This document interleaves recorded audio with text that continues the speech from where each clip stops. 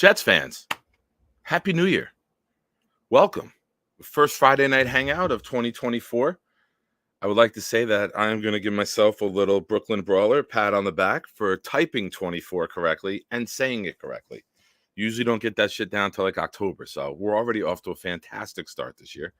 I want to say what's up to some people in the chat before we get it going here. Harlan's here, always here. Phil Adams coming in from across the pond. What's up, buddy? Yeah, let's get drafted. I agree. We'll get into that. Show Nick some love. Eric, you're always here. You got beat, though, Eric. You're usually the first one. Nick is a love magnet. I like it. Keep preaching that. Spread those lies across. The knob man himself is here. Albert Jimenez is here. Barry Horowitz was the pat. Yes. Wait for hour two. Hour two, we're going to get into your favorite 5 wrestlers of all time. It's going to be entertaining. But I'm not alone. First, I'm going to bring in someone I haven't done a show with in a while, but he runs Live Rounds. It's a good Facebook group for Jets fans. Mr. Kevin Robbins. How you doing, Kev? Outstanding. Thank you for having me on the show. Always fantastic Jets content, both online on Twitter and, Nick, he's a savage. Yeah, but thanks for having me on the show and everyone who's following us live. Really excited to talk Jets football and wrestling, man. Yes. Wrestling, I told Nick, man, that is a risky topic because you're going to be judged. As soon as you talk about your favorite wrestler, they're going to be like, what? You're going to date yourself with your age. I think for sure. When everyone has a list, I mean, most of the chat is similar to our age. There's not a lot of young bucks running around who are going to be like Seth Rollins and Dean Ambrose. Nah. I mean, no disrespect to those guys, but that's a younger crowd list. No, I'm excited. Tell everyone where they can find you. Aside from Live Rounds, tell everybody where they can catch you. No, I mean, primarily, you'll see me on Jets Guru. You can find me in Jets World on that page, but primarily on Live Rounds, just like you highlighted. So. Always fun joining the Jets Guru show, and I recommend his podcast too on Thursdays. He's got quite a rotation of people, and him and Liz are amazing. Yeah, I actually ran into Liz in the parking lot of on She's Christmas awesome. Eve. I get out of the car because we tailgate. You know where I tailgate. Well, you tried to make it there one day, but like the soles of your sneakers burnt off trying to make the walk. We're out in Lot K, all the way by the Giants facility, and with my son, I was like, dude, I'm not walking that and then walking back out here. I'm like, let's go. We drove up. We were like 16 spots from the gate, how empty it was. Yeah. I get out of the car and one of my other buddies pulls up, and we had a 3-foot sub that someone gave us untouched because half of their tailgate didn't show. So I was like, yo, did you guys eat? I'm like, come get this. I'm standing there, and then I look to the left and I see Liz and her friend walking by in like reindeer outfits. And I'm like, Liz, what's up? I'm like, Nick Shy. She's like, oh, what's up? So I got to say hello to her for a minute. That was pretty cool. Yeah, her and her whole family are amazing. I sat in a couple games. I got a great little section in the end zone. Fan of the year. Always got to give a shout out for fan of the year. Yeah. And she's the president of the Wayne Corbett fan club. So if you ever go over to the Wayne Corbett page, she runs it. So everybody out there, I recommend giving her a look, man. She's always keeping it up to date. And you never know. She's going to throw some more Wayne Corbett stuff up there all the time because he's out. He's always love a player that's out with the fans, right? Like you'll just be at a game and you'll be like, oh, there's Lavernius Coles and Wayne Corbett, but they're right in there with the fans. They blend. Mangold stands out. But like years ago, my girlfriend at the time, her family had a suite for the Giants, or they had a suite for the Giants. And she's the only Jet fan in the family. So she said to her mother, who runs the business, Ma, tell them that we're interested in a suite for the Jet game and let me and Nick go and like get the tour and like get the grand treatment. So we went we were down on the field pregame, me, her, and her daughter and her niece. And the guy's like treating us like we're gonna buy a suite. And as game time comes, he's like, I'll bring you up to the like courtesy suite or whatever they call it. We're walking under the stadium now to get to the elevator. And there's a dude in a North Face jacket with like a Nike hat on, walking like this with his hands in his pocket. I get like 2 feet past him. I go, yo, Wayne. And like he turns, he's like, I go, dude, I'm not one of these rich sons of bitches. I go, you ain't walking by me without me knowing who you are. And like Wayne Corbett hung out with us like a minute. That's awesome. Which is a lot for like a guy who's got like, you know, he hung out with us, took a cool picture with us where he's laughing. He's like, man, I tried to just put my head down and stay quiet. He goes, you must be a real good fan if you could recognize me seeing half my face. Yeah. No, he's awesome. He's always over with the Gotham City tailgate. If anyone ever goes and hits there, you usually grab a picture. He'll be eating a hot dog over there. Frank West tailgate's amazing. So, but yeah, he always hangs out with the fans. It's always good to bounce like, am I crazy, right? When you have your theories that everyone's running through Twitter with, and I always run it by Wayne Corbett for a pulse check. You can always ask him, and he'll be like, no, man, be patient. Like, we are not doing that, right? But he's an awesome guy. Awesome. Next, we're going to bring in, he's having construction done in the apartment, it looks like today. We're going to bring in Mr. Wicker Media himself, Mr. Y2K. Don't give yourself a concussion. And now we can go for the World Six-Man Tag Team Championships, not just the Tag Team Championships. Yeah, we've got 3 in here.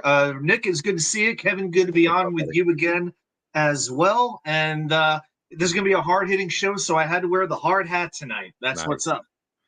Nice. Wow. So cheers, gentlemen. Early cheers tonight. I see Papa Yeti is here. Tigo, Mess. What's up, boys? Nine Toes. Yes, Nikki Nine Toes. I'm here. Sitting in the chair where I'm safe. I made it into the basement safely with my coffee. Tell you what, man, the agita and the heartburn that I get when I have to like come down these stairs, because these are the stairs that I fell down that led to Tomageddon. Man, I go one step at a time. I don't even mess around with trying to go there. I'm not comfortable in the knee yet, and nope, I don't care how stupid I look. I got long arms. I can get, because it's 7 steps here, 8 steps here, and then a platform, and then 2 more up to the kitchen. I will hold that doorknob for like 5 steps, and then I'm like, okay, I can go the last 3 with a little momentum. But man, it's. I pray that nobody ever goes through that. There is such thing as PTSD, post-traumatic stare disorder. I live it every day. So let's get into it. Kevin, you and I, friendly banter. Some people may watch you and I like go and be like, oh, what the hell? What is with these two? But we've talked. So we've met in person. We haven't met in person, but we've talked. We've been on air here before. We've had plenty of private discussions about the Jets. We know that neither one of us is being, we're stubborn Jets fans. We want you know what I mean? We have our opinions with it, and we believe what we believe is the right way to make the team. So as the guest, the thing that we got into this week was line or weapon. First round in the draft. As of now, obviously we don't know what happens in free agency, but as of now, your team line, go ahead. The floor is yours. Defend your stance. No, I mean, honestly, we haven't had solid O-line since the Rex Ryan years, right? I mean, I don't think there's a doubt. If you say we need wide receiver help, if you say we need O-line help, neither one of us are disagreeing that we don't need more talent on this offensive unit. I don't think whether we take a stance one direction or the other, we're arguing that this offense needs talent. And I think that goes without debate. Agreed. But the Jets need, in my opinion, 3 starters. They need 3 starters, either both tackle spots and a guard. And when I'm saying replacing Dwayne Brown and Becton, who were the opening day starters at tackle, and Tomlinson, likely. And Tomlinson twofold. He's not great. We're way overpaying. And we could use an upgrade there for sure. Yeah. Now, I think people could debate, is AVT inside, outside? I mean, he's either going to be right tackle or right guard. If he's playing one, we need the other. Point of the story is, my stance is from a Joe Douglas standpoint. I personally feel he's better at drafting talent than he has been in free agency. He has some hits in free agency. He has misses. So far on the offensive line, we've gotten Fant, Tomlinson, and McGovern. I don't know who's the best of those 3. Maybe McGovern, but they're all C+ talent, in my opinion. Fant, $15 million a year for C+ talent.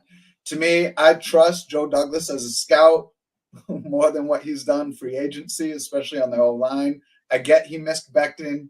He had the guard, Clark, I think, that ended up having the health disorder. You kind of can't control that, but that's another miss We swung. We didn't hit there.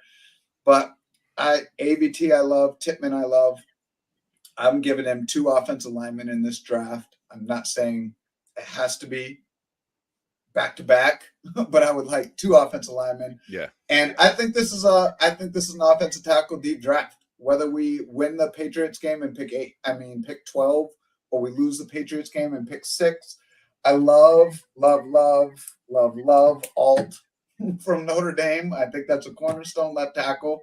Whether we get him or not, I'm saying he's a talented guy. Okay. Yeah. Now, I also love, I'm biased because I'm the Penn State guy, but if you tell me we got Fashanu or Alt, top 2 offensive tackles, I wouldn't even care if we traded down and got Lathan or Guyton out of OU and Alabama. It's just a very talented offensive tackle draft. That's deep. I'm not saying the wide receivers aren't talented. Obviously, there's guys like Marvin Harrison in this draft. Yeah. And Adunze out of Washington is obviously a big physical receiver who fits our offensive scheme. So not to discredit the other talent, I'm just saying if I'm Joe Douglas and I'm picking spend on free agency or spend on offensive tackle, I'm going to say try to draft the cornerstone and sign a wide receiver or make a trade. I'm not against Pittman for the Colts. I'm not against trading for and making a move on Evans or Adams. I think you put a vet wide receiver with Rodgers, a guy who's not going to make some rookie mistakes, guys who are going to read the hot read just like Rodgers reads the hot read, and all those guys are mature enough to do it. Let the offensive tackle be on the corner working next, to either AVT or Tomlinson, get that cornerstone offensive tackle up and get your brick out there, man. We need a brick. So that's kind of my take. That's how I feel, but I'm happy to hear how both of you feel about it. Adam, you want to go? Yeah, Kevin, I'm very much with you. My stance on this is going to be this. Aaron Rodgers, I believe, will be here for at least another 2 seasons. I think he's made that clear that is his intention, as long as, of course, he stays healthy, which would be the case, let's be honest, for any player. And we've seen time and time again how Aaron Rodgers has the ability to elevate the players, elevate the ability of players who otherwise we never would have heard of. Would Alan Lazard have gotten the contract that he did if he didn't play with Aaron Rodgers? Not a chance. And we could go through all kinds of names like Jeff Janis, Richard Rodgers, all kinds of guys who would even have a Wikipedia page if not for Rodgers. So to me, Jordy Nelson, I think, was round 6, right? Say again? Wasn't Jordy Nelson a late pick? Yeah, he was definitely a late pick. Yeah, he went to the Raiders, and what happened? That was pretty much the end of it. So this is a situation where I look at what the Jets had at wide receiver. We had Garrett Wilson. We love him. We know what he is. He was 36 pick. I'm sorry, 36 overall. Forgive me. Jordy was? Yeah. Oh, that high. Wow. Okay. Well, hey, we don't follow I guess we weren't watching Rossi's show at the time. So, hey, what can we do? All right. Well, Corey Davis left in the middle of training camp, which nobody expected to happen. That set them back. And I think had they known that Corey Davis would not be on this team, they would have addressed wide receiver much more aggressively than they did. I think they would have drafted a wide receiver. They didn't do that because they felt that Garrett, Davis, and Lazard would be enough. And then throw in 2 or 3 rookie wide receivers, throw in McCole Hardman. It's amazing to think that he was actually a Jet recently, and Rodgers would be able to elevate that. Was he? Does he make the Jet Wikipedia page? He will be on the 100 Jets random wheel one of these days. I'm just not sure when. Kevin, I'll explain later. But Rodgers can elevate talent. And then you throw in the tight ends. I like what we have at tight end. Conklin, I think, is Ty Conklin maybe having the best season any tight end has ever had who has not scored a touchdown in a season. He still does not have a touchdown, but a lot of that is because the Jets are never in the freaking red zone. That's a good trivia question. You got to look that up. It's the most amount of catches without scoring a touchdown in a season.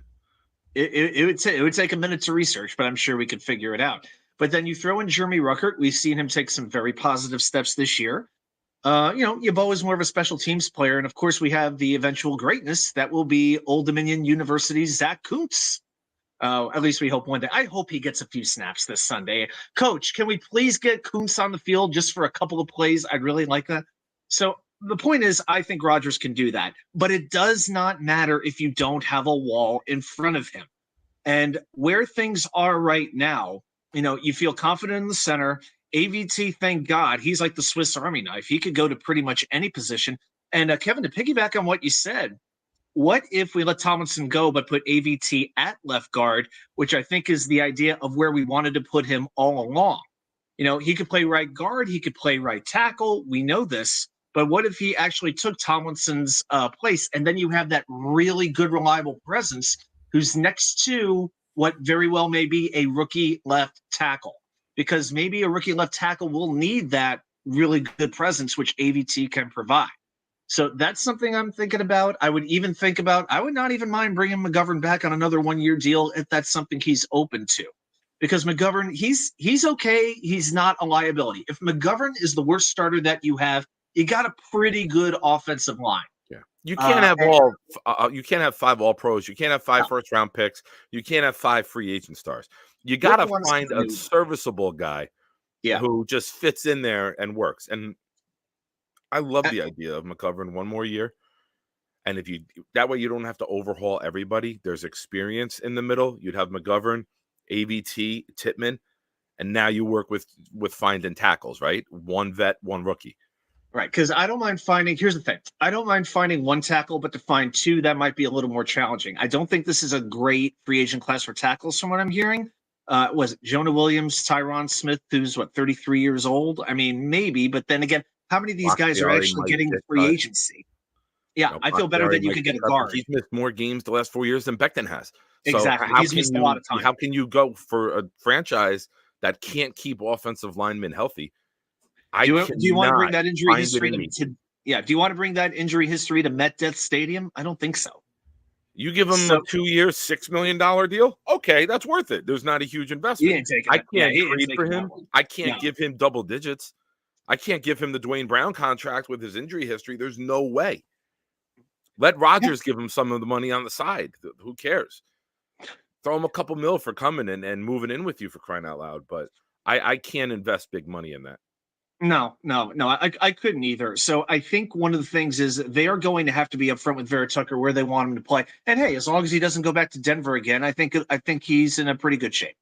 So, you have 2 spots that are in pretty good shape. But I will say this. Thank God the Jets, they don't have a ton of needs that they have to fill.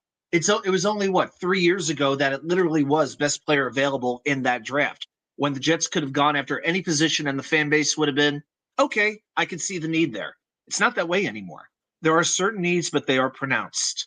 And Douglas knows this, and he knows that he has to hit this year. Because I have been as big a Joe Douglas defender as you can find. Nick, you're right up there with me. I think you and I are right around on the kings of that. Kev, I'm not sure quite where you stand on that. But he knows he's going to have to go all in this year because he's probably not going to have a job after this season if we see the same crap that we've seen for the last couple of years. Yeah.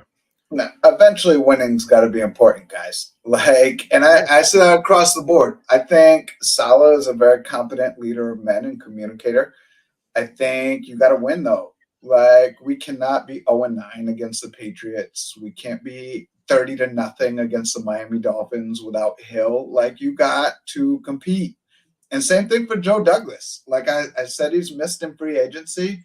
He's got to show he's more than a director of personnel. You can't just control a draft room, but you got to hit in free agency. Yeah.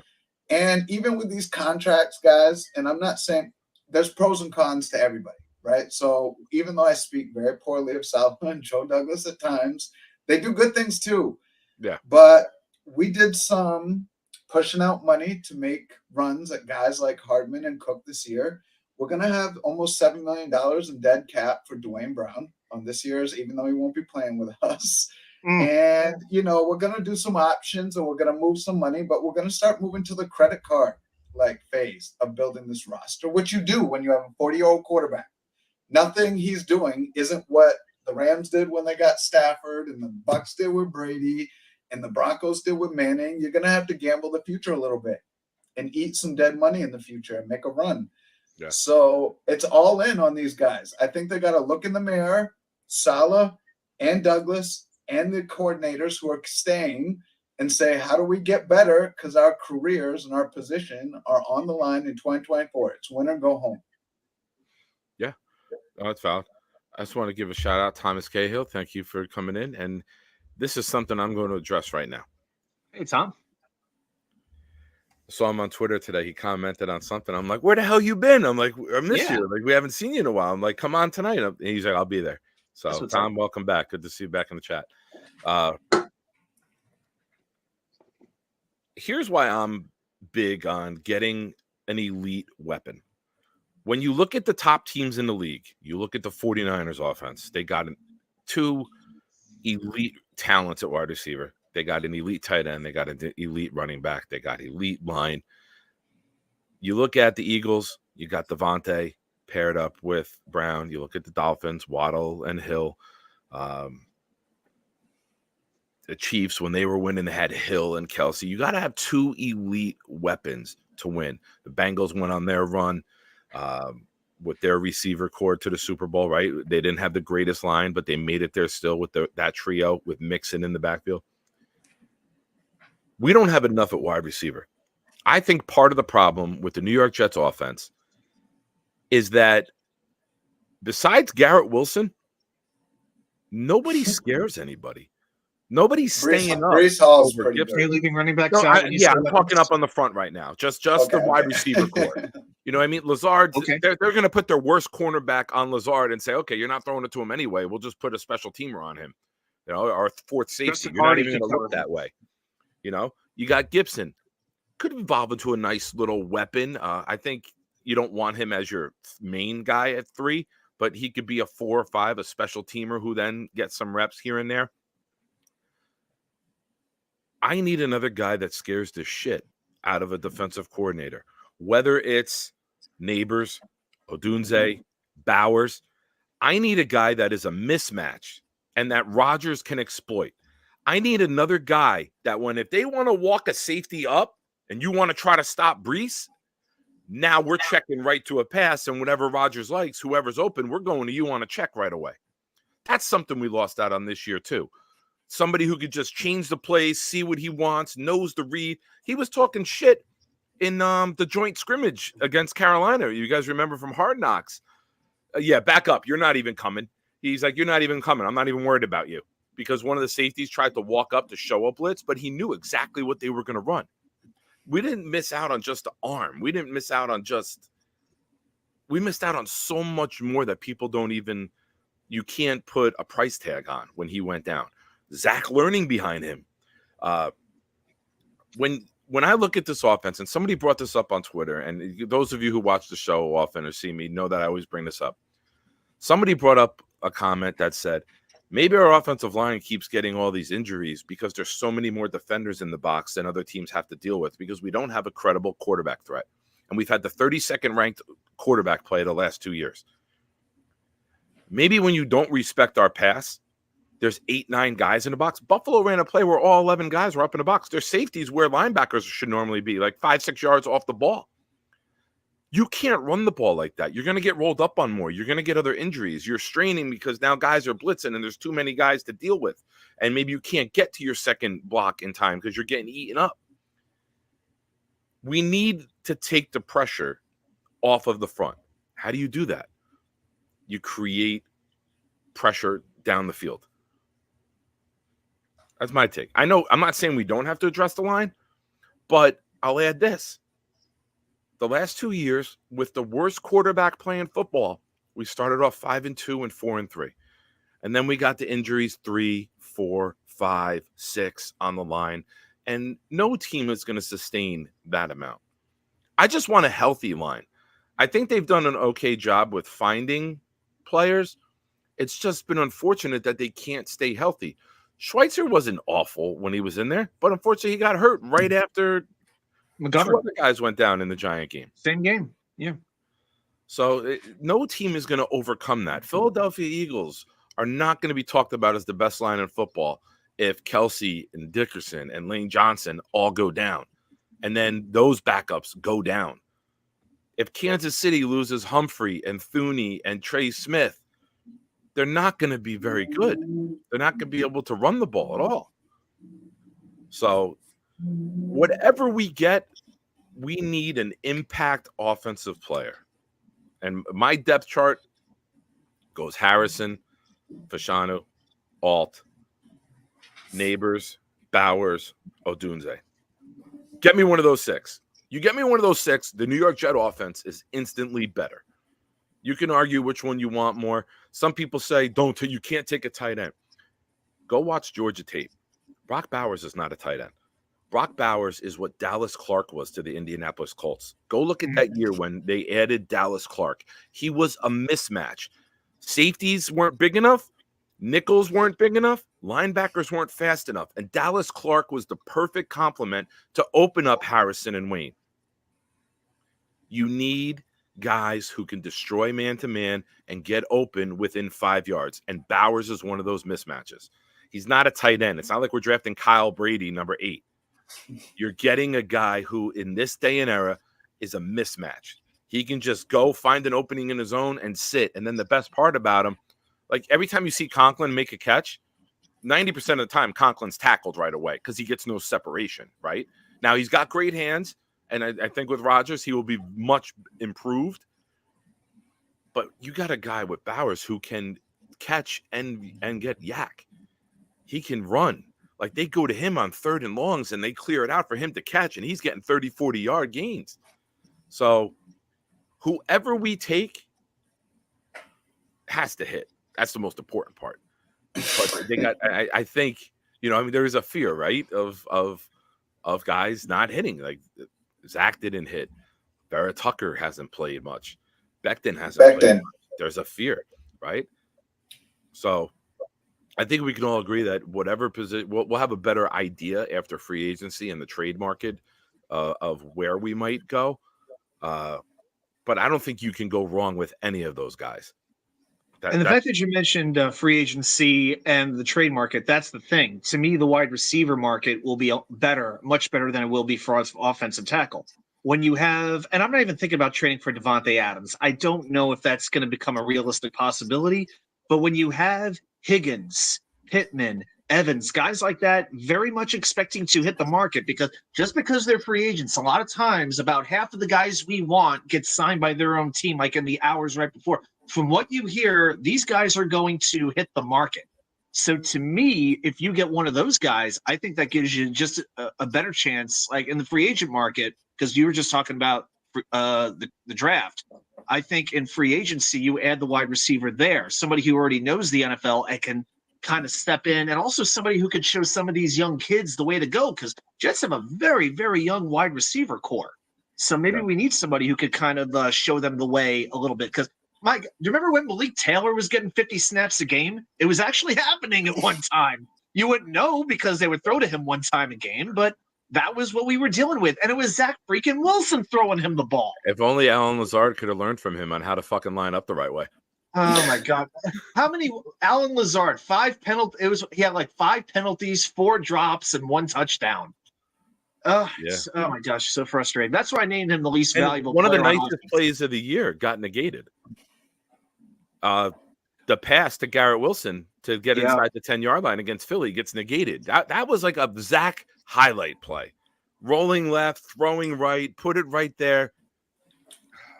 So many what-ifs with this team. It's frustrating.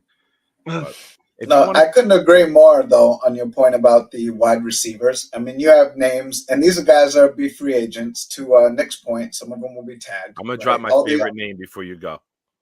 My favorite name is not one of the top 5 guys.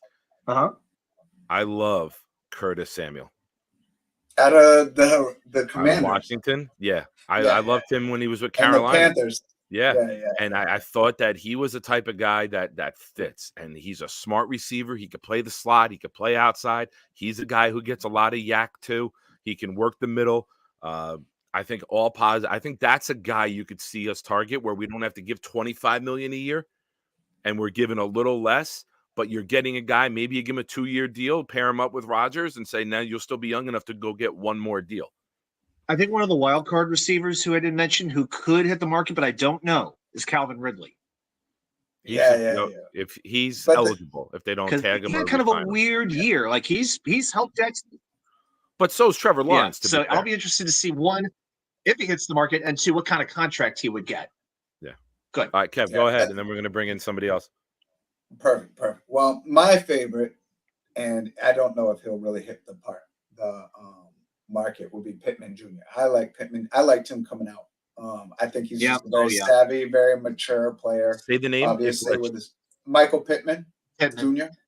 I don't think he hits. I think him and Evans don't hit. I don't think they hit it. That's the one I'm least confident about hitting the market. Indy's going to want to keep him. Yeah. I think Higgins. I would love Higgins too. I don't think he hits the market. He's the one. So the free agents that can get tagged, obviously, T. Higgins, Mike Evans, Calvin Ridley, who you referenced, but they gave up some capital for, so I don't think Ridley hits the market. Pittman, Marquise Brown, who's a number 3, Gabe Davis, who I don't know if he's as good away from Allen. I don't want him. Nope. Darnell Mooney, Peoples-Jones. You referenced Curtis Samuels, and a sleeper one who I think would actually be good with Rodgers. Is he from Cincy? Tyler Boyd, of course. Yes. Tyler Boyd. I knew Tyler Boyd is sleepy because if they have to tag or have to overpay for Higgins, Boyd they're not tagging Boyd, first off.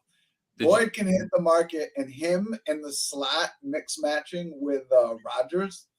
I just think he'd be better with an elite quarterback. Did you see my tweet? I said I've been on big for the last 2 weeks.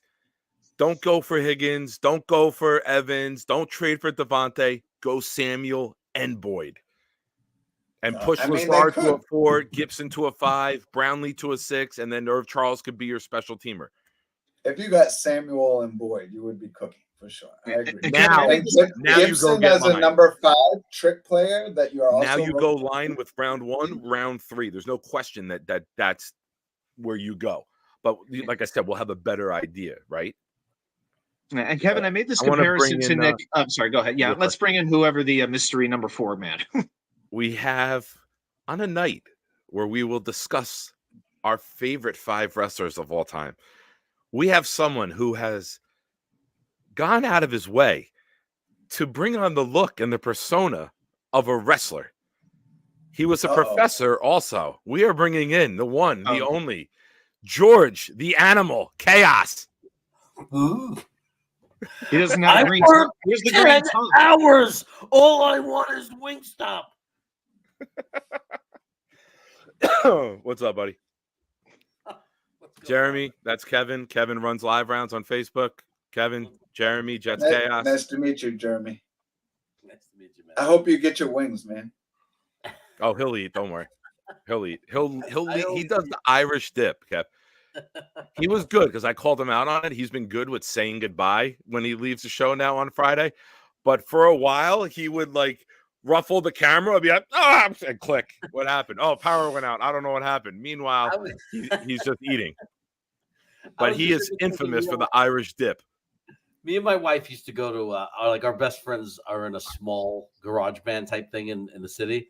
We used to go into Alphabet City to watch them play gigs. And we got friendly with 40 fans that go to every gig, right? So everybody, we all know each other.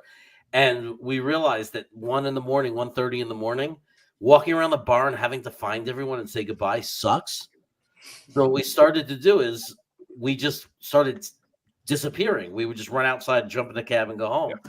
And our friend Charlene, who's in the band, very Irish, Charlene McPherson, she said, "Oh, you're doing the Irish dip," and she taught us that was the Irish dip. Yep.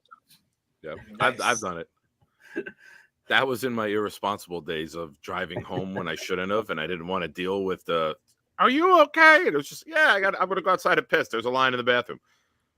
Next thing you know, you send a text, "I'm home." Kevin, that's what happens. Jeremy enters the show and all the football talk ends. That's it. That's it. We got bar stories next. This is dangerous. Oh, Christ. All right. So I know Jeremy and I touched on this the other day. Adam, you did on your show. Let's go around. Kev, do you care if we win or lose? What's your thoughts about the game? Oh, that's a good question. I mean, I have a preference. Obviously, I prefer a higher draft pick. But, I mean, I'm not shedding any tears. I'm not going to be one of those people who gets on Twitter and says, "Oh, my God, we shouldn't have beat this team. The streak is over." I can't do that either, though. Yeah, to me, it's we get screwed either way, right? Either he finishes out his career with with that many wins against us in a row, or, we help them get the number 2 pick kind of thing. I mean, if they want to win and the defense plays out of their mind and sacks the quarterback 37 times and Sauce gets a pick 6, I mean, I'm not going to be upset. It is what it is. We picked 12 instead of 8. Adam? There's probably some strong opinions on this. Yeah. My thought is this. The last time the Jets won a game in Foxborough was the freaking playoff game. That was actually the last time the Jets won a playoff game. It was also the last time they won a game in Foxborough. It's been 15 straight losses. We all know the details. We know the story. Is it Belichick's last game? I'm not really sure about that one way or another, but I know this. We ended Peyton Manning's career in Indianapolis, and I was fortunate enough to be in the stadium that day.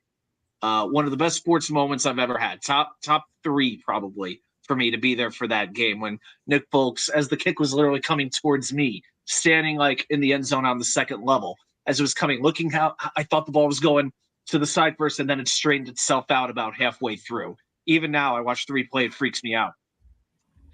So the opportunity to send Belichick out with a loss as well. I'm not saying it makes up for all the shit that he put us through over the years, but I can say this: it would feel pretty good to have the last laugh, to send him out. And if the Patriots lose this game, Belichick will be tied for the most regular season losses by a head coach in the history of the NFL. I would kind of like the Jets to give him that distinction. So, and here's the other thing. I do believe in the general manager. I think we have a good scouting department for the most part. And I think whether they pick 8th or whether they pick 10th or 11th, they will still be able to find good talent. I still think they will be able to do that. And so, you know what? For me, after all the crap we've been through, I want to see this season end with a win. I want to humble them. And can't you just see Belichick getting carried out on like Bailey Zappi's shoulders, just as a little homage as they send him on his way to DC or to San Diego or wherever they're playing now? Can't you just see that? No. I want to win this game. Draft pick, I don't care. Win the game. All right. Jeremy? I want them to lose the game. Lose. Because I don't care about any loss that we've had since 2016. Like if someone says, can you go back and change the loss in 2017 to a win? I don't give a shit. And I'm sorry. There's a guy named Joe Alt that could potentially be our left tackle for the next 15 years or 10 years or whatever it is. And we've needed that. We've needed an anchor left tackle forever. And either him or Fashanu might slip. To me, in my mind, if there's a chance, like if we lose and there's a much better chance we land one of those 2 guys, there's no way in April I'm going to sit there and say, I don't care that we're at number 12. I'm happy that we won. There's no way I'm going to think like that. Like, I don't think it means anything. We're going to go into camp next year, and I want to have the best team possible. And I don't want the players to just play like shit on purpose. I'm not asking for that. I'm just asking for them to let all the young kids play. Let's look at what we have for the future. You know what I mean? Activate Trey Dean. I don't know. Let's look at these kids. Let's let Coots play. Let's let all the kids play. And let's see what we got for next year. Let's turn it into a positive and give these guys some NFL experience and get to see what they look like on the field. Yeah. Nobody pass blocks worse as a whole in the league, believe it or not, than the New England Patriots. They are the worst pass blocking offensive line in this league. Yes, worse than the Jets. Can we get Will McDonald more than 15% of the defensive snaps this week? Is that too much to ask? Let him play 90%. Get a lead. Yeah. That's when they'll use him. We have to have a lead in order for him to be utilized, right? What's that the lead? I don't know what this lead thing is that you're talking about. I'm not familiar with that. I had to Google it myself. I had to Google it as well. Wow, the Thunder in the NBA, who have been on fire, the Nets are up 75-47 at halftime. Hang the banner.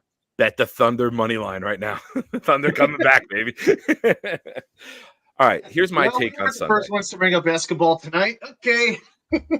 Well, I get the alert from the Nets that Knicks up 17 over the Sixers. That's pretty good too in Philly. Is Embiid playing? Nick, just so you know what I randomly doodle when I'm doodling, because you see I'm always doodling. This is the stuff that I'm just randomly doodling when I doodle. Nice. Oh, put your list down, dumbass. You're showing everybody. Oh. Spoiler alert. Spoiler alert. Nick is like amateur hour. Oh my Yeah, God. Jeez.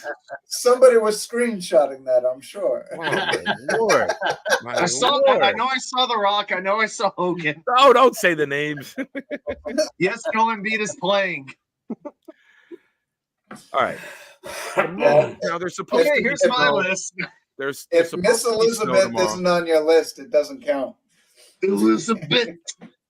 There's supposed to be snow tomorrow, right? New England's supposed to get more snow into Sunday morning. Yep. The most important part of this game is getting the fuck out of it with nobody going on a golf cart and nobody going on a stretcher. Amen. I do not want treat it like the fourth preseason game. JJ, Huff, Sauce, Reed, CJ, Quinnen. Give them one fucking series or two. If you can't get elite, guys, that's it. It's bad. It's bad turf up here. It's bad weather. Garrett, Brees, get them the fuck out. I don't care. I don't care about winning. I don't care about losing. I want to be healthy. If we win this game,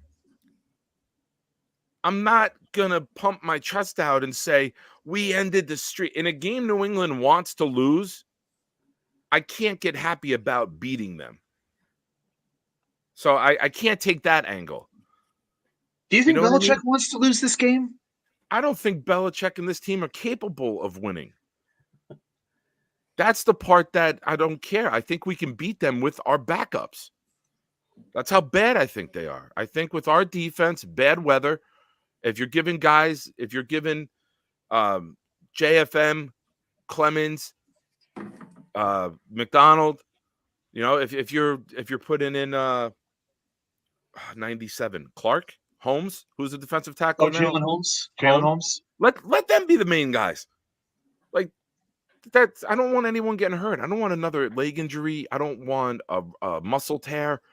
I don't want a premium piece of this team going into 2024 having to spend the entire offseason rehabbing after making it this far. The game don't mean shit. If you win this game, you cannot brag to a Patriot fan, we ended the streak. All right, flip it the other way. I could see this. If the Patriots retain Belichick, I think it would be really fucking cool to beat them in the last game this year and beat them in the opener next year. So that for a team that's been doormatted and we've been dog walked by the Patriots, to be the one that makes Belichick tie the record and then defeat him to get the most losses of all time, that would be cool. But we don't know if that's how it's going to play out. So just be healthy. Like, it's going to rip my fucking heart out if a main player goes down in a game that doesn't mean a fucking thing on a field surface that's horrible. Like, you could see that happening. And then everyone will come out and, why did you play them? Why did you play them? Hey, asshole, I just checked your Twitter. You were the one 3 days ago saying your team win. You have to win this game. But Jets Twitter's never happy. So fuck feeling. Salah is coaching to win this game, guys. I know he is.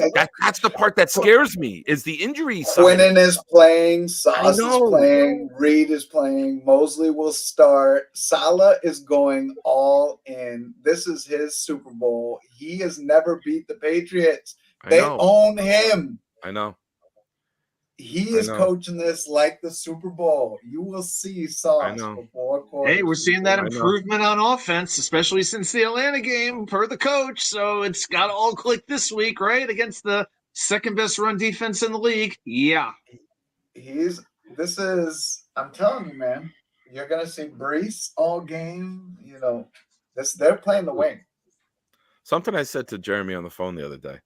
When you look at Salah, if we win this game, we've had back-to-back years with 7 wins.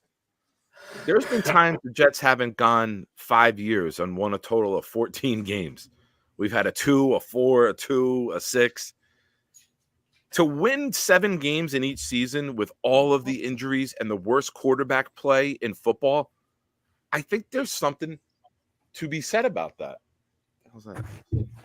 I think there's also something to be said about losing double-digit games 4 years in a row for the first time in franchise history. I know. The other side of the same coin. Yeah, but you could look at it and say that's just because they added more games. You could be 7-9 the last 2 years instead of 7-10. Hello. What the fuck was, I don't know what was funnier, the dog popping up or Adam like he was a hello puppy as I hit my post. Nice. All right, Jerome. No, Jerome, welcome, Jerome. I haven't seen you here before. If you're new, I hope you subscribed, and if you have already, thanks for coming back. I see Billy SBC, Boogie Down Bronx. Harry's here. What's up, everybody? Sorry, I've been engaged in the conversation. I haven't seen too much of the chat. I apologize. That's on me. I suck, as Jeremy will proudly tell you. Boogie down. Boogie down. So, any other thoughts on the game? Quick summary going around, and then we'll get into our pop culture topic. And I'm happy to see the white on black uniforms. That's about all I got for you. If anybody, I'm with you guys. I'm with you guys, man. We just gotta stay healthy. The other thing I would say is I am heartbroken about Quincy not making the Pro Bowl, and honestly, Greg the Leg and Morstead, we got to keep those guys. Sorry, that's my closing thoughts. Keep the kicker and punter. It's been a long time since I haven't worried about we just have maturity, professional kicker and punter, right? Like they might make a mistake here or there, but to not have to think about special teams is a luxury we haven't had forever. When you're a good team and you have Aaron Rodgers and it's a tie game and a late game drive, there's a comfort to know that you're sending someone out like Zerline to make a game-winning kick. You know, he made the one in Washington or against Washington, and he didn't even hit it well, and he still kicked it 50-something yards. I mean, we're going to be in a position to win games, and I want Zerline going out there. I think it's a no-brainer. I think with what we could be next year, I think they want to be here as well. But do you get cheap and say, all right, he wants 4.5 a year because he had a great year? Do you say, all right, we're going to save money here in special teams? You can lose a game or two if you don't have a good kicker. You know, look at the Cowboys. They found a guy who hasn't missed a kick this year. And I will go on a prediction here. He will miss his first kick in a game-winning attempt in the divisional round, and they will be ousted. Because that's the Cowboys. That's the Cowboys. That's what they do. How about them Cowboys? So one more. We're going to do one more topic. So since the regular season is ending, we don't know the lineup yet. As of today, give me your Super Bowl matchup going around. Who do you think? Chaos, I'll start with you. Give me who you think makes the Super Bowl as of today. I don't want to be cliche or say the obvious, but I'm not predicting any weirdness. I think that Baltimore is clearly the best team in the AFC, and I think San Francisco is clearly the best team in the NFC. I don't even think it's that close. Yeah, it's going to take a hell of an effort to beat either of those teams at home. Adam, what are you looking at? I could see some crazy upsets happen along the way. I think the Rams could pick off a team or two and make a nice run. You had them too, Kev. I'm sorry about that. That's not my prediction. No, you two are on fire. No, but I think the team they take out is the one Nick already talked about. I think the Rams take out Dallas. I really do. But for your Super Bowl prediction, that's what I was like. Damn, he took my good point. Go ahead, Kev. I didn't make my pick officially yet, but all right, go ahead. Sorry, I would say, and my pick's the same too, man. Like when you can dominate the line of scrimmage, like the two teams you said, San Francisco and Baltimore, it just makes everyone else's job easier. I don't even think Brock Purdy is what he is without just a great units, man. So no, but I'm saying Baltimore, San Fran. It's hard. It's very hard to go against the chalk because I'm looking at a team who could go into either of those buildings and beat the other team. It is very hard to see that happening on either end because a lot of these teams that have talent, they're great. What I like to call bully teams. Look at Miami. Look at Dallas. Great at home. Great when they're playing a bad team, but when they go up against tough competition, they get whooped. absolutely Yeah, look. they don't want Detroit, right? A team like Detroit, Dallas really doesn't want to face those guys again. No, I thought that Detroit actually was my sleeper team to make the NFC Championship game at the start of the season.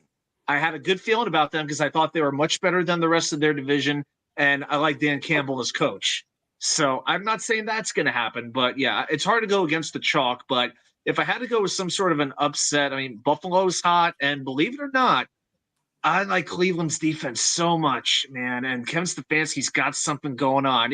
I would love a Cleveland Detroit Super Bowl. I want to see some new blood, some new teams. That would be really amazing. New that would be teams, amazing. please. Yeah. I love an underdog. I'm a Jet fan, so I root for the underdog. I can't think of a better story in the NFL than Joe Flacco and the Browns going into Baltimore and winning. Oh, for sure. Be amazing. I think that what they're doing, I think Kevin Stefanski is going to win his second coach of the year within 4 years, I believe. Give me the Browns coming out of the AFC just because I think the Bills beat the Dolphins, and I think the Browns can go into Buffalo, and I think the Browns can go into Baltimore, and I think they can win. Just to refresh my memory, guys. So after the wild card round, do they reseed everybody or no? Is there a straight bracket?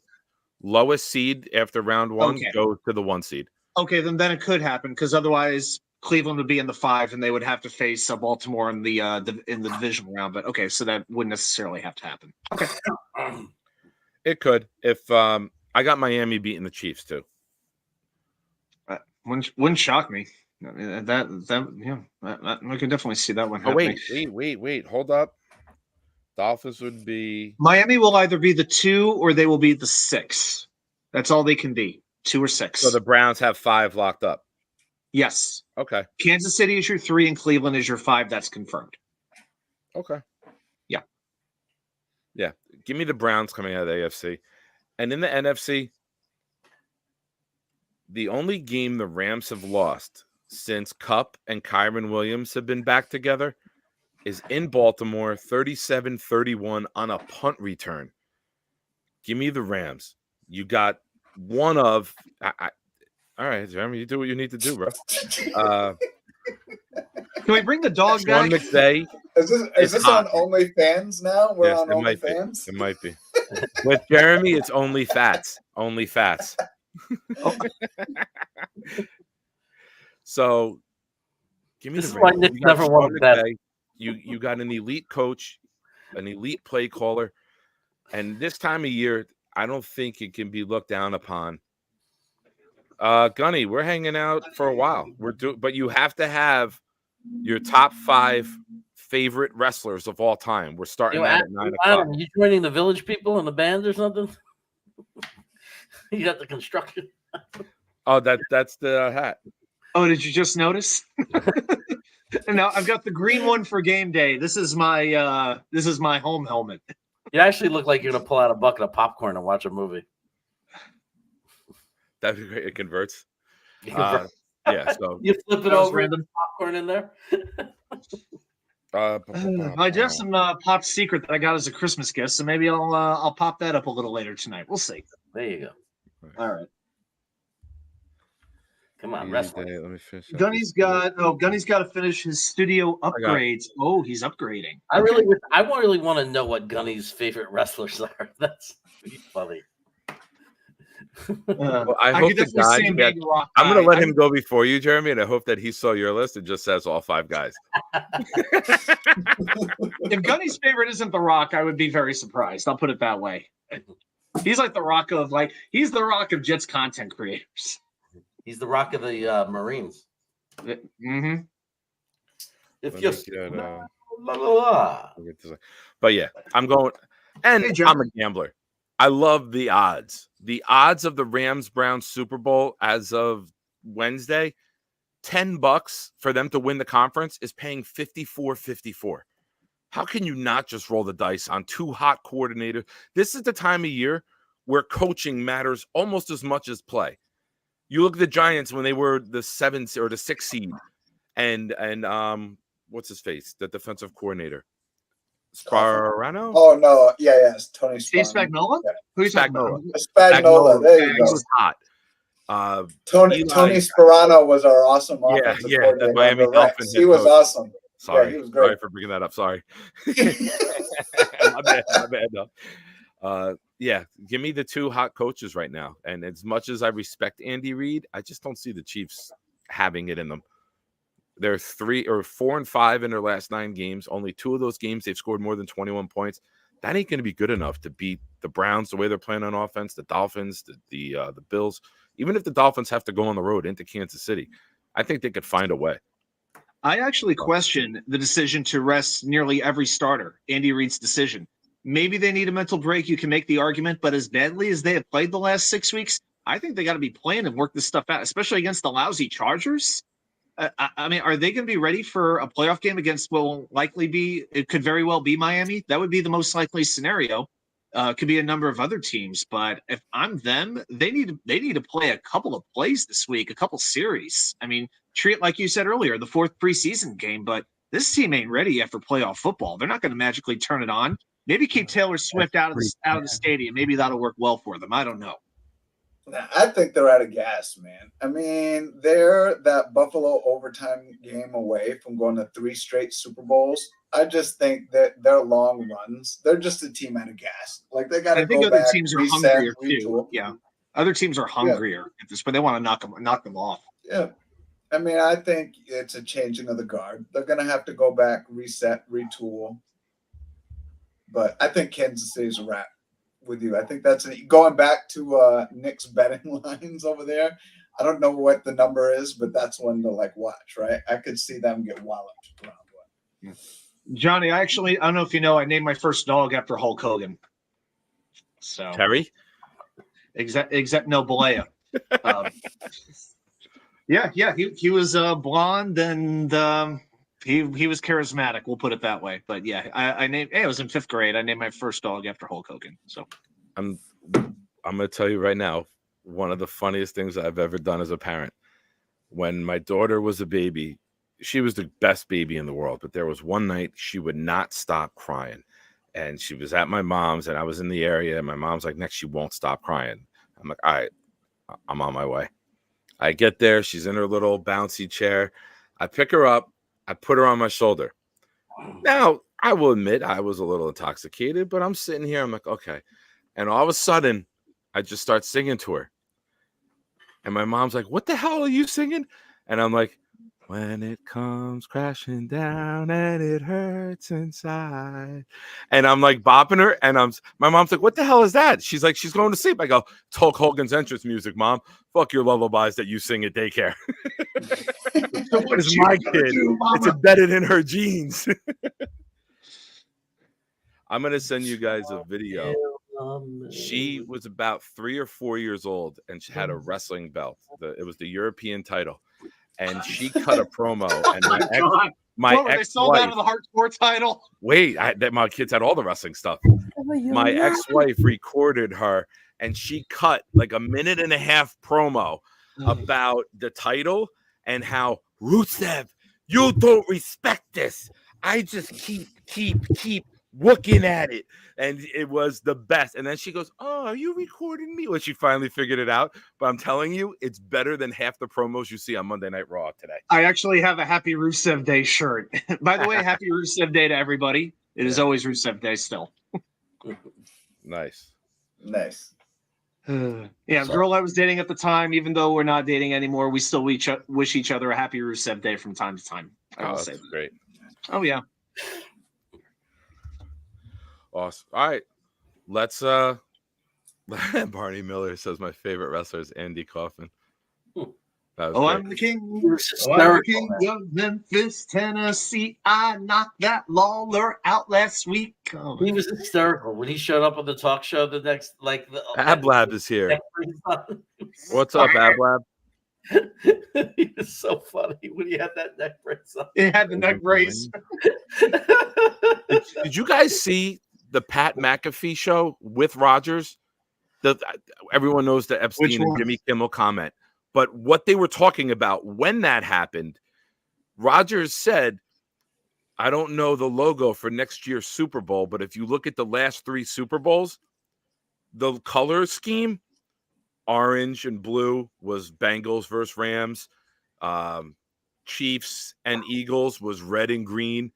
This one is purple and red. He's like, if the Ravens and the 49ers make this Super Bowl, next year's Super Bowl logo better have jet green in it. Wow. And then that's when and you look at it. I Googled it. It's not out yet. I think they released that this weekend. But people do their projections, and there was one with green in it that I liked, but it's not our green. But very interesting. Please tell me it's not like Seahawks lime green, please. No, somebody did a thing with like purple and green where you could say it's like Vikings Jets, or you could say it's Ravens Eagles. Like that's the way the greens looked.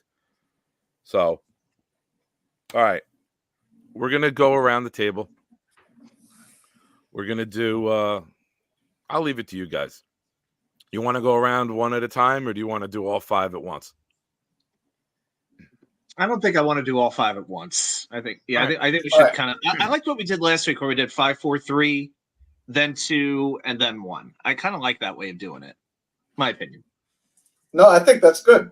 I agree. That's my vote. All right, Adam, start off the format. Go ahead. All right. Well, again, as our esteemed host said, I'm sorry. Just to clarify for everybody, this is not your Mount Rushmore. This is not your top 5. This is your favorite 5 wrestlers of all time. So there may be somebody like a George the Animal Steel. There may be a Coco Beware. There may be Coco Beware. Loved him. Right? Maybe Barry Horowitz. Remember he came out. Dude, did you watch the beginning of the show?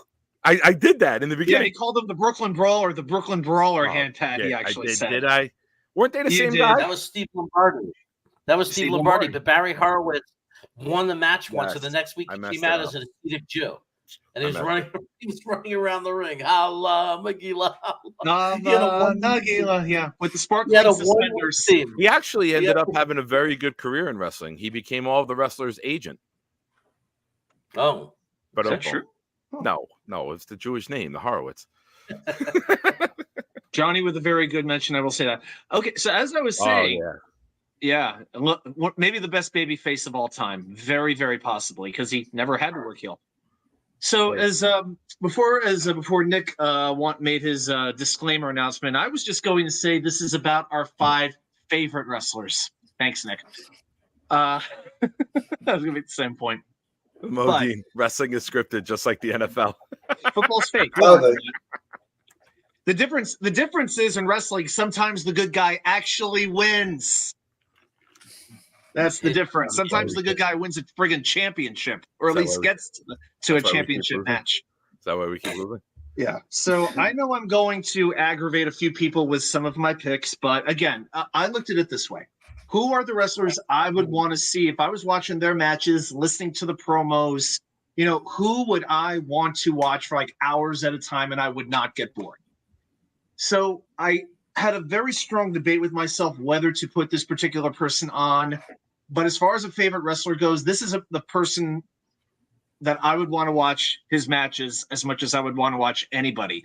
And I remember the first time I saw him wrestle, it was in the NWA back in 1992 in a tournament. He teamed with a guy named Beef Wellington, who thought we'd have the Beef Wellington mentioned tonight, against Flying Brian Pillman and Jushin Thunder Liger. And the next match I saw him wrestle, he had signed with WCW and he wrestled 2 Cold Scorpio, one of the original high flyers. And the wrestler went on to become a multi-time champion in WCW and WWE. Had about as bad of an ending as you could have. But as far as the wrestling, the intensity was everything for me. Everything was believable, and it's Chris Benoit. I know that's going to piss some people off, and I absolutely understand why, but we're talking about the wrestler.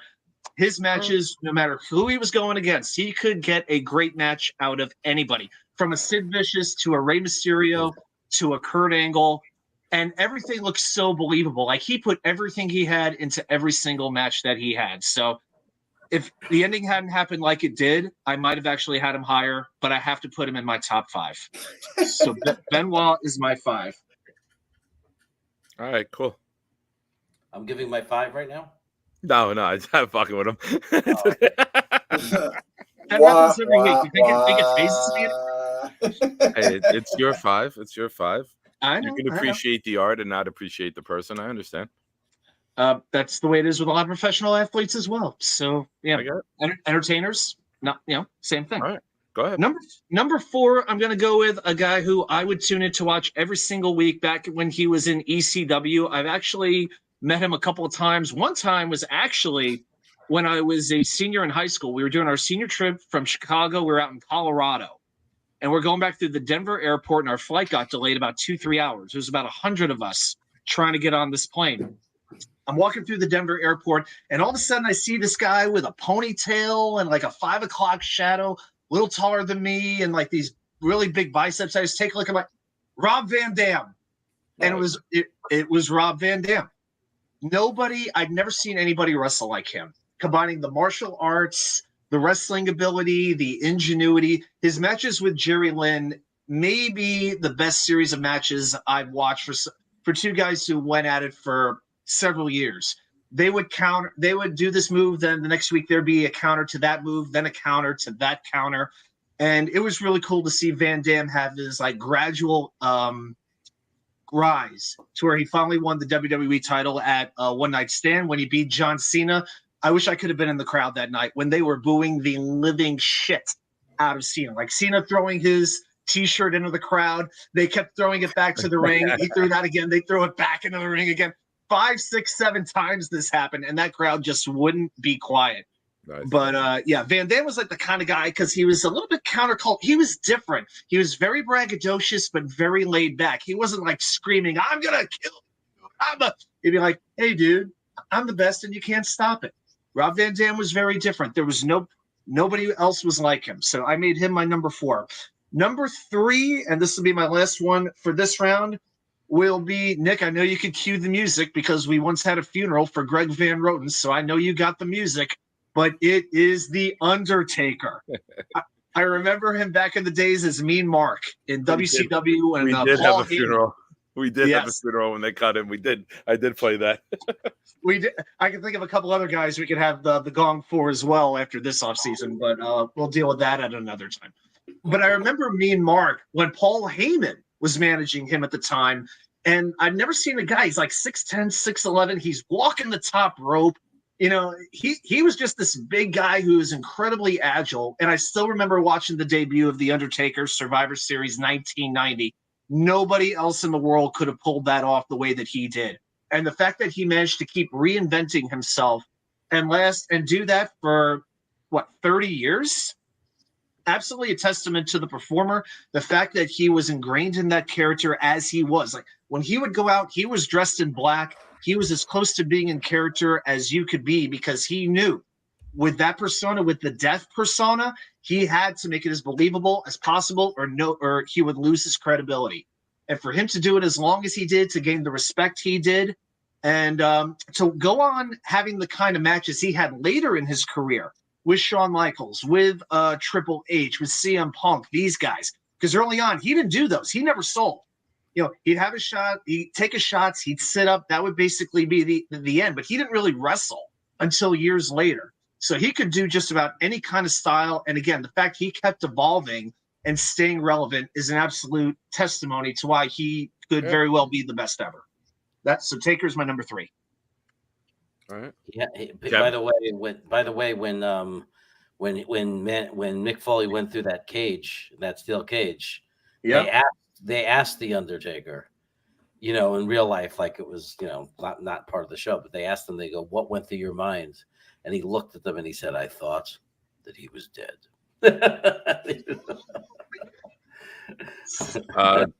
Modine had a question. Who was the wrestler who smacked Geraldo? It was John Stossel who got smacked, and it was Dr. D, David Schultz. Schultz, yeah. David Schultz. I know too much about this, and I'm embarrassed. No.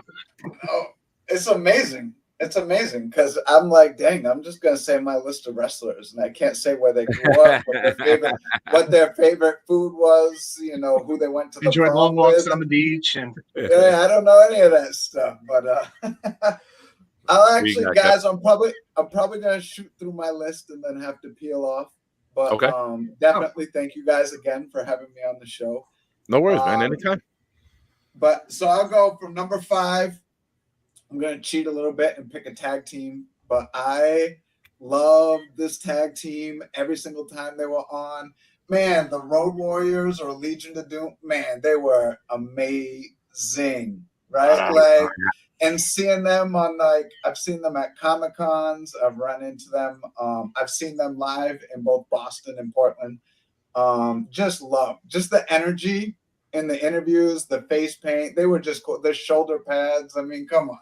It was impossible not to love the clothesline off the top rope, right? I mean, just two guys that were epic. I could watch them 100 times. Yeah, they're great. And then they were all, I mean, honestly, how many eras did they wrestle, right? Amazing. And a side note, they hated when they came back to the WWE for WrestleMania 13 in Chicago. They hated that they gave them Sonny as their manager. I was there for that. Yeah. They hated Sonny as their manager. Like, they were like, we're fucking two badass dudes coming out shoulder spike, and you're going to put her in that outfit with, like, what the fuck? They knew what she would become. They hated it. Like, you didn't need to give them a sexy female. Mm-hmm. Ironically, Sonny ended up being an awful road warrior herself and driving DUIs and, like, crashing into people. So, and thankfully, she's going to be in jail for I didn't a even long mean time. that segue. I didn't even mean for that segue. But as I'm talking, I'm like, oh, wait, Sonny, DUIs. Oh, yeah, she's a road warrior, too. What a rush. Talk about living the gimmick. Yeah. So switching eras a little bit through high school. In high school, obviously, the big ones are going to be the Stone Colds, Rock, kind of Generation X era. Triple H was my favorite of that era, man. From the Suck It, and Generation X was just amazing. I got so excited when they came out every time, man. So I was a super fan, even more than Stone Cold, who was obviously a lot of fun. The Rock was a lot of fun. But, man, Generation X with China and all of them, they were amazing. Number 4, I'm going to go back and kind of stay back to the generation. And anyone who hasn't seen Iron Claw, please get out there, see that movie. It's fantastic. The little details and everything that went into Iron Claw, so special. Oh, that movie was so freaking good. But going back to that generation, and the part that made me the saddest about this is I remember when the Ultimate Warrior and Texas Tornado were tag team partners, and they had that one little reference to it in the movie, and I almost started bawling. Like, I remember when the Ultimate Warrior first came out, and when he and Hogan, like, it was just like an era. Like, if you could be there during that era when he would run into the crowd. A lot of people thought that the Warrior was a Von Erich at first. No, I believe it, right? The look and feel, and when you see the team, like the same hair, like a lot of people believed, like that was that he was one of them. Yeah, I did wish they showed that a little bit, though they obviously speak to it when you see it in the movie. But just that era of wrestling, when you had the traditional Junkyard Dog and like Hulk Hogan, and then all of a sudden the Warrior came out of nowhere, which was just a whole different gear on professional wrestling at the time. Yeah. So that was my number 3. There's no way as a kid I couldn't put that in my top 3. I'd beat myself up right now. I got to mention just real quick with the Iron Claw, I actually did a review on that. So if anybody sees it, I did put a review up on it last weekend with my thoughts on the movie as well. So if anyone's interested, check out my channel for that. I still say see it. Catch it while it's in theaters. It's a magnificent film. I'm cool. I'm sexy. I'm by it. My number 2. I'm gonna stick with my era, guys, from when I was a kid and watching the cartoons. Like I referenced the Hulk Hogan cartoon era. Junkyard Dog is my number 2. Coming out with the chains, just a super duper Junkyard Dog fan. He was amazing. And it's funny because my number 1 goes with number 2 because it's the same era again and the same group when they would come out. Who it is? Was Brutus the Barber Beefcake, man. Brutus the Barber Beefcake and his corny little dance across. And I always, even when I was like 5 and 6 years old, I was like, if he cut my hair, I don't know how much they would have to pay me to put me in the ring. Like even today, I'm like, dude, you're letting him in the ring with his scissors. I'm gonna mess up, and it's gonna be in my eye or something. Let alone him swinging around cutting my hair. So that always cracked me up as a kid. So Brutus the Barber Beefcake, Junkyard, Ultimate Warrior, Triple H, Road Warriors. This comment from Matt is the comment of the night. DiBiase kicking the basketball away from the kid still gives me an erection. If anyone who watched Saturday Morning Superstars sees that, we'll give you $100 if you can dribble it, and the kid starts dribbling, and DiBiase just kicks the ball into the crowd. Oh, so good. If you don't do the job right, you don't get paid. And now I got to give you the epilogue of that story. I don't know if you all know this part of the story. Years later, DiBiase is like in Iowa or Nebraska, one of those states, and the kid actually comes up to him, Sean, and it turns out he actually went to college on a basketball scholarship. Nice. Isn't that crazy? After DiBiase kicked the basketball away. True story. Dang. Nice. It actually reminded me because I just saw the video the other day when Mr. Perfect had his promos when he was first coming out, and he would throw the football. And then he would run down the field and run down and catch it. What's funny is he's wearing like a black muscle shirt over like a green shirt, or vice versa. It's black and green. It's Jets colors. And then someone's like the only one that can save the New York Jets, because when he did the football toss, he's in green and black. That's right. I am the perfect passer. Oh, it's so good. Those were so good. I hated him then, but now I appreciate what he was doing at the time. Yeah. Nice. Kev, I used to like Virgil with DiBiase. Virgil, Virgil and him used to wrestle. I don't know how Virgil kept a straight face through all that shit. I don't agree. Has anybody been approached by Virgil for an autograph? Virgil came up to you for an autograph? Virgil asked you for an autograph? Oh, absolutely. No, he would come up to you and said, "Hey, would you like my autograph?" Oh, yeah, sure. There you go, $20. I thought he approached you about an autograph, meaning he wanted your autograph. That's how he does it. Be very careful with Virgil. Kev, before you go, tell everybody again, now that everyone's here, where they could find you. Yeah, live rounds on Facebook. Jets Guru has a podcast both on YouTube and on Jets Guru, and then on Jets World, where you can find a host of well-made Jets fans podcasts. Guys, thank you again. Nick, thank you for the invite. Anytime, man. Great meeting you. And best of luck with closing out wrestling. Yes. Thanks for joining. Have a happy New Year, guys. You too. Tell me, Robin, thank you. All right. Go ahead, Chaos. Give me your 3, 4, 5. I just want to do an honorable shout out to Swede Hansen because he's an honest man. Swede Hansen was an honest man.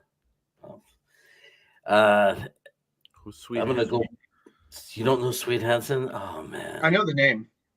He was a wrestler back in the 80s. Big redheaded Swedish guy, big fat guy. Was a bad guy pretty much, right? He was pretty much a heel. And one day, for some reason, they made him a referee for like one of the championship match. And you know how Pat Patterson and Vince McMahon, they would always they would play nicknames for like wrestlers. Well, anyway, everyone assumed he was going to cheat. He didn't. He was like a fair referee. So forever, for the next year, whenever he came on Channel 9, when he'd come into the ring, they go, Swede Hansen, honest man. because he reffed the match fairly. Just like Mr. Fuji, owns many a rice field. Okay. Swede Hansen. Very rich man. I thought he was the backup goalie for the Detroit Red Wings or something. Okay, this Swede Hansen. Okay. But my number 5, I love the wrestlers that had the mic skills. All right, I love. All right, I remember. Wait, hold on. We've already seen your list. I'm sorry. Hold on 1 second before you get going. Forgive me. It's worth it. I promise you. Uh-oh. It's time to bring in somebody else. We lose one, we gain one. Okay. Everyone, welcome New York Jets Situation Report. Our good friend, Mr. Gunny Gumby. What's up, Gunny? He's always got that brother. First goes on. I can't figure out my microphone. My camera's not good. Why isn't my microphone working? Test. We hear you, motherfucker. How do I make my camera sharper? He has no idea he's on. Let's just. You're on, buddy. You're on. He's on. There go the eyes. Everyone just stare at him. You're on. Hold that saw, man. Hold the saw. Can't hear anything. Shit. Oh, I could hear me. This is a Can you great guys hear promo me? he's cutting. No. Yes, we can Y'all hear can you. hear me though, right? I can see Yes. as well. Okay. Yes, we can. You can hear us? God damn it. Gunny, check this out. Uh-oh. No. I see your nipple. No. I see that. No. Yep. Well, there. My nipples. Hold on. No, God, we're not doing. No, we're not doing that. How many times do I have to tell you, All right, Cass? guys. If you're gonna... Technical difficulties. Let me figure out why this isn't working real quick. Okay. All right. One second. I got an idea. Text me when you're ready to come in. All right, so You know it's serious when he's whispering. my number 5. Great mic skills. Love this guy. A little bit racist, but at the time it was okay, I guess. But it would never happen today. He'd never be allowed to say the things and do the things he did. He had a feud with Rocky Johnson, and boy, did he go way over the line with his promos. But he was a funny ass motherfucker. He once brought his lunch into the ring, a brown paper bag, and Pat Patterson was disgusted by it. Oh, he brought his greasy lunch into the ring with him, and he was like eating his lunch in the ring while he fought. His name was Don Morocco. Don the Rock Morocco, and he was one of the best on the mic I've ever seen. Like, he'd come out and Vince would be like, when Vince did the interviews, has a lot of respect for you. He said, the guy he's fighting said all these nice things, and he'd come out Morocco and he'd be like, "Don't patronize me. Don't tell me how great I am." And he was, you could play film of him for any up and coming wrestler when they talk about mic skills and how to build up a wrestling match and how to stand out. So I loved Morocco. My number 4 was Mick Foley. The only character I didn't love was Dude Love. I love Cactus Jack. I love Mankind. I loved him as just Mick Foley. The greatest thing he ever did was the 5-part interview with JR. When he lost it at the end, and he said, "You think I like having my back hurt when I pick up my children? You think I like that?" And he just totally lost his mind and started killing JR. It was a great moment. And he was an absolute genius. Read his book. Brilliant human being. Great mic skill. Great talent. With knew how to entertain the audience. Knew how to get the audience going. Super smart guy. And a wrestling fan himself, which was kind of cool that he was such a great wrestling fan. And then my number 3 was Undertaker, and there were 2 moments for the Undertaker that. Yep, I hear you guys. Cool. Okay. The two magical moments for the Undertaker that I'll never forget is one, the first time he went from heel to face.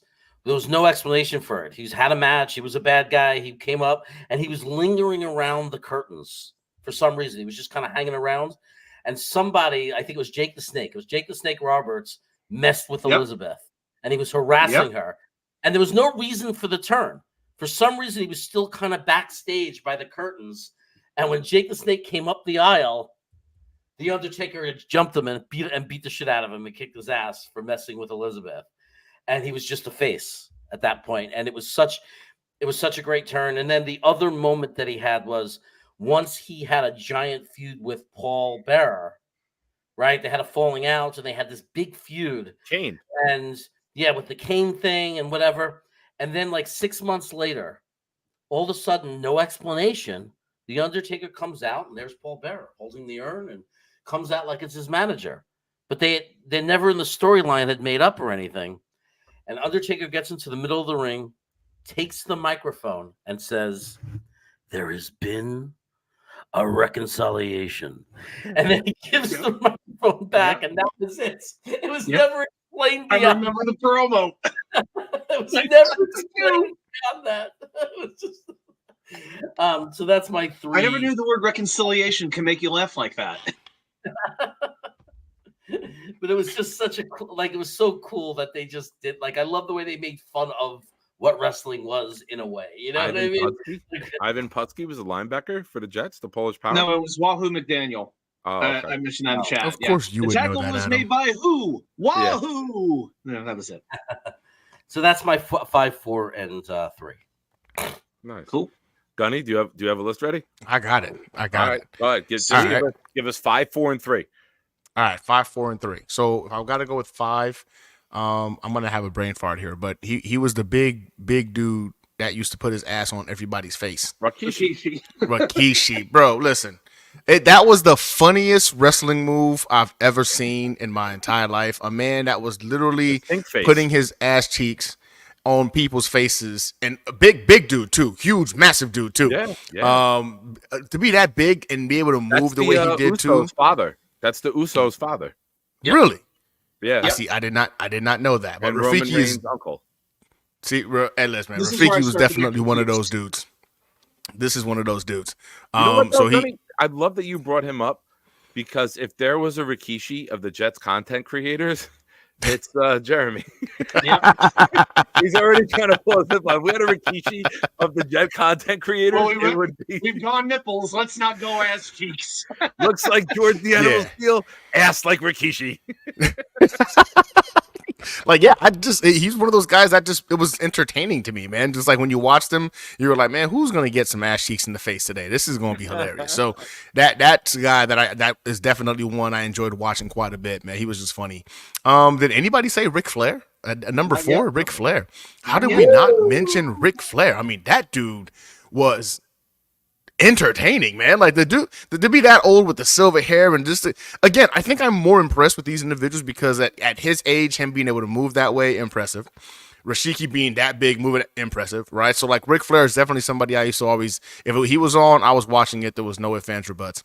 And for me, the butts would have been great for Rikishi. And number three. You know what? I'm gonna go with Triple H. I think I'm going to go with Triple H only because iconic dude, man, the ultimate bad guy, always the nemesis. And, of course, my number 1, Adam over here, putting my stuff out there. We haven't gotten there yet. We're just doing 5, 4, and 3. I know that. But you over here, you jumped the gun a little bit. But yeah, so I would go as Triple H as number 3 for me. All right. Nick? This is just a coincidence that I'm a good shit talker, I think. I'm very good at talking shit. So I appreciate the guys who were able to talk and entertain me, because I couldn't enjoy a wrestler who didn't talk good shit. So when you see my list, you're going to be like, oh, he's just naming some of the best of all time. But it's these are the guys that I enjoyed the most. Fair enough. Number 5, I got Stone Cold. Because when that happened in that day and age, when we were in our 20s and I was 230 pounds and wearing jean shorts and a black T-shirt and with a shaved head, I loved the character Stone Cold. So even though, injuries, a late start with a premier character because he bounced around, the Hollywood Blondes and other things beforehand. Even to this day, like I'll watch the Stone Cold podcast. I just love listening to him talk wrestling and the character. When there was nothing bigger, wrestling wouldn't still be going around the way it is. That feud with him and Vince McMahon is the greatest feud of all time in wrestling because it catapulted wrestling into the mainstream. And Austin and Vince. I mean, you can look at Vince as one of the best wrestling characters of all time as well. Number 4. I wasn't an NWA, WCW guy. And when I look at this guy, I think this guy deserves to be on the Mount Rushmore because he's been relevant for so long. He keeps reinventing himself. He's never bad on the mic. And it's perfect to have his name because he just made the list. Chris Jericho. I don't know how more people don't appreciate Jericho. He's never bad on the mic. It's been 25 years and he is never stale. He's never dry. He's never repeated. He reinvents the character from the scarf to the list to everything he does. Even though I don't follow him as much now, I still occasionally see like an internet clip of him and it's good. Like the time he poured liquor on CM Punk and told him that, oh, you've been straight edge your whole life. Well, here, take this, and dumps like Jack Daniels on him and then goes to kick him and trips and falls. He sells everything so well too. So on top of being an elite talker, besides for wearing his 2-3 inch heel shoes to make himself look taller, fantastic. I love Jericho. I still do. I watch his old shit and still appreciate it. One of the best feuds I think ever is Shawn Michaels, Chris Jericho in 2008 when Jericho started to turn heel when he cut his hair, went from long tights to short tights, and he wanted to be Anton Chigurh from No Country for Old Men. That was who he based that heel persona on. Using the big words, speak. I would have to listen quieter. It was genius heel work. That feud was so good. Nice. I just saw a clip the other day when Randy Orton faked the RKO, laughed, and then caught him. And Jericho was like, "Oh, Randy, what are you going to do? You're going to RKO out of nowhere?" He's like, "Here, I'm going to turn around. I'm going to do it for you." Okay, now. Okay, you're going to do it now? And then Randy like fakes it, and Jericho like kind of looks at him. Randy like laughs and then pops up and hits him with it. But Jericho selling shit is the best. 3, I got The Rock. If you're gonna love shit talking, how can you not have The Rock on your list? It's pretty cool that even though he hasn't been a full-time wrestler in so long, he shows up like he did on Monday night, and the place absolutely loses their fucking minds. I know he's a superstar with the movies and everything, and he's done so much better outside of wrestling, but nothing hits like that music. You could say the glass breaking and the Rock, if you smell, those are the two things that still make people jump. Kids who are 10, 12 years old. My nephew's 6, and he talks to me about the Rock. That's all he talks about. Any match he sees. Big Nick, was that as good as the Hogan Rock match that you were at? I go, Junior, just remember something. The match sucked, but the experience was amazing. It's like going to a Jet game and they lose by like a field goal to the Chiefs. You're like, the game sucked, but the experience was amazing. So that's my 3. That's my 5, 4, 3. I'm not gonna lie. I'm really curious now as who's going to be the number 1 guy, because you said Stone Cold and then you also said The Rock, and I struggle to think of bigger shit talkers than those guys. So I'm intrigued. I can't wait to see 2 and 1 for you. I'm struggling to figure out who outdid those guys. All right, we'll see. I can think of a few, but not too many. Not many at all. Take some guesses. I'll check with the chat. Take some guesses. Well, let me rephrase this. I had to have shit talkers in there, but my 1 and 2 aren't the greatest shit talkers. So it's not all shit talkers, but those 3 are. Oh, look at that. Jeremy gave a thumbs down for some reason. You prick. What? Oh, the thumbs down popped up on your list. Yeah, the thumbs down popped up. Maybe I thought this was a thumbs down. You did, but it picked up the thumbs down and the bubble popped up. That's funny. So it's like this. What the hell? Your computer just automatically hates me because you've taught it to. Maybe it thought my nose is a thumb pointing down. Nice. All right, Jeremy, since you leaned in to talk, go ahead. Give me 2 and 1. What in the world? What? Okay, so my number 2 is. So you talked about the pop when they play the Rock's music. Okay, when I was a teenager, when I was 14, I lived it. I lived the change of wrestling when it was never the same. It totally flipped wrestling and brought it to that kind of pop. It did not exist. I mean, there was cheering. It was popular. But I'm telling you, it went into that mode of exploding crowds when dun, dun, dun, dun, dun, dun, dun, dun. But it wasn't that song. Initially, it wasn't that song. That came a little bit later. But when Bob Backlund lost the belt and then brought Hulk Hogan into that ring, from the moment he ran into that arena, it was a love affair for the fans. It was a momentum and energy. He took over wrestling. he brought it to the next level. He brought WWF from being Channel 9 tri-state area to WrestleMania around the country. Like, it started with Hulk Hogan. He was the icon, the original icon. Now, there were guys, no disrespect to Bruno Sammartino and superstar Billy Graham and going back over the years, but Hogan brought it into pop culture in a way that it had never been. Yeah, they mainstreamed it. MTV, the MTV merger, all that shit. Right. It was all built on the popularity of Hulk Hogan. And was it Rock and Wrestling they did in the 80s? And he really was electric. I mean, it was so exciting when he'd come out. Anytime he came out into the ring, they never had him fight on regular TV. Very rarely. You had they saved that for the arena, Madison Square Garden, eventually the pay-per-views. You had to, you didn't get that many chances to see him. They kept it very special. But anytime he popped into that ring, it was an explosion. And it took until Randy Macho Man Savage until they were able to find someone that can get any kind of pop that he got, and then eventually the Ultimate Warrior.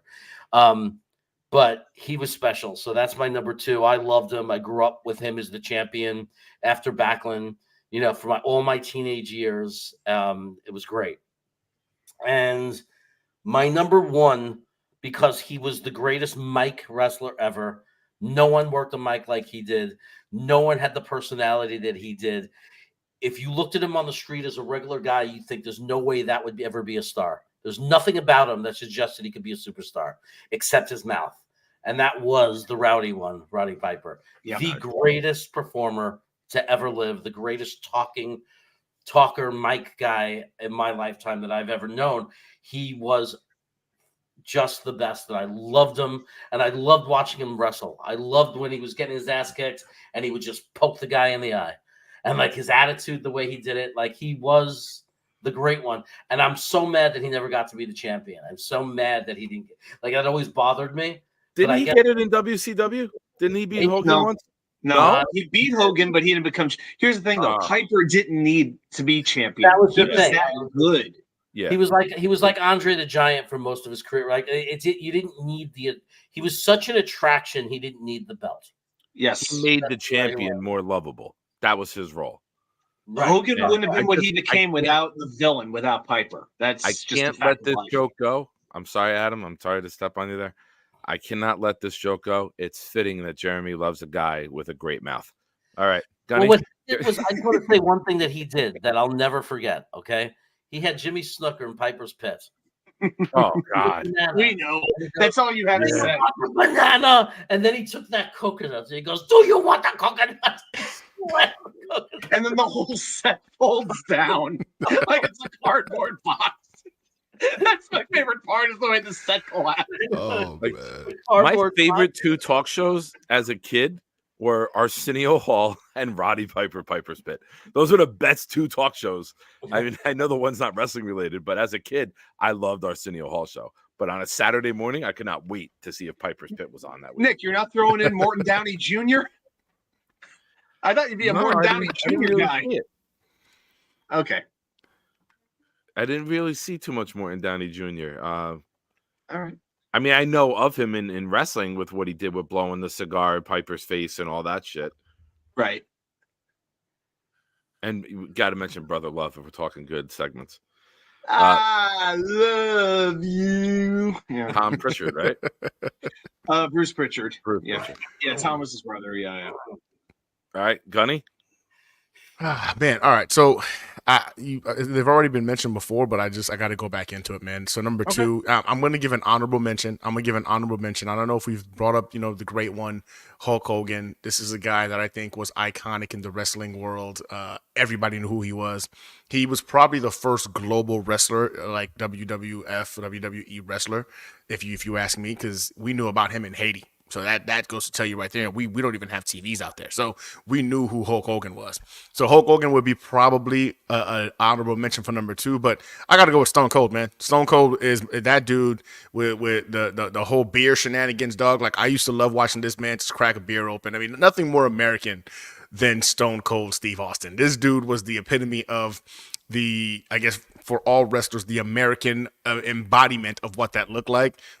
Big fan of Stone Cold, man. Love watching his thing. And number one is, I mean, the one and only, it's The Rock, man. The Rock, to me, I literally walked around, you know what I'm saying, with the people's eyebrow, you know what I'm saying? I walked around asking people if they could smell while I was cooking.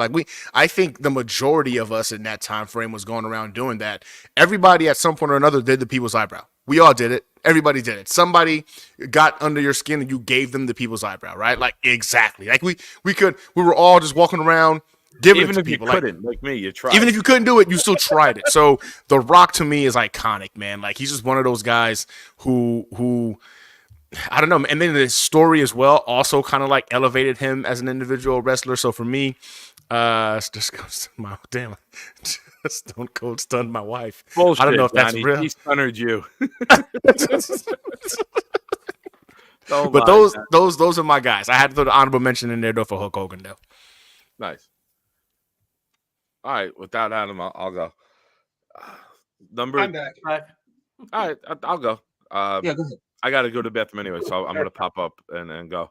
I feel better. When Nick's got to take. When I was a kid, I'm born in 1978, so I'm 5-6 years old in 84, 85 when wrestling's really starting to blow up. And to get to go with 3 of my buddies, we drove up to Toronto for WrestleMania 18 for Hogan versus Rock. To see Hogan come back after all those years as a kid with going to the Meadowlands to see him, missing out. Funny story about Hogan real quick. I go to my buddy Kevin's house. I had to work from 6 to 10 at a job in 1996. And I get there. We're watching the All-American Bash, right, Adam? Great American Bash? Great American Bash. And they're talking about who the third member of the NWO is. And they're talking about it, and everyone's giving their guesses. And my buddy Kevin, he was the one who had WrestleManias 1 through 13 at the time on VHS tape. And, like, you would borrow tapes from him. He was like a collector. You wanted your wrestling tapes, you borrowed them from him. And I go, did Hogan come out yet? And he goes, no, you fucking idiot. It's not going to be Hogan. I go, all right, I'm picking Hogan. Sophia. Give me once. Sophia, I'm in my show. Let me call you back in a few minutes, sweetheart. So I go, oh, it's going to be Hogan. And they're like, what are you, a fucking idiot? What's wrong with you? You worked all day, you idiot. Like, you get here and you start talking shit right away. Shut the fuck up. And then Hogan starts to come down. And I'm sitting in the front because there's like 8 people. Everyone had the chairs and the couches. I'm sitting in the front leaning on the coffee table. And I turn around and look at everybody. And I go, who's the dumb fuck now? They're like, he's coming out to save the day. There's no way. When he dropped the leg, I jumped up and I dropped the leg too on my buddy who was sitting down, and like a wrestling match broke out in the room. They're like, "How the fuck did you fucking know? That's the greatest fucking prediction of all time. That's not who would have thought Hogan would be a bad guy." So whenever something crazy happens, like a crazy thing in sports, I'll get a random text like, "That's almost as nuts as when you predicted Hogan to be the third member of the NWO." So seeing Hogan there do that, having him go to WCW, not seeing him for events, having him be rival number 1, to then drive up to Canada to watch Rock versus Hogan, the present versus the past, my childhood versus the present. That moment being there, even though the match is shit, the energy in the crowd is unmatched. And when that match was over, I'm telling you, everyone in that stadium was slouched in the chairs. We felt like we did more than the guys in the ring did. That was an event. That wasn't even just a match. That was a moment in time. Hogan's number 2 for me. And anyone who knows me, it's ironic that the 4 guys were very good on the mic and this guy barely ever spoke. I had a cardboard cutout of this guy. I would bring it to people's homes for WrestleMania. I had the 6-foot thing that you got from the game room in Woodbridge Center. The Undertaker. I loved The Undertaker. I loved how he could just give somebody a look and scare the shit out of them. I've tried to embody that as a parent where I don't yell too much and I just give that look and they know. So I was ballistic over The Undertaker. And my buddy Kevin, who I mentioned, was a Shawn Michaels fan, and he was like, "Oh, Shawn Michaels is the best in wrestling." I'm like, "All right, bro." I'm like, "I'm Team Undertaker." Oh, stop. Years later, he's like, "You son of a bitch, you topped me on that one too," because then as the Undertaker went on and Shawn had all the injuries. But honorable mentions to Shawn and Triple H. Honorable mention to the Macho Man. I just didn't have the longevity with the Macho Man. I debated Macho Man over Jericho, and then I actually had Junkyard Dog in there, and then I took him out when Kevin had mentioned him, because as a kid I would just think that was the coolest thing in the world, that he came out with the chain and would bark and like run after people. I thought that was pretty cool. But yeah, Undertaker is by far number one, and everyone else was like kind of fighting in there for like second. It's Undertaker, Hogan, then it's like a whole bunch of guys like mixed up together. But I will be back. Adam, you go ahead. All right.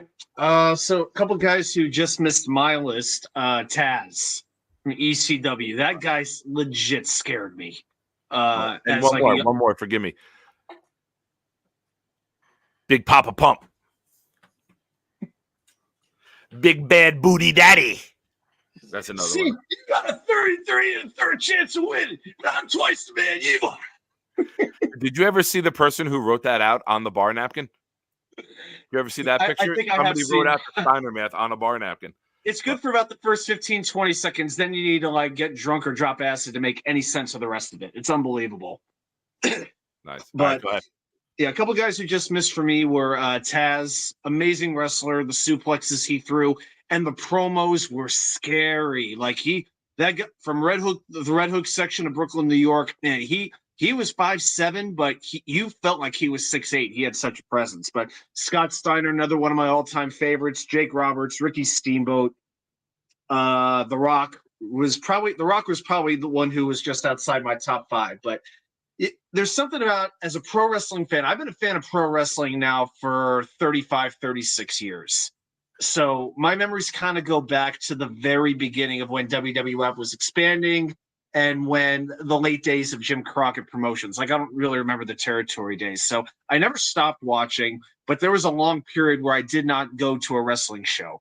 I went to WrestleMania 13 in Chicago, which is best remembered for Bret Hart against Stone Cold in the submission match. That was a one-match show, by the way. That match was amazing. After that, I did not go back to another show for 8 years. No particular reason why. It's just college, work, life, moving, all kinds of stuff got in the way. But one night, well, you got to realize I'm a fan of like the underground, the independents. I went to all kinds of independent shows for many years, especially living in Chicago, because Chicago is as good a wrestling city along with New York as there is in the United States, at least since the territories ended. I would say that, along with New York, Philly, Chicago. That's where I would go, my opinion. So one night I randomly went to the show. It was November 9, 2005 in Chicago Ridge, Illinois. And yes, I know the exact day. At the Frontier Fieldhouse, it was a Ring of Honor show, which had been around only about 3.5 years. Now, I knew a couple of guys on the card. And I remember driving in a rainstorm, the kind of rainstorm where you got your windshield wipers all the way up, and it's still not enough to keep. The rain was sheeting down. And I knew 3 or 4 guys on the card, and I'm just like, I just want to do something different. Let's go to a wrestling show. Got a $15 ticket to sit on the bleachers in this little field house, this park field house. So, it was just a very simple setup. And I watched this one match for the Ring of Honor World Championship. The challenger was Roderick Strong, and the champion was a guy named the American Dragon, Bryan Danielson. And I watched them wrestle for about 52 or 53 minutes. I didn't know people still did that in the United States. He came out to the final countdown by Europe, and the first time he climbs the rope and everybody sings in unison, "It's the final countdown." And then he did all this stuff during the match. Like, he is the most ordinary looking guy. His head was nearly shaven, no facial hair at the time, maroon trunks tight. He looks like the everyman, but he'd have like a wrist lock. The opponent would get the rope, and the referee starts counting 1, 2, 3, 4. He'd break it and go to the crowd. I have till 5. Just the most simple stuff. But his skill as a wrestler was amazing. And then to watch him progress his way up to WWE and ultimately win the WWE title at WrestleMania 30 the Miracle on Bourbon Street just made it for me because I felt like I kind of came up with, like, I watched him nearly from the beginning of his time, and I got to see him grow, heel, babyface, the whole thing, because he was the complete anti-WWE wrestler. Size, decent promos, but that was about it. But he just found a way to connect with the fans in a way that nobody thought he would. And so to me, Bryan Danielson to me is the best pure wrestler I have ever watched. I make him my number 2. Number 1, I'm going to stay in the Ring of Honor world. This was the reason I went to that show in November 2005. I've heard about this guy, big guy, not a great physique, but an amazing talker, amazing wrestler, good size, but was really, really agile. And I got to see it that night, and it's Samoa Joe. Samoa Joe is one of the coolest guys I've ever met. I love Samoa Joe. I know you got to understand, as like a fan of like the independents, the guys I get to see before they become big, the guys I got to hang out with and party with after the shows, eating pizza, doing karaoke, drinking beer. You have that certain connection with them. I love Stone Cold. I love The Rock, all these guys. But the guys I got to talk to, share a beer with, there's a certain connection there when they say, because I would wear a Chad Pennington jersey to every Ring of Honor show. Every time I wore the same green Chad Pennington jersey. And believe me, in Chicago in a sea of black and red, it stuck out. People would say, Pennington's here. But but I just loved watching Joe wrestle because, again, great size, but great agility. One of the best shit talkers I have ever heard in my life. Like saying to Jeff Hardy when Hardy tried to interrupt him, hey, why don't you act like this is an AA meeting and shut your mouth while I'm sharing with the group? Just unbelievable. One of the best talkers and wrestlers. To me, that is one of the best combinations of wrestle and talk that I've ever seen. I love Samoa Joe. I know it's a little bit crazy, but I make him my number 1.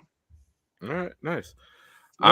I'm just gonna bring up a name that I can't believe nobody mentioned. Randy Orton. Did you hear voices in your head? Always. Yeah. No one said Shawn Michaels or Edge, guys like that. Sting. Well, I've seen those names in the chat. Yeah.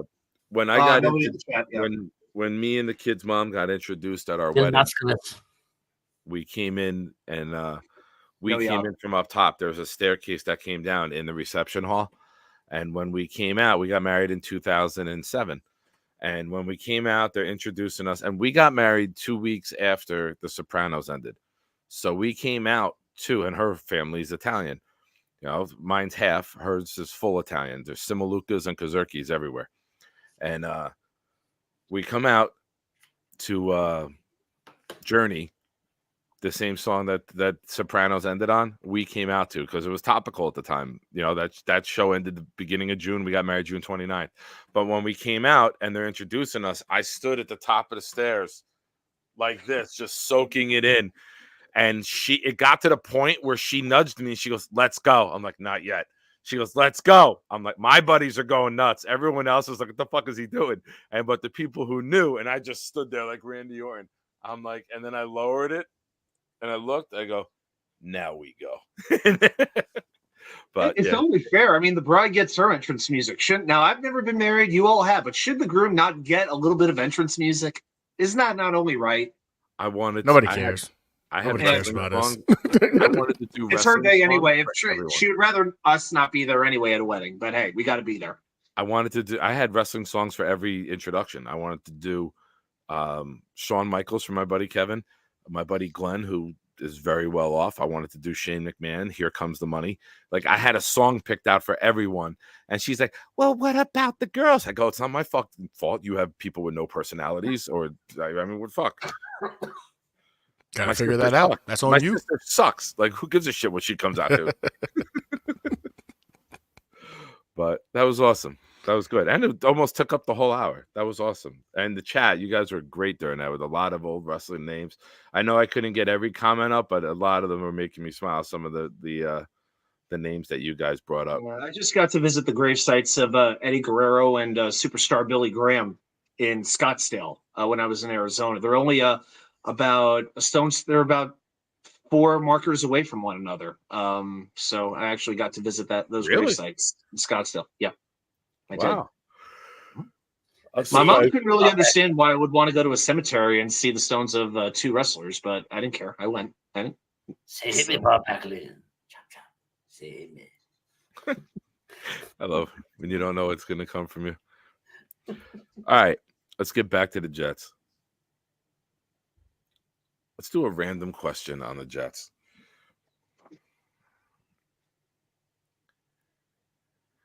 If you can sign one free agent, either side of the ball, I'll give you guys a minute. We'll do draft first. If you realistically, who we think might be there where we're picking right now, like, you don't say like Caleb Williams or Harrison because they're not going to be there. If you could pick one player to have the Jets who's expected to be around where we pick, who would it be? Anyone want to go? I mean, right now, if we're going to stick around the pick 8 area, it's looking like Joe Alt has dropped down a couple of boards, and I think Joe Alt would be a steal if he falls to us at pick 8. Right? Yeah. We need 3 QBs to go, 2 wide receivers, 2 defenders, and a lineman. Take them. Take Kool-Aid, you know what I'm saying? Take the edge rush out of Alabama. Get those guys out of the way. But it's looking like more and more Joe Alt might actually fall to us. Of course that is, unless we win this game on freaking Sunday and it drops us to pick 12. What am I wrong about? Why is Nick wrong? Great. I think he's asking. Did somebody say it in the chat? I don't know. I don't know where that came from, Tigo. Are you behind? I think I was just trying to get under your skin, dude. All right. Is he? I think it's a question, isn't it? I don't know. Oh, just in general. Just in general. Right. I'm not wrong. I'm not wrong, Tigo. But you got Joe Alt? Yeah, I got Joe Alt. Jeremy?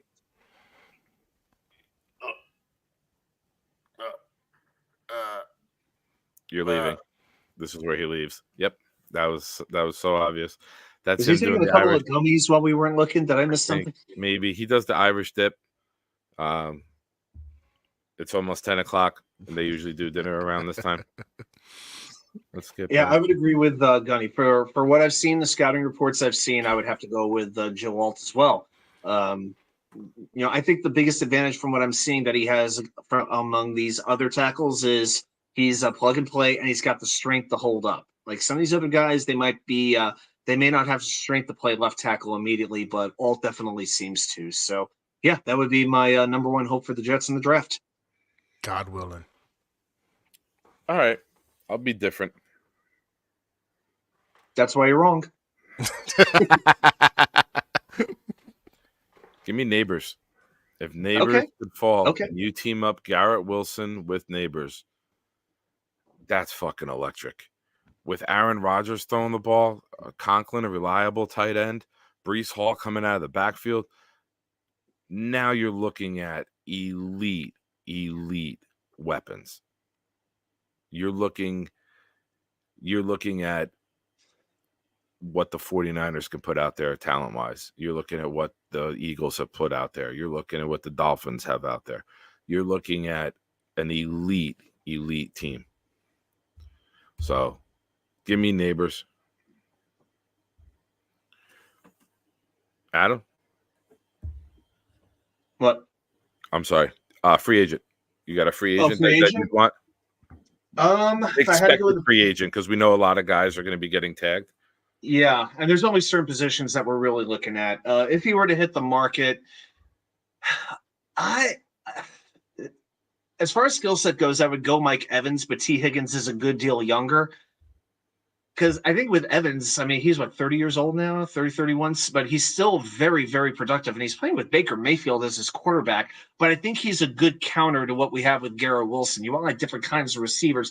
And I like that big physical receiver because I think he can make that difference on third down in the red zone where we have been so inept. So I like the idea of that red zone target who can go up and get a jump ball. I would be very interested in signing Mike Evans to maybe a 2 or 3 year contract. Okay. I just think he fits the wide receiver room as well as anybody does in terms of his skill set. That's my thought right now. Okay. Gunny, what do you got? Excuse me. I definitely agree with the Evans one. I do. I'm gonna go off. I'm gonna do something different, but I would love that. I'm hoping it happens. I mean, you're hearing rumors that he doesn't want to leave the Florida area, doesn't want to uproot his family. But man, Evans alongside of Garrett Wilson, now that to me would be terrifying for opposing defenses. But I'm gonna go different. I'm gonna go with the unpopular pick, and I think it's gonna be David Bakhtiari. I think David Bakhtiari is going to be a free agent. I don't believe they're going to pay him $41 million. I know everybody keeps talking about, like, why would you want this guy? He's been injury prone. But before he tore his ACL 2 years ago, the dude was a freaking Iron Man. He had missed 5 games, 4 of which he was seated down because they were resting him. And in the last 2 years, the injury that he's dealing with, it's the same injury. It's the same injury. The knee was never properly repaired. The bumblefuck freaking surgeon that he used out in Wisconsin wasn't Dr. Elatache. It was just some freaking schmuck that did a half-ass job, and literally he's been dealing with the same. Dr. Noatache. Right? So he's been literally fighting the same injury for the last 2 years, playing through it at times. Finally, he went and got a second opinion, and it was stated your MCL, your dead MCL was still partially attached. It should have been scraped out and cleaned out, which is why he was suffering from a lot of those discomforts and the pain. So that to me was great news. And the Packers are not paying him freaking $40 million next year. They're just not. And I kind of see the little love languages he and freaking Aaron Rodgers keep doing, speaking with each other on social media. I would love that man to come in and play left tackle. We get freaking Joe Alt in the draft, put him at right tackle.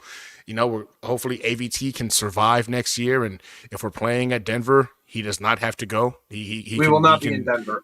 I know, but I'm just saying, he would not have to go.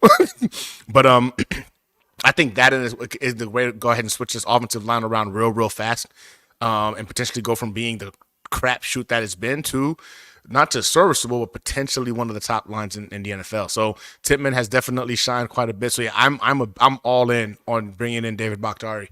And I know a lot of Jets fans hate that. I'll give it to you, but he's not technically a free agent. He's still in the contract for 2 years, but I'm not going to take it away from you after you were so passionate. You also said expected free agents. Well, I meant guys who are free agents but might get tagged. I'm sorry, you're right. Do we know if Bakhtiari got released? What That's why we got to talk more often, so we're on the same page. 10.5 mil. That's actually very low. It's not really bad low. Compared to paying him $40+ million. Yeah, I think they probably would cut him. You're probably right. Yeah. Oh, that's the dead cap hit. 10. Yep, 10.5 mil. Fuck, he's gone. Not bad. He's gone. All right. Is this going to be another wide receiver? No. Okay. What's the driving force on our team? Greg Zuerlein. Nice. That's facts. That is facts. That's a good point. I got an idea and a concept. It involves losing Bryce Huff, but you free up money and you go get Chris Jones to play with Quinnen Williams. You go put that Bryce Huff, JFM might have to go too. You go put that money and you go give Chris Jones a 3-year deal and say, we're going to the Super Bowl a couple times. Come with us. You, Quinnen, JJ. That's a fucking beast of a D-line. I know it might bring in people's feelings. How can you pay Chris Jones more than Quinnen Williams? How? Watch what they do together. Who cares? Give them 3 years, $28 million a year. It's going to be something like that. I think the projected cap is 3 years, $84 million for him. Can you imagine a D-line with Quinnen and Chris Jones together? I could play cornerback and fucking get a pick or two with how quick they're going to have to get rid of the ball. Could you imagine that line? Okay.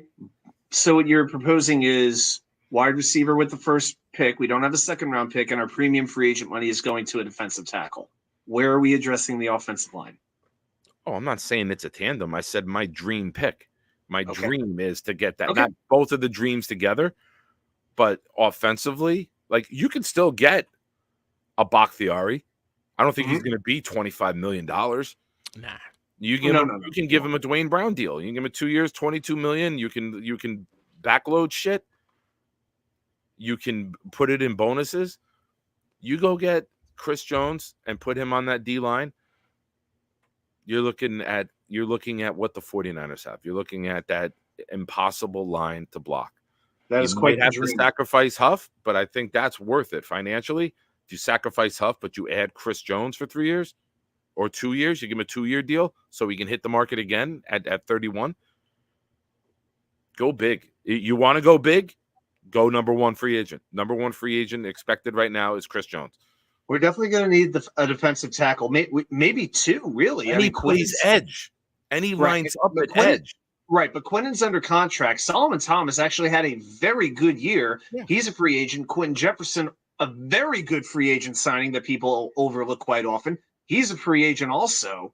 Al Woods is going to be a free agent. So we're going to have to bring in, I would say, maybe 2 defensive tackles, quite possibly. And hopefully one's a bit of a run stuffer. But we're going to have to figure that out. And I'm all for bringing Jefferson back, but I want to get like maybe the young version of Al Woods, if that makes sense. Look at the Jets' run defense after he was gone. The difference is stark. But the idea of Chris Jones, it is very, very appealing. But I guess my only thing is at what cost with the rest of the team? It'd be something else. Make it work. I mean, I'm not going to pretend like that doesn't give me a chub when you said that. Another $10 million. You get rid of Becton will be gone. You can cut Tomlinson. You can free up another $40 million, I think. You can go get Chris Jones and give him a 2-year deal, put in a fake 3rd year. Who cares about the 3rd year? We win a Super Bowl in the first 2 years. Who gives a shit what our salary cap or what our roster looks like in year 3? I think we can all agree to that. I don't give a fuck about long-term if we win a Super Bowl in the next 2 years. Go win a Super Bowl. Go win a Super Bowl. We've waited 50-something years. We can wait 2-3 years to let the cap fucking rebuild again. You can get. Yeah, I'm all in. I'm all about the freaking Los Angeles freaking Rams approach. Yeah. Do it. Yeah, I don't care. It doesn't always work. When it does work, great. But now, and look how quickly they did recover. Yeah, which was shocking. People didn't see that. When you don't have number one 4 games this year, 4 or 5 games at best. You hit on those middle round picks. You hit on 4th rounders. That's the key to the NFL, man. You hit on 3, 4s, and 5s like Puka Nacua, Kyron Williams. You're finding guys in the middle of the draft who are becoming stars. Helps. Guys, we're at the point where if we have mid-round picks who just become role players, we think that's like a home run. We don't even know that those outside of, like, say, Michael Carter, who's becoming a legit, really, really good player. Outside of that, I mean, we're satisfied with a Jamian Sherwood, a decent player who can play when necessary, but not a difference maker. Carney, good to see you, brother. Thanks for coming by tonight. So, yeah, that's I was looking at that and I'm like, man, could you imagine? Could you imagine that D-line? We think we have a good D-line now? It's been a very good D-line, but it has another level it could go. There's your level. It definitely does. There's your level. If you look at the numbers, it verifies it. That's like some Madden shit, though. Like you're talking about putting a Madden level defensive line out there to be able to get these the 2 top defensive tackles in football on the same roster. That's insane. You want to win? What's crazy is I think Chris would do it. I think Chris would be intrigued by the opportunity to come to this freaking defense and go eat. Like, hey, bro, go hunt. You've never played in a big market. You're getting near the end of your career. You're gonna. If you don't win it, Aaron Rodgers on the other side.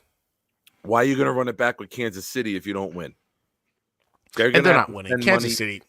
I know. Kansas City is. They're not winning the playoff game, in my opinion. Do we know what KC is doing with cap space? Like what their cap space looks like? Who? Kansas City, their cap space? You never know because Mahomes just redoes his contract every fucking year and frees up money. They convert money to salary to bonus. And Jones will be 30 years old next year, so that's good. Fuck it. Yeah, Jones is only 29 right now. He turns 30 in July. Yeah. So you do 2 years. You tell him, listen, Rodgers is here for 2 years. We want you here for 2 years. Come in.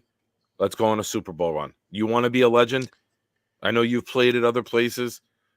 You win a title in New York, Chris Jones, you can write your ticket post NFL too.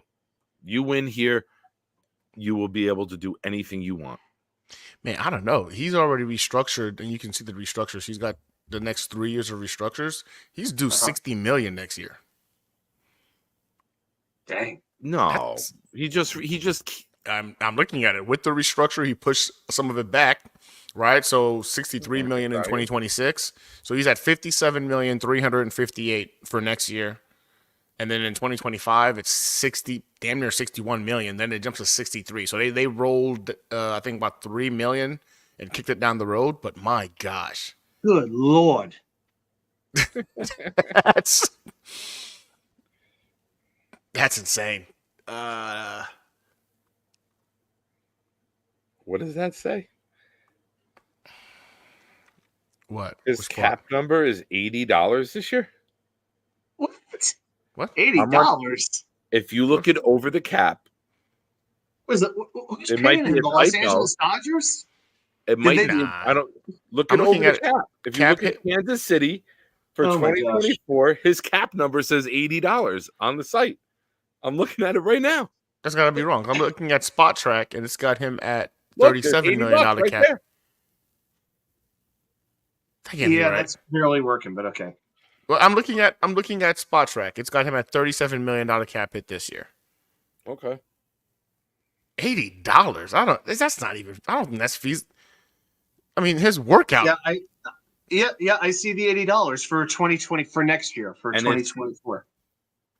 Right now, it's 26 million is the cap number for this year for 2023. Next year, $80. Spot Track is off then. I'm on overthecap.com.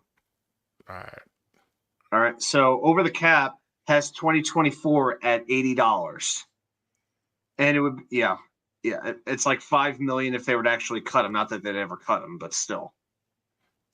And there's like 4 void years. The void years go to like 2028. It's ridiculous.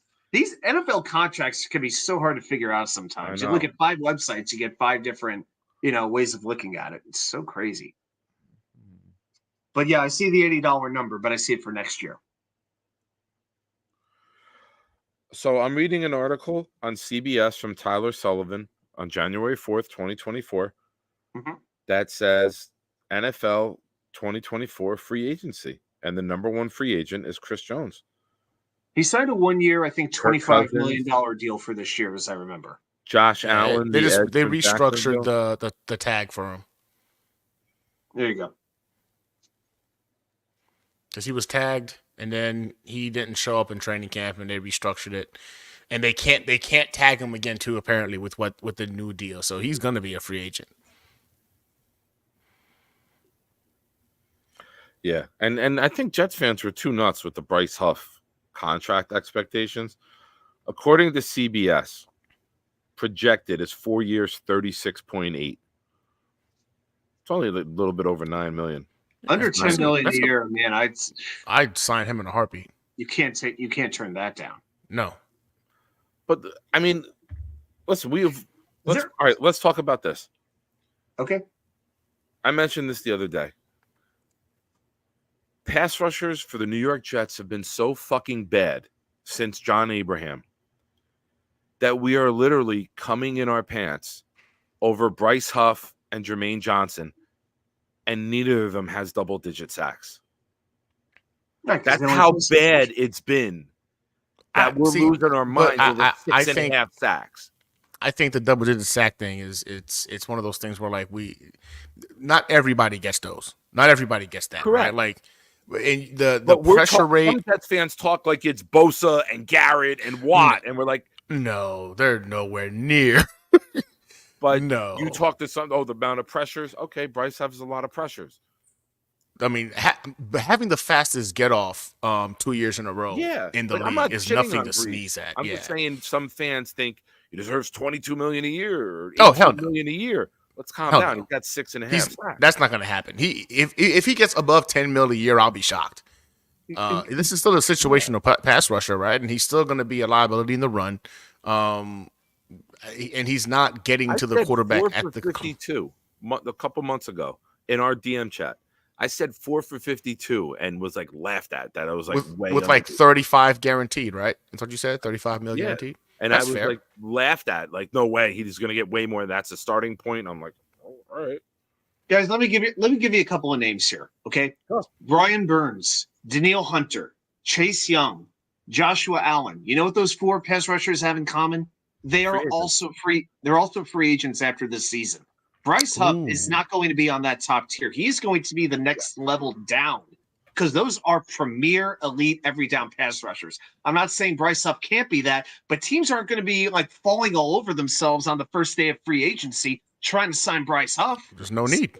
Exactly. So that's why I think the Jets could have a chance. Huff might know that with these other pass rushers possibly hitting the market, he's not going to be the most sought after free agent. It might be in his best interest to have a good, more term-friendly deal, maybe, with the Jets. He could bet on himself, but he is not going to be the most sought-after pass rusher on the free agent market. Nah.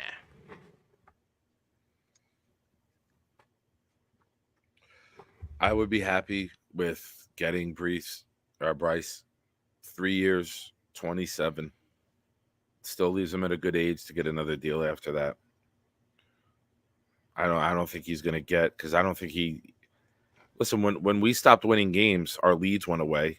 His usage went down a little bit, right? When we were winning and we were 4-3 in that Philly game, he was at his highest usage of the season. Yeah. What changed after that? We stopped having a lead. When you have a lead and the other team needs to come back late in the game, they're gonna pass more. And that's why we did this rotation, so guys would be fresh. That got taken away. So I'm not shitting on the player. I think what the player is fantastic. I think that he's gone from undrafted to a vital part of our defense. But I don't think you overpay and give him what you pay for what you've done and a little bit of what you will do. So I think you factor that in. But I'll throw you a couple million more a year. I'm not giving you $20 million a year. There's no way. Like, you want to go $20 million? Take the offer sheet and go. I hate to see it. So I'm I saying, hope we work it out. I hope he never hits the open market, to be completely honest with you. Tigo says 13 per year, which is 4 for 52. Tigo was the one that jumped down my throat when I made that proposal earlier. And forget tagging him, because the franchise tag for a defensive end is projected. It's projected right now to be about $23 million. Yeah, no, What's the there's no freaking tag? way. What's the transition tag? 18? 20. Even that I think is too much. Transition 20? Yeah, 20. That's even too much, right? Too much. Not doing that. You gotta make a deal with them. You gotta get something solid. It's the second highest tag position in football, only behind quarterback. That's how valuable it is. Yeah. Oh yeah, no, it's gonna be a pass for us. Sorry, he's good, but he ain't that good. Yeah. All right, Tigo. Maybe I remember wrong. I take it back. I apologize. I'll take it back.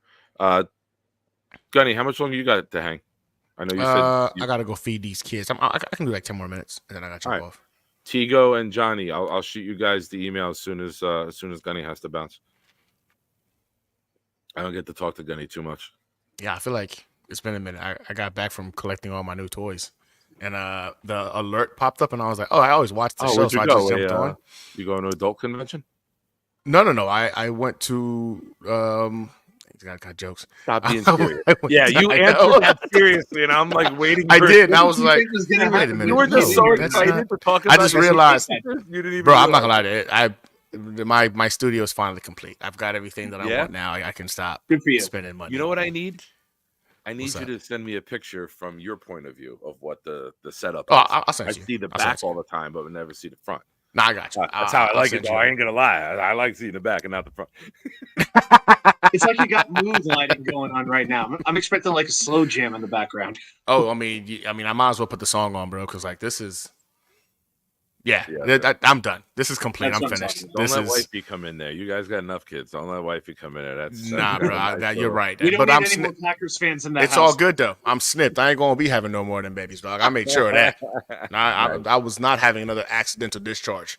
Nice. Nice. I've had 2 during this show, so I can relate. I hate to bring up anything negative or down. Did you pay your bet with the Dolphin fan? Not yet. I'm got the Tua jersey on the way, and I've got to the end of the season, so I'm trying to prolong it as long as I can. But I don't want it to be primary content going into the offseason, so I'm probably going to do it like next week. The jersey should be here, I think, sometime this week, and I'll be rocking that Tua jersey and doing my apologies and calling him the best quarterback in the AFC East. So this is going to hurt. But, hey, a bet is a bet. I thought the New York Jets would be in a much better position than they are. Yeah. Pre-Rodgers, obviously. Yeah. But there's no excuses. I can't say, well, hold on. Rodgers got hurt. It doesn't count anymore. Nope. Bet's a bet. So this is going to be embarrassing, and I'm going to hate it. But what color? Yeah, that video will come up probably, I'd say, by next week. What color jersey? I got the teal one. Ooh. Yeah. Let's be real. No matter what color you got, we'd all. It's going to be ugly. It didn't really matter. But, I got the teal one. White would have been a little bit more tame. At least you don't have it. It's more so I wanted to get the white one, but it's more expensive, and I refuse to spend more money to embarrass myself. So I just went with the cheapest jersey they had. Dude, you got to go to Temu. I should have gone to Temu. Ooh, bro. Nick and Sophia had a bet. Sophia is a Jet fan, but she's like the Chiefs since they started winning. She's like, Jets don't win. She's like, I like both of them, but she's been a Chief fan, and they had a bet over the game. And then the loser had to buy the other one a jersey. And they made that before the season started, too. Mm-hmm. And then Nick ordered her a Mahomes jersey off of Temu, and it was like $18.99. Mm-hmm. And I was like, you son of a bitch, because you would want a real jersey. I'm like, don't do that to your sister. If you make a bet, you pay the bet. She ain't ever going to know. She took it out. She, oh, thank you. Later that night, she called me. She goes, Nikki got me a cheap one. He didn't even give me the real one. she gangster, man. You know what? I mean, I just got to put it on for I'm going to jump on Temu. I didn't even think about that. You know what you should do? Order a Josh Allen on Temu. And if the Dolphins lose to the Bills, during the video, you Hogan the Tua jersey. He'd be like, I'm supposed to sit here. I'm supposed to say that Tua is the best quarterback in the AFC East, and I totally planned on it, but he's not. And then you bust out like the Walmart. It's like a Walmart jersey. It doesn't, but people don't know who it is. But it doesn't have like the NFL logo or nothing. But you Hulk Hogan that shit, it'd be like, even with the Jets down, you couldn't win the division. Bro, if I'm not gonna lie to you though, if the Dolphins lose this game this weekend, which it's feasible, it's very possible. Very feasible. The Bills have been on a rampant ever since they fired their freaking offensive coordinator. Ever since Dorsey got cut, it's like they remembered how to play offensive football again. So I don't know, man. It's not looking good for them, and that's gonna be one hell of a collapse. You had a 4-game lead in the division to lose it on the last game of the year to the Bills of all people, man. They didn't win a single game. Miami did in December last year, and the only game they won in December this year was against us, the bums. There are literally planes. Like I saw planes of just Bills fans flying down to Miami. You saw that too? Yeah. It's a playoff game. You get to go to in essence, it is a playoff game because if the Bills lose, they need help. Yeah, they need a lot of help, though, right? They need help. That's right. If they lose, they need a lot of help. And be the 2 seed, and they can lose and be out. But the Dolphins would still be in if they lose. Oh, yeah. The Dolphins will be the 2 or the 6. That's it. No matter what, they're good. But the Bills need to win, so they can be the 6 too then if somebody else loses. Here's the thing. The Bills will make the playoffs if Pittsburgh or Jacksonville loses. They will make it if one of those 2 teams lose. Right, but they could get a wild card. But to win the division, they have to win. Here's the best scenario that could happen this weekend. This is what I'm watching for. And I mentioned this on my picks video. So here's the best scenario. Pittsburgh loses to Baltimore, and Jacksonville loses on Sunday. If that happens, those 2 happen, it comes down to Denver versus the Raiders. Then if Denver wins that game, Pittsburgh's in, Jacksonville's out. If the Raiders win, Jacksonville's in, and Pittsburgh is out. So you got 2 teams who have nothing to play for in this game, holding the fate of 2 teams right in their hands. So that's if Pittsburgh and Jacksonville lose. It is going to be crazy if that happens. then Denver and the Raiders actually becomes a game worth paying attention to. So what if they tied? Is that really going to happen? I mean, just think if they tied, could they unless screw over both teams at the same then time? The Jets are in. Nah. But that would be great. So Pittsburgh and Jacksonville lose, then Denver Raiders will affect the playoff fates of Jacksonville and Pittsburgh. That's crazy. Man.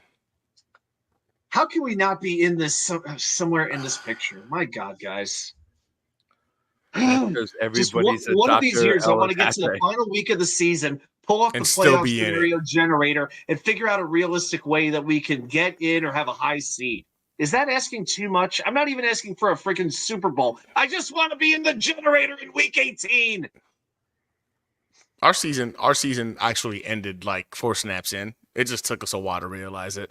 I didn't want to admit it, but yeah. Yeah, we all fought the good fight, and for the Super Bowl, yes. But if our offensive line stayed healthy, we could have been a playoff game.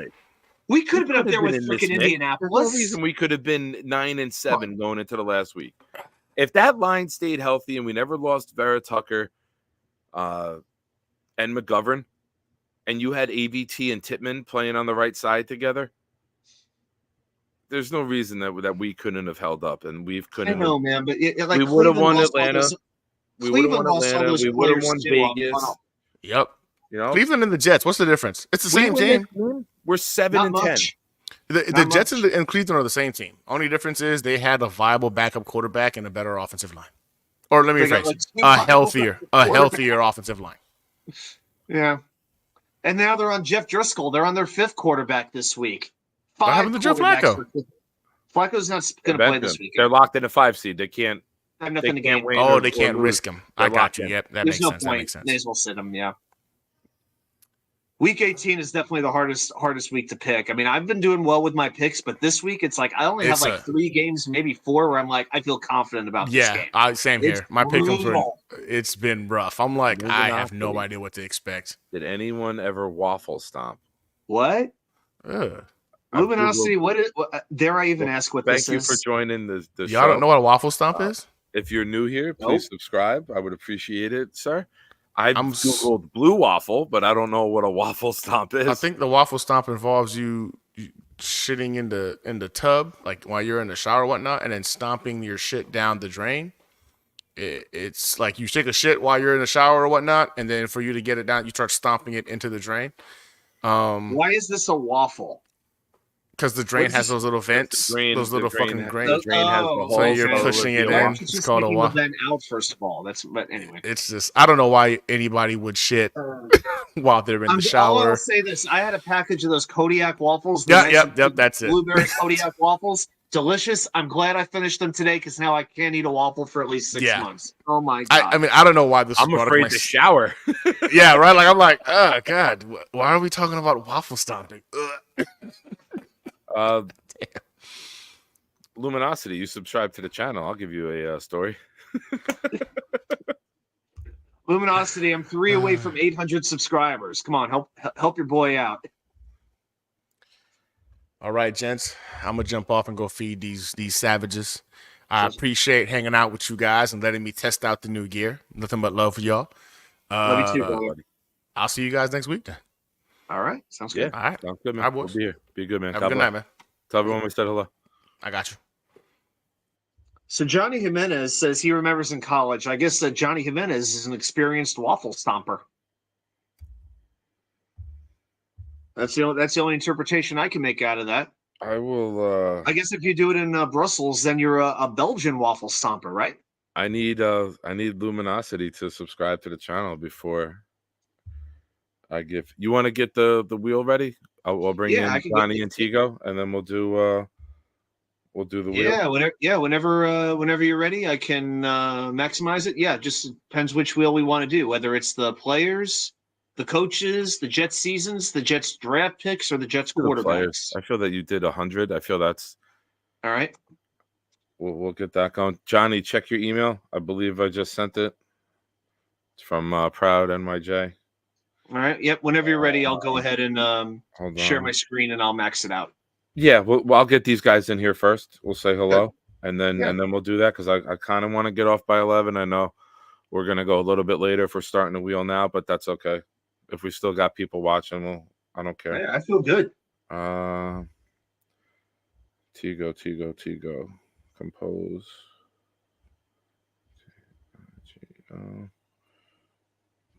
Tigo, Twitter.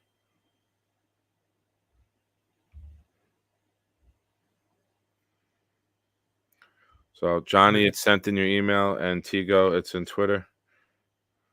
And Johnny, I hope you can make it out for one game this year with the Virginia Jets fans. Premium raffle on Sunday. I'll be doing halftime trivia too. So yeah, I will be hosting that for a $25 Jets gift card. Hey, buddy. Oh shit! I forgot I shaved. I barely knew you, bro. I forgot I shaved. It's been 2 years. Wow. We did it to do a hasn't prank grown on my back son. yet, man. You're fucking young. I did it as a joke on ever since I got out of the Navy. I haven't shaved, so it's been a couple years since I've gone back to baby face. But we did it we were bored and we wanted to see what the 1-year-old would think. So we put him down for the nap, and I had the beard. And then when he woke up, I didn't, and he was just looking at me like he had his bottle in his mouth, looking at me side-eyed. He was like, "What in the absolute fuck is happening here?" Oh, it happened Nick to me too. cried I remember like a I was in baby. Brooklyn. I was in Brooklyn staying with my grandparents. My dad, as long as I knew him, had a beard and mustache. He showed up with just the mustache. I had to hide from him. I'm like 7, 8 years old. I didn't know what it was that came to get me, but I thought like my father had been like kidnapped and replaced by some lookalike. It was pretty scary. I shaved my head. Like I had like winter hair going on. This is a decade ago more. This is 13 years ago. I had a fuller head of hair. And it was like it was heavy. It was thicker. It was like this long. And then one day I just go up to the bathroom and I shaved it. Like it was getting like April time, and I didn't want to have I was a cable guy, so I didn't want to have the tan face and then the white head when I did it. And I come downstairs and Nikki's like crying at like 1.5 years old, like jumping into his mom's arms. Yeah.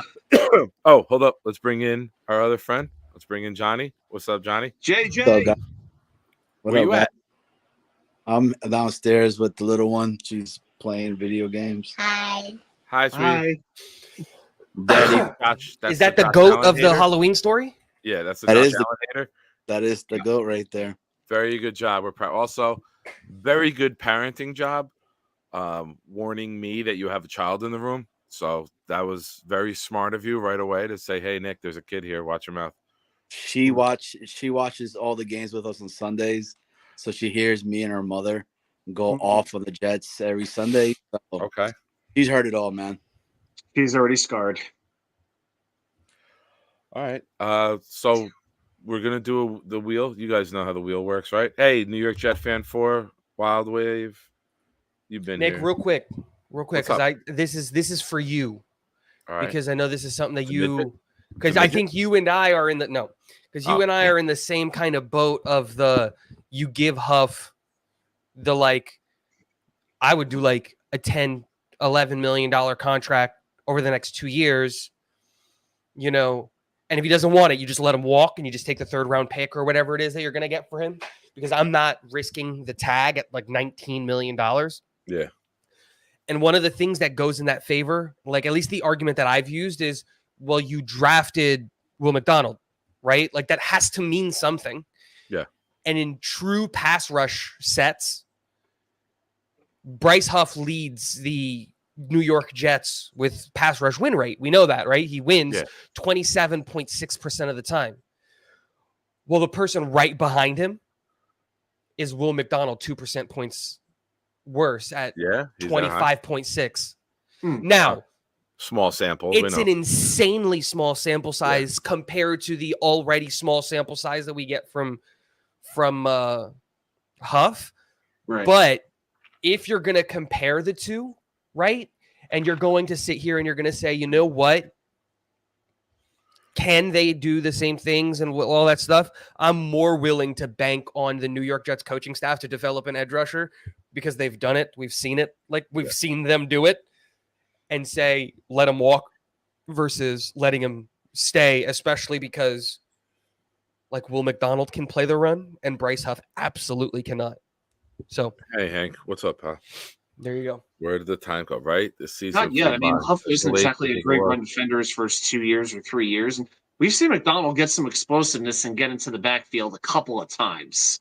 So the ability is there. No, exactly, and we saw that in college. Remember, if you looked at his last year, they played him out of position. They played him essentially as like a 3 technique. As a 3 tech, like as a over the guard at times. Yeah, Leonard Williams, think that kind of player, not really an edge rusher, not really an interior defensive lineman. Like he kind of played a 4, like over the inside shoulder of a tackle. Exactly. And that's why people didn't, a lot of scout or not scouts, but fans. Yeah. Prognosticators didn't have him very high because they did use him out of position. So I thought that affected him. But when you broke down the tape and you saw what his skill set was, it was like, okay, why weren't more people talking about this guy?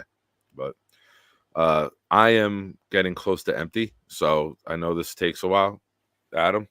Okay. Fire up the wheel. All right, let me fire it up. So first thing I will do is share. You know what? I'll hang. Shit. I'm gonna make a coffee. You guys talk, and I'll be down. Don't get the wheel going yet. You guys talk amongst yourselves. I'm gonna make another cup of coffee, and I'll be back. Nick, I like your style, bro. That's what I do. I'm a people pleaser. That's what she said. He's tried to anyway. That's what many she's said. Hey, Tigo, what's up, bro? I didn't even recognize you over there, man. Yeah, dude. We did it to scare the 1-year-old. I don't know if you heard that part. Not to scare, but just to do a prank on the 1-year-old. And I kind of just got it's been a couple years. I haven't shaved since I got out of the Navy. And so it was just like, bro, I haven't done it in a while. I didn't have a razor. I went to go look for one. I literally did not have a razor. I had to borrow one of my wife's ones. I was just Hey, Tigo, so who's your top 5, bro? Top 5 wrestlers of all time? Good question. I don't have a list. I never watched wrestling. I never liked the idea. Not that I never liked the idea. I got why people understood it. But to me, whenever I tried to watch wrestling, I just thought this is the male version of like Desperate Housewives. Like that's what this was, right? And it was just like one of those things where it's just like, oh, it's like made up drama with fights in between to keep guys entertained, and I could never really get behind it. I will say this, there's if I had to make a list, I could name 5 wrestlers that if they were on, I would root for them. My cousin was a really big Triple H fan when we were growing up, and he loved Triple H, and I've dropped the people's elbow on people, you know what I mean? How you not gonna love The Rock when he goes from, one of the greatest heroes to one of the biggest heels to and just all in the same kind of story arc. And Stone Cold, his whole persona is still elite. I love Hulk Hogan more now, who he is as a human now. I've been following a lot of what he does, and then going back to see who he was is hilarious because they're just contrasting of those two things. But I don't have a top 5 list because I just I've never actually sat through and watched a whole thing of any WWE, WWF, Raw, and Raw happened in our backyard. I'm 15 minutes away from where Raw was happening. I don't know if they still do it here in Orlando, but for the longest time, Raw was here in Orlando. I had people who worked at Raw. I got tickets and just would never go because it was just it was just never something that interested me. In Orlando every so often, every couple of years. It's every 5-10 years. It's in Orlando. So my cousin came to visit to go to WrestleMania, and he was like, "Do you want to go?" And I was like, "Dude, I don't because I know I won't be able to match your level of excitement, and it will detract from your experience. So go, come back and tell me all about it. It'll be great, and you'll have a blast." But it's the same thing of I'm a huge soccer fan. And I would get tickets to go watch my favorite teams when they would come to the States and all this stuff. And it's just I'm not going to take you because you're not going to get any enjoyment out of it. And your lack of enjoyment is going to take away from my enjoyment. Your Premier Leagues? Yeah, I do. I'm a big La Liga fan. I got my Real Madrid jerseys all up in here, but I watch it all. I watch it all. And so it's just one of those things where it's just that's my squad, bro. I love Real Madrid. I'm a huge Newcastle fan, bro. We suck as always. I'm a Spurs fan when it comes to England. Dude, it sucks. I pick all the crap teams to be other than Madrid, bro, when we were winning everything like back. Madrid is the only team that I support that has won a trophy in my lifetime. It's the only one. The Leafs haven't won anything. I don't count being a Mavs fan because I became a Mavs fan the day they drafted Doncic. Like that's it. Like I don't care about basketball. Like if Doncic went to the Suns, I'm a Suns fan now. You know, I'm a Doncic fan over being a basketball fan. And then it's just like the Leafs haven't won anything. The Jets haven't won anything. The Mavs haven't won anything since they've drafted Luka. The Spurs haven't won anything. Like the only team that I support that has won anything in my lifetime is Real Madrid. And they've done it all. Tigo, are you a baseball fan or no? Yeah, like I'm a passive Mets fan. Oh, I thought you were a Mets supporter. Okay. Yeah, like I got a Mets hat. I think I have a Pete Alonso jersey somewhere. Like, I think somewhere. Okay. Yeah. Again, it's one of those things where like I care about baseball in the whole season. I care about 12 to 14 times. In the beginning of the year, like I really want to get into it. And then I remember that it's like 160 games. And then you just remember, like the individual games don't matter. That's the problem with baseball. It's the series that matters. The whole idea now is just to get in the tournament and then anything can happen. Look at the Arizona Diamondbacks. It comes down to like a best of 3 series. So it's just about getting in and being healthy when you get in. Like, a lot of sports are nowadays. It's staying positive. It's staying positive on the series wins. That's it.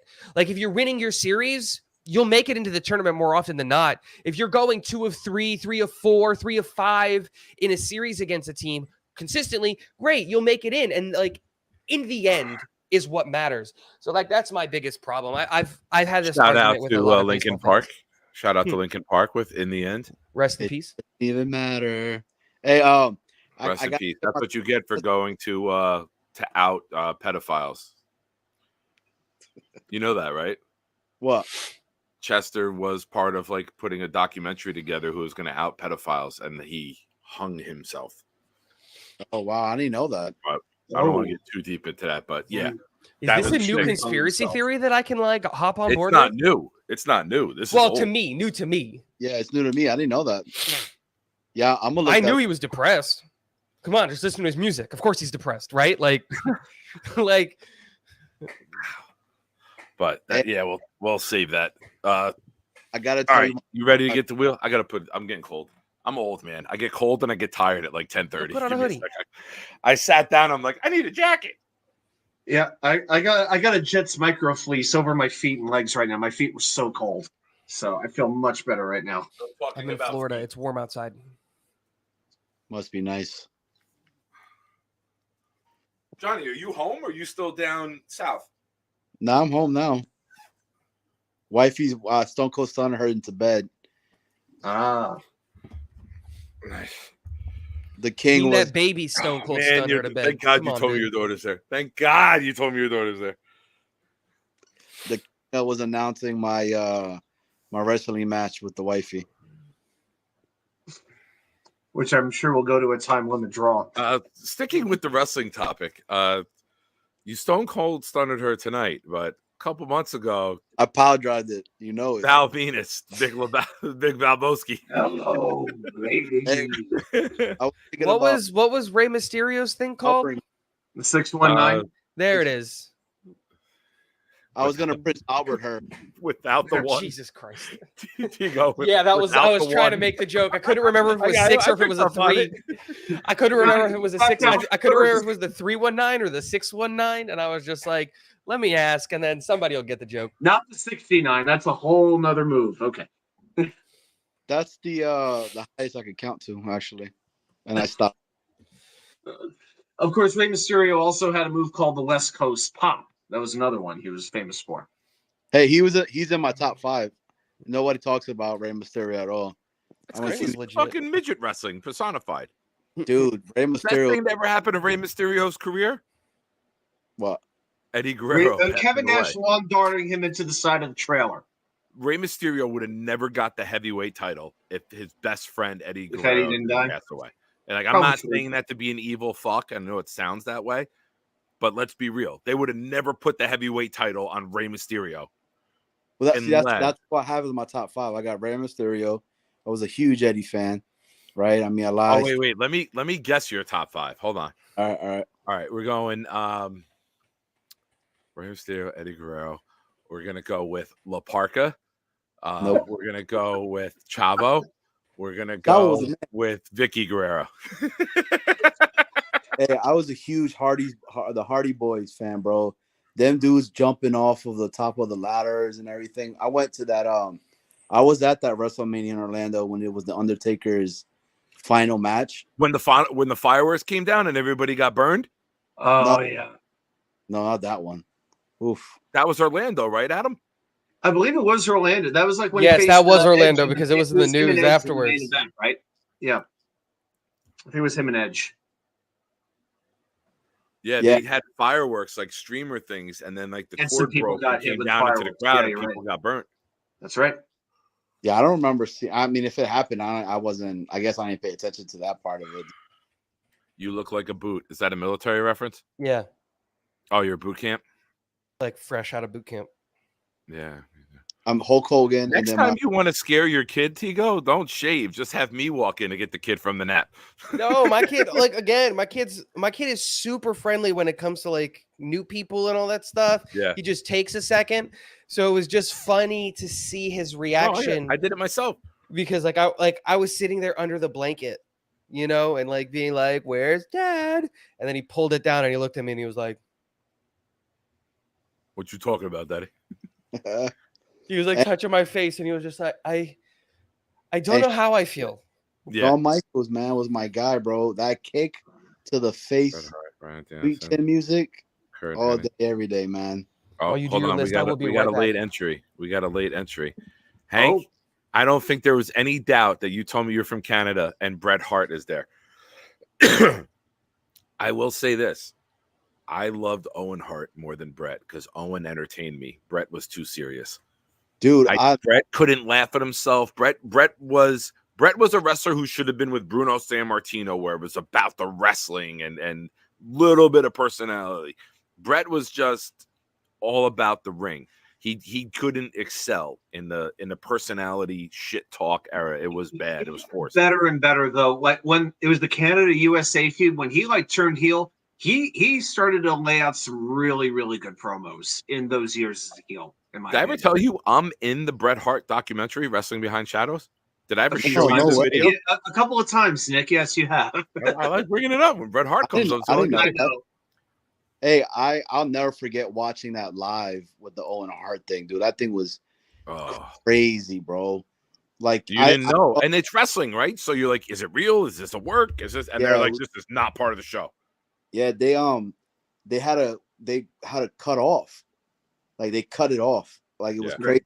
Went to the news or something like that back in the day. They did a backstage thing, I think, with Michael Cole, if I'm not mistaken. Yeah, interviewing Jeff Jarrett and Deborah. Yeah, and it kept them. They really edited it. That show was over the edge, and they've edited quite a bit.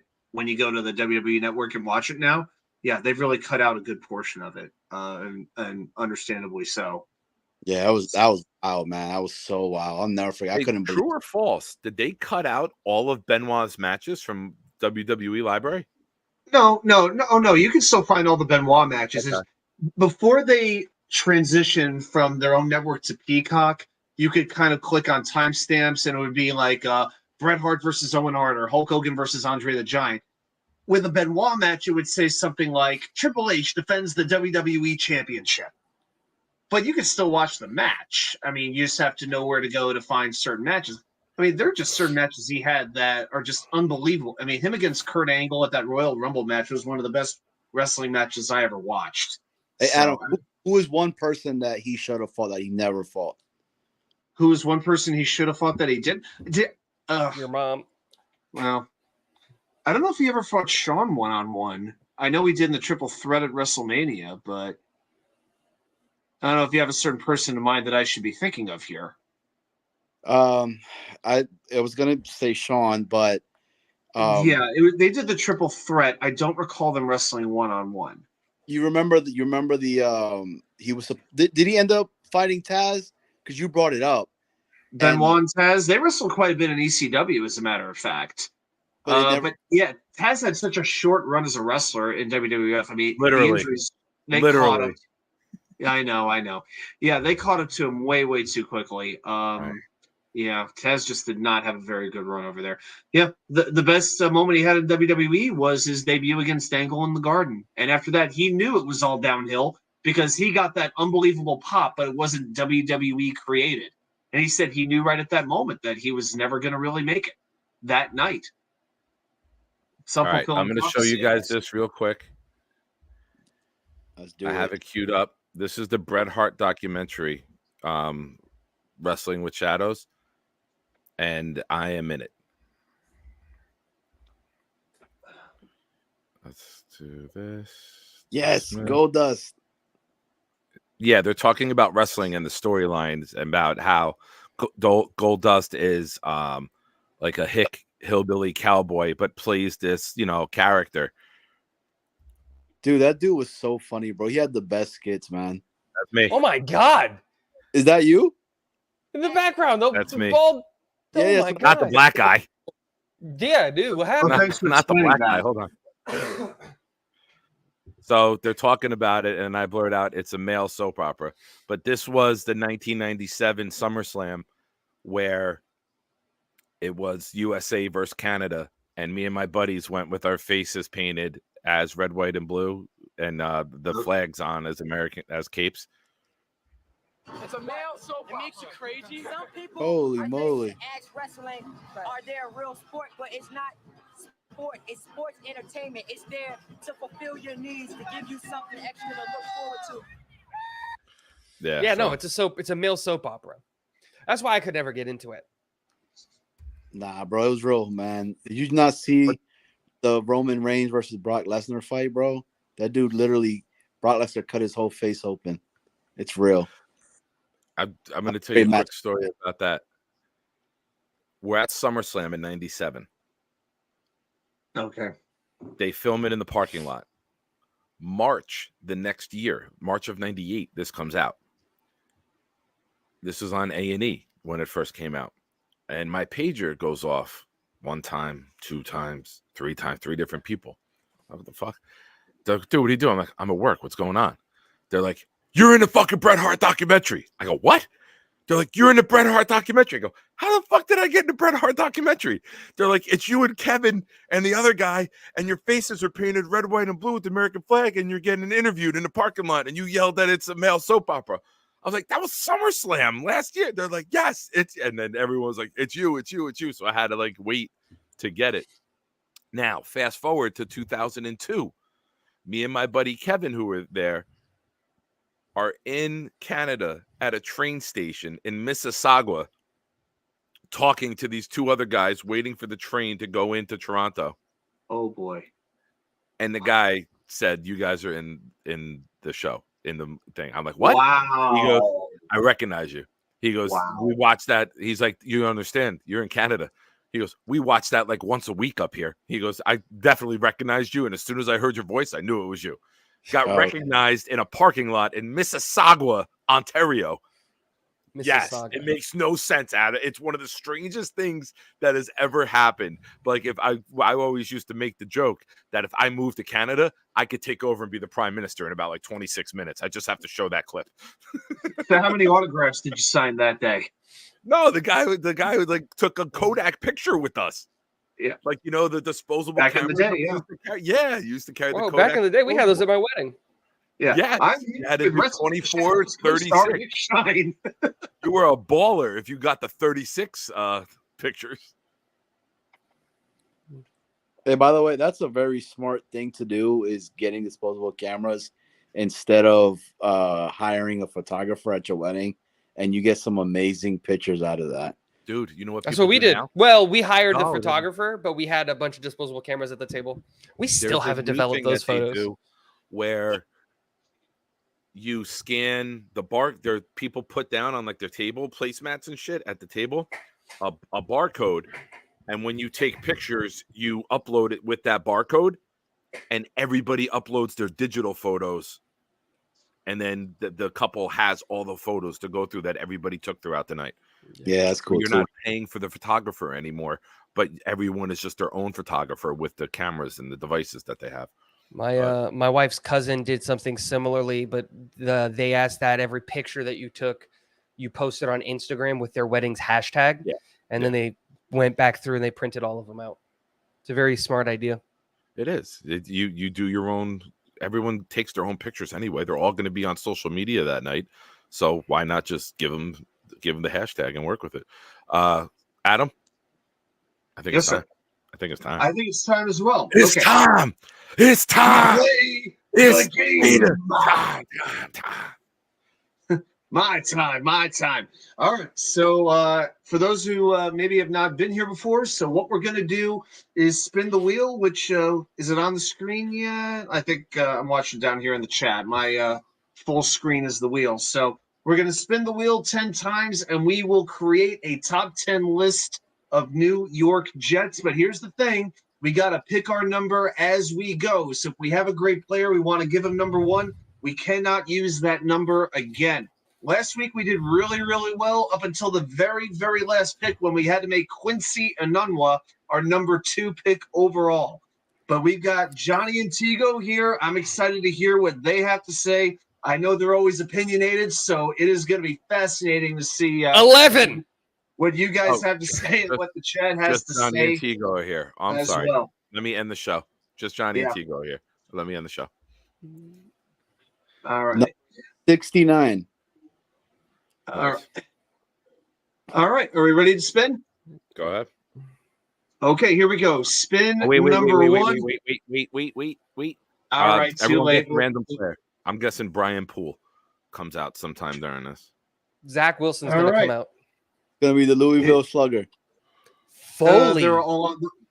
Foley Fatukasi is our first player. Maybe the best low-round pick. I'd say definitely the best low-round pick Mike McCagnon ever had. Good run stopper, has moved on to the Jaguars, but kind of a good under-the-radar player. So 1 through 10, let's see what the chat has to say. And gentlemen, look forward to seeing what you have to say as well. So 8. Foley Fatukasi. I was going to say 8, yeah. I think 8? Foley, yeah, because there's players that you can definitely see. Right? We changed systems, remember? That was the thing. Yeah. We went from playing a 3-4 no knock to a 4-3 on the player, with but Salah. in terms of being an all-time Jet, you don't have that many years, right? Was it 3 years and out, 4 years and out? I think about 4 years. It was 4 years. Yeah. Here's the thing. I'm pretty confident. He was good, very limited, but he was good at what he did. I've got some confidence we're going to find a few players who did not do their jobs well at all. All right. Harlan says 5. Hank says 7. Wild Wave and Mo say 7 8. myself. Johnny, what are you? I'm going to go 9. 9. Wow. That's strong. All right. So he's believing in the wheel. If we take the law of averages, okay, we got 4 8s, 1 9, 2 7s, and a 5. I think 8s win, right? I think 8 wins. Yeah. All right. We'll go. All right. We'll go with Foley as number 8. All right. I'll keep. And let the record show a rare moment in time where Tigo and I agree. Yeah. Not that we argue, but we usually our takes don't ever align. So the rest of the wheel, I loved Foley off the chart. I loved Foley when he was here. I wanted to keep him even with the change in system. And it was a sad day when he went to Jacksonville. And he's been doing the same thing in Jacksonville. He's just being Foley. Johnny, do you care to respond to Hank's comment? Johnny is a first-time player, I take. What do you have to say to that? I would say that is very true. He's got a lot of kids. Johnny is not a first-time player, Hank. Not player. We're not talking a Teddy Long player. To be fair, this is the first time I'm playing, and I got Foley right at 8. If we're assuming that Nick is right, but I did say Nick is wrong. So does that make me wrong? Interesting. Ooh, wow, you're in a new dimension with that. That could be Emanon. right. Good to see you, man. The great Emanon is here. Hey, Emanon, welcome, buddy. I've been hitting Eminon's inbox on DMs with Instagram with some of my videos. You guys know the shit I send. Dude, there's some that you send me that like whenever you send me something, I only open them in the bathroom, like away Yeah, from you the have to wife, open it away from the private. Yes. kid. Yes. Because, dude, there's some that you send me that are just out of pocket, dude. Yeah. I'm good. I'm glad I'm not the only one. How about the I one, love them. Don't stop. How about the one with but I did one mistake where I opened it next to my wife, and she was just like, "What is this?" I was like, "Babe, it's Nick," and she's just like, "Oh, okay." Oh, yeah. That's all I said. That's all I said. No, you have to blame Jeremy for that. It's Jeremy. Anything bad is Jeremy. Anything good is Nick. Because it wasn't bad. It was just. It's bad. All right, boys, ready for spin number 2? Let's do it. Let's go. All right, everyone predict the name. Predict the name. I'm gonna go with Le'Veon Bell. Mickey Schuler. Okay. Laveranues Coles. All right, here we go. Spin number 2. Give me a Mickey Schuler. We should get if you get it right, then you automatically get the name. Kelvin Beachum. Good guy. Has had a pretty good NFL career. Wasn't with the Jets very long, but 2 years? Kind of, about 4 years. Came after a little bit after DeBrickashaw, so it was quite the standard he had to live up to. But is he here's still the in question. the league? Yeah, he is. He was with the Cardinals. With Cardinals? Did he go playing back with the Cardinals. I think he got hurt, but I think he was with the Cardinals. He was the left tackle, and then they had Paris on the right. Paris on the right. Yeah. So here's the question: if we put him at 9, it's to me it's 7 or 9 here. Yep. Yeah. If you put him at 9, the odds of getting 2 worse people than him and Foley come into play. If you put him at 7, we still leave ourselves a little wiggle room. But then the question is, this is the thing, is if you put him at 7, like, can you actually put him at 7 above Foley? That's the thing. I think Foley was the better player. So, like, you theoretically have to put him at 9, but you run into that problem of, like, what happens when you get Le'Veon been Bell. doing this lately. Mo Dean brings up a great point. It was an offensive lineman with the Jets who was healthy for every Jets season. I changed on the MetLife Stadium turf. That is a fair point.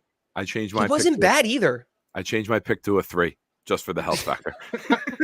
He gets like a 4-spot curve for staying healthy. Do we remember what years he was with the argument Beachum was on the level of Foley, if not a little bit better. Plus, Foley was really just a run stopper. Beachum was a pretty good all-around left tackle. But I got a strong feeling we're going to get 2 players worse than Foley over the course of the spins here. I think you're right. Myself. Do we remember what years he was with the Jets? Do you guys remember? Was it 1819 or 1920? It was McCown's year and Darnold's rookie year, I believe. Yeah, it was right around that time. It was McCagnon definitely signed him. Yeah. Was it 1819 then? I can't remember. I'll look it up. He's 34 years old. Professional career. I just don't remember the years. I think he's 7. I'm gonna. That's my. 2017, 2018, and 2019. 3 years. He left in 2020. 17 to 19. How many games played? Played every game. Yeah, 48. I don't think he missed a single game with us. Started 16 games. I'll look up PFF, but let's see if I can tell you, PFF he ranked. He was PFR. Middle of the pack all 3 years. Let's see. He played 3 years with the Jet. He played 16 games, and then 13 games in 2019. That's amazing. So he did miss 3 games. That's second to Brickashaw all time. So let's go 7. I think 7 is the right I spot. would go 7. The 3 years makes the 3 years instead of 2, which we originally thought, makes me a lot more comfortable. Okay. All right, I'm good with it. Kelvin Beachum's our 7. Foley Fatakasi is our 8. All right, we're on. Okay, spin number 3. All right, you guys want to make wheel predictions on this one? D. Milliner. Kyle Clifton. Tim Tebow. Let's spin. How about you, Adam? Pick one quick. I don't have to. I created the wheel. Yeah, you could say a name.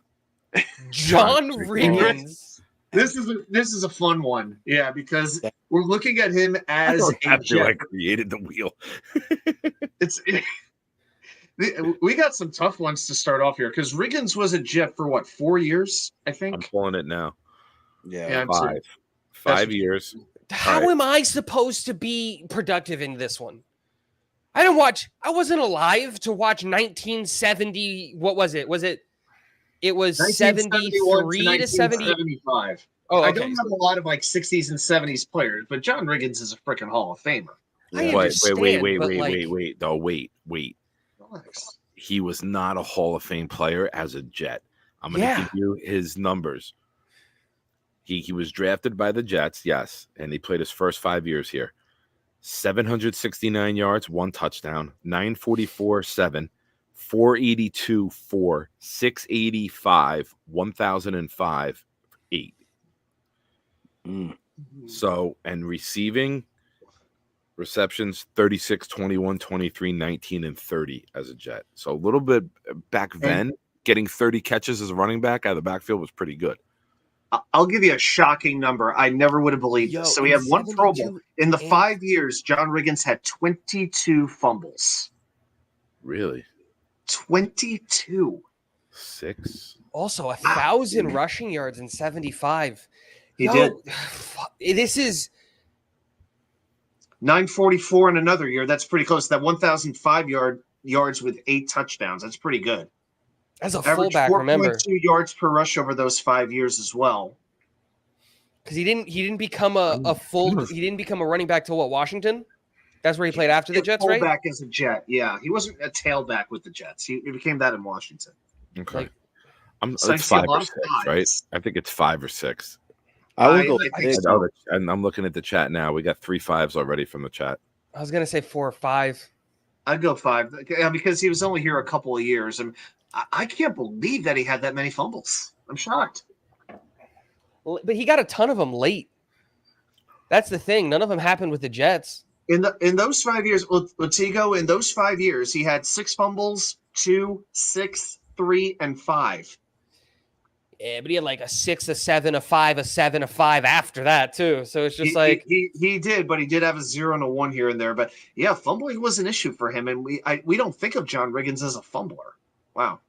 I'm good with a 5 myself. I think I'm content. Yeah, I think we got a bunch of 5s. He had in there. 24 touchdowns rushing in 1983. He just got better and better. Christ.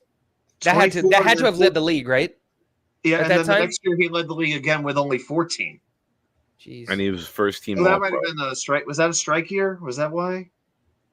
No, the strike year was 82. Excuse me. That was the year they went to the Super Bowl. 83 was Raiders.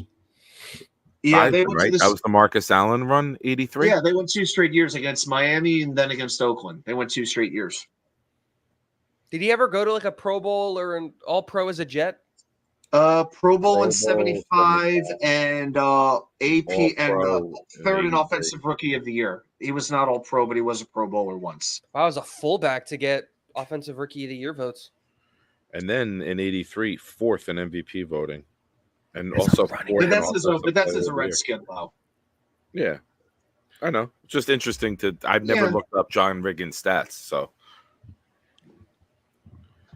All right, boys. Hank, I'm Hank seeing 5s in the chat. Hold on. Wait. I'm sorry. Hank has an interesting comment from Wikipedia. On October 15th, 1972, the Jets set a team rushing record of 333 rushing yards against the New England Patriots, beating them 41-13. You mean we once beat the Patriots? And he helped? That's now I'm curious. That was what, 72? Yeah, check the game log. I'm looking it up right now. How many of those yards did he have? That's the question. Yeah. He didn't have a big year in 72, so I don't 24-13. It was October that game happened? October 20. Wait, I'm sorry. What did he say? October 15, 72. October 15, 72. Okay, I got it. October 15, 72, Jets. I'm pulling it up right now. I'm up. I got it. Okay, so yep, Riggins did score a touchdown. 168 rushing yards. 168 yards. Fullback? And then Emerson Boozer had 150. His longest run was for 12. He ran 32 times. Now check. Now Google. Where was that game, in New York or Washington, or New England? It was in New England. All right. Google the weather. Foxborough weather, October 15th, 1972. Now you go to the weather almanac and see what the weather was that day. It got very dark at nighttime, Nick. Thank you. There was a wind blowing from the east. I can confirm. I have it as east-northeast, Tigo. We're we'll split hairs. Why are we splitting hairs? And everybody there parked their car by the bar so they don't have to walk if we by. keep this shit up. Hey, Chris Patty Ivory. Grimes. Thanks for joining, bud. Detroit fan. We wish you well. A lot of us are rooting for you guys, Patty. A lot of us were Jets fans. Well, all of us are Jets fans. We're underdog fans at heart. So part of my I'm pulling for the Browns, the Lions, the Rams. Those are the teams I'm rooting for in the playoffs. Chris Ivory. All right, what are we doing? Are we doing 5? I think we had 3 5. Yeah, we put it in 5. He's at 5. Yeah. It's 5? Okay. All right. Well, I'm keeping track on my phone. Like, me too. All right, 5 Riggins, 7 Kelvin, and 8 Foley. All right. Spin number 4. I'll guess John Connor. I'll guess Calvin Pace. Give me John Connor. Calvin Pryor. What Calvin would you like to take, Tigo? I already said Chris Ivory. Chris Ivory, okay. Okay. Nick? I said John Connor. John Connor. All right, spin. Here we go. Spin number 4. That's more fun. Instead of spinning the wheel, you just spin it. I think I got Foley again. All right, we got to respin. Ooh. Yep, got to respin. We move him? We move him. We move him. We get the right to move him now. Do we have that's to a good point. And we'll have the choice at the end. Oh shit! Dimitri Patterson. Who the fuck is that? I don't even 10 if we don't even know who it is. Number 10. 10 if you don't even know who it is. Freaking AWOL on us in the preseason. 10, what happened? So 10? That's who that was? This is about an 11. This is like a poison pill that I put on the wheel, if that makes sense. All right. Oh, so someone would have put somebody at 10, and now you get Dimitri Patterson. You got to put him above people. Or if like you leave a 2 for the end, like we did the other day, and you pull Dimitri Patterson as a number 2 Jet. Oh my God! Yeah. Well, Yo, you know what's crazy? Story. Is his picture on Pro Football Reference is him in a Jets jersey. That's sad. So Patterson, for those who don't know, he was signed April 1st, 2014. On August 25th, he was suspended indefinitely after leaving the team without contacting the organization. He was released August 30th and retired at the end of 2014. So he never even got in a game for the Jets. But he was with them for about 4 months. Okay. Well, I'm going to, as the proud New York Jet fan, I am going to pull rank and say that since he never played in a game for the Jets, he is null and void. Spin that wheel. You got it. Good. I'm good with that. Very good nugget. I'll have to replace Patterson on the wheel next time. That's a very, very good job by you finding that name. And we all went, who? I'm like, if we don't know who the fuck you are, you're an automatic 10.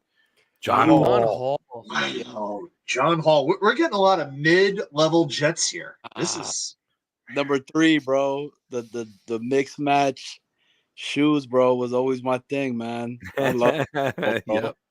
John Hall was the guy. He was a Jet for what, like 7 years? He was there for a long time. He was with the Jets from 97 to 02 before the Redskins stole him. That was right in the beginning of when I started watching, like not watching. I always watched the Jets, but remembering Jets. Yes. And guys in the chat, I am looking at every comment, but just any comment that I pick up covers Johnny's beautiful face. So I'm kind of reading the comments instead of pulling them up on screen. The thing with John Hall, I always had this perception he was better like kicking like 40, 50 yards and up, but in that 30 to 40 range, he wasn't quite as reliable. Yeah. You know? I'll say this, though. He did kick in Oakland to get us into the playoffs. He sure did. A 53-yarder, I believe, if I'm correct with that. He's the definition. I always felt like he was the definition of he's not like your cup kicker. Yeah. Per se. Like he's not the guy that you want to kick your game-winning field goal. But he's also not like Eddie Pinheiro, where like you don't want him kicking any field goals. John Hall had like a booming leg at that time. Yeah, man. Dude, and John Hall just wasn't accurate. John Hall in his 6 years as the Jets, with 6 years with the Jets, made 73.4% of his field goals. It's not a great percentage. But he made big ones. He made a lot of big that's the thing. It's just like he wasn't great, but he wasn't so bad that you needed to replace him. Yo, John Hall gets to be on the top because he rocked the 2 different types of cleats. Bro, they all do that. And the helmet that he used to rock as well. You guys remember that? with the chin strap crap. Yep, with the singular chin strap. But yeah, I think 9. I don't think he was really. I don't think he was better than Foley or Kelvin. He was okay. He wasn't terrible, but yeah, for this list, I mean, he's got to be, to me, he's got to be 6 or he's got to be 9. He can't really be anything else. And I'm not going to put him over Beecham. Yeah, it's hard to. I mean, 73 is not a good percentage for 6 years. Games, man. All right. Chat, we need your help. Yeah, Chad, you're going to have to give us the call on this one. Hank's we got a 6, we got a 9. Jay, thank you for watching. Of course, Mo says 9. I'm surprised Mo didn't give him an 11. Jay, thank you for watching. If it's your first time here, please subscribe. And if you subscribed already, thank you, man. Appreciate it. Got 3 9s. Welcome back. Man. I think John Hall's a 9. All right. And it's not because, like I said, it's just the list. It's how it's played out. That hurts my heart. Yeah, mine too, because that fucking kick to get us in the playoffs in Oakland, man, was fucking huge. It's just one of those things, like the biggest kicks he did make them. Here's what I'm factoring into this. Dom. I know Dom's Modine. Great point. He was average, but when you're looking at the list of names that we have already, Beecham never got us into the playoffs. Fatukasi never got us into the playoffs. But those positions aren't positions that get you into a playoff. You gotta weigh the worth and you gotta weigh the moment. And I'm not the left tackle you. You were too young for the moment. Kicking that kick in Oakland to get us into the playoffs was a huge Jet moment. Dom, we're going to need your vote on this one. I'm telling you. We got John Riggins at 5, Kelvin Beecham at 7, Foley Fatukasi at 8, and now we've landed on John Hall. Should we put John Hall above Kelvin Beecham and Foley Fatukasi or beneath Kelvin and Foley? I'm very curious what you would say, Dom. You can make the argument either way, and I couldn't really object to it. I was debating you're ahead of Riggins. You're thinking about putting him there because of one play, not the totality. You got to look at the totality of his career, not just the single play that you remember, because everybody could do that, right? Because then I can legitimately say I could put Chad Pennington at 1 because growing up he was my favorite Jet, and even though he didn't win us the Super Bowl, who gives a crap? I'm going to put him over Joe Namath because I watched Chad Pennington. But like that's not. You got to look at the totality of the career, I'm dude. Talking about the moment too. Like none of these guys got us to a playoff spot. Beecham and Fatukasi never did. How does a left tackle get you to a playoff spot? But Hall had a signature Jet moment that was bigger than those two guys ever did as a Jet. Showing up and not winning doesn't mean shit. If you win, you get remembered. He won a game. He got us into the playoffs on a big kick in Oakland. Bro, again, you're taking one moment over a totality of a below average career. Steve Kerr hit a game-winning kicker. Steve Kerr and John Paxson are remembered for being very below average players. Yeah, but Jeremy Lin's not in the Hall of Fame, and Linsanity happened. Oh, he is in New York City. Monday Night Miracle. Like,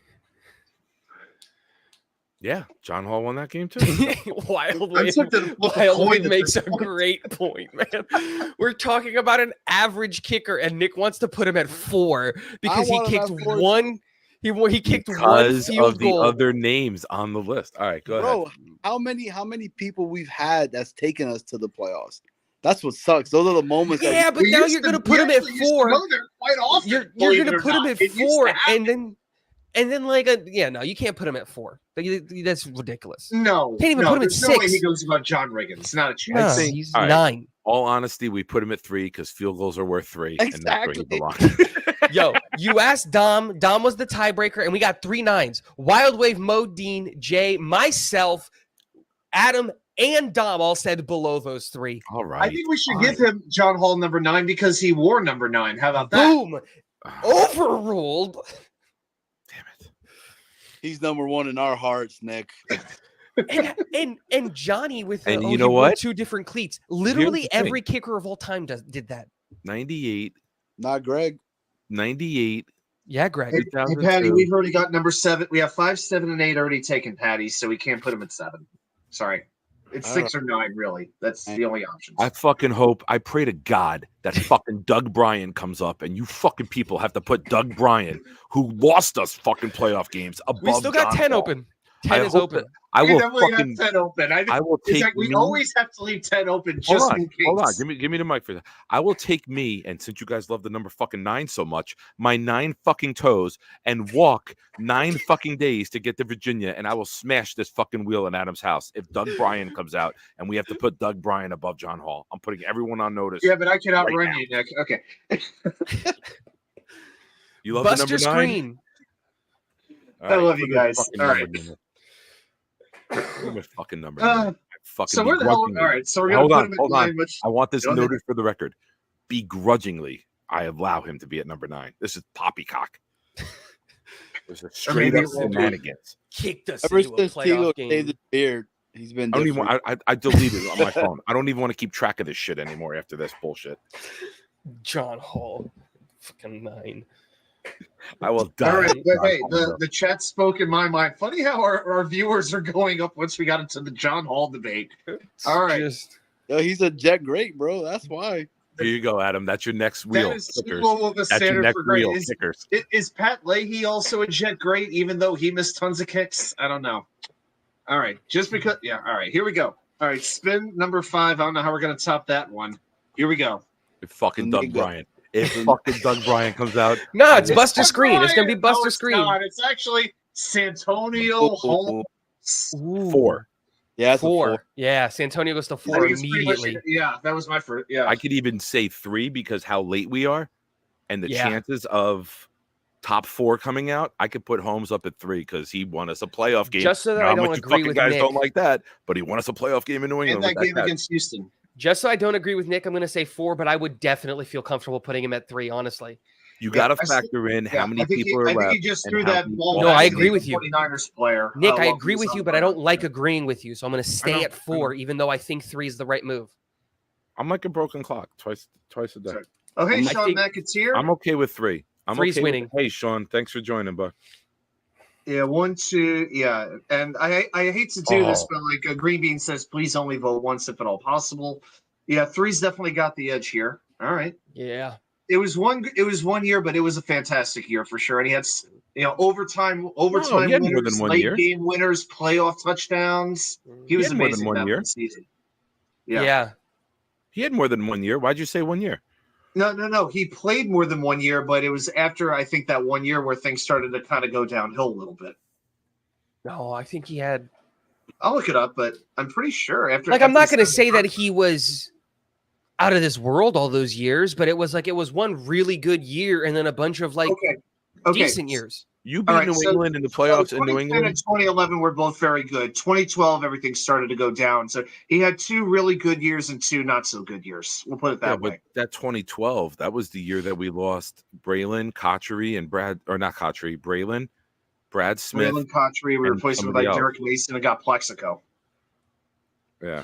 They're great for the Jets, Modine. Relax. Yeah. No one's going to have great numbers on the Jets. They're great in comparison to other Jets. It's because we put John Hall at 9. This is all gone. Shut up. Why are we bringing it up, Johnny? I'm trying to move on. I'm trying to move forward, Johnny. Yeah, move on, man. I'm trying to move forward. I can't. But the thing that I like is if Santonio is going at 3, this gives us 1 and 2 still open, 4 and 6 are still open. We still got 10 for Oh, let me ask you guys this: if we had Dimitri Patterson in at number 10, would you still have put John Hall at number 9, or would you have left that spot open for someone else? I would have put him at number 9, and I would have risked it. Never coming on the show again. Enjoy your last day.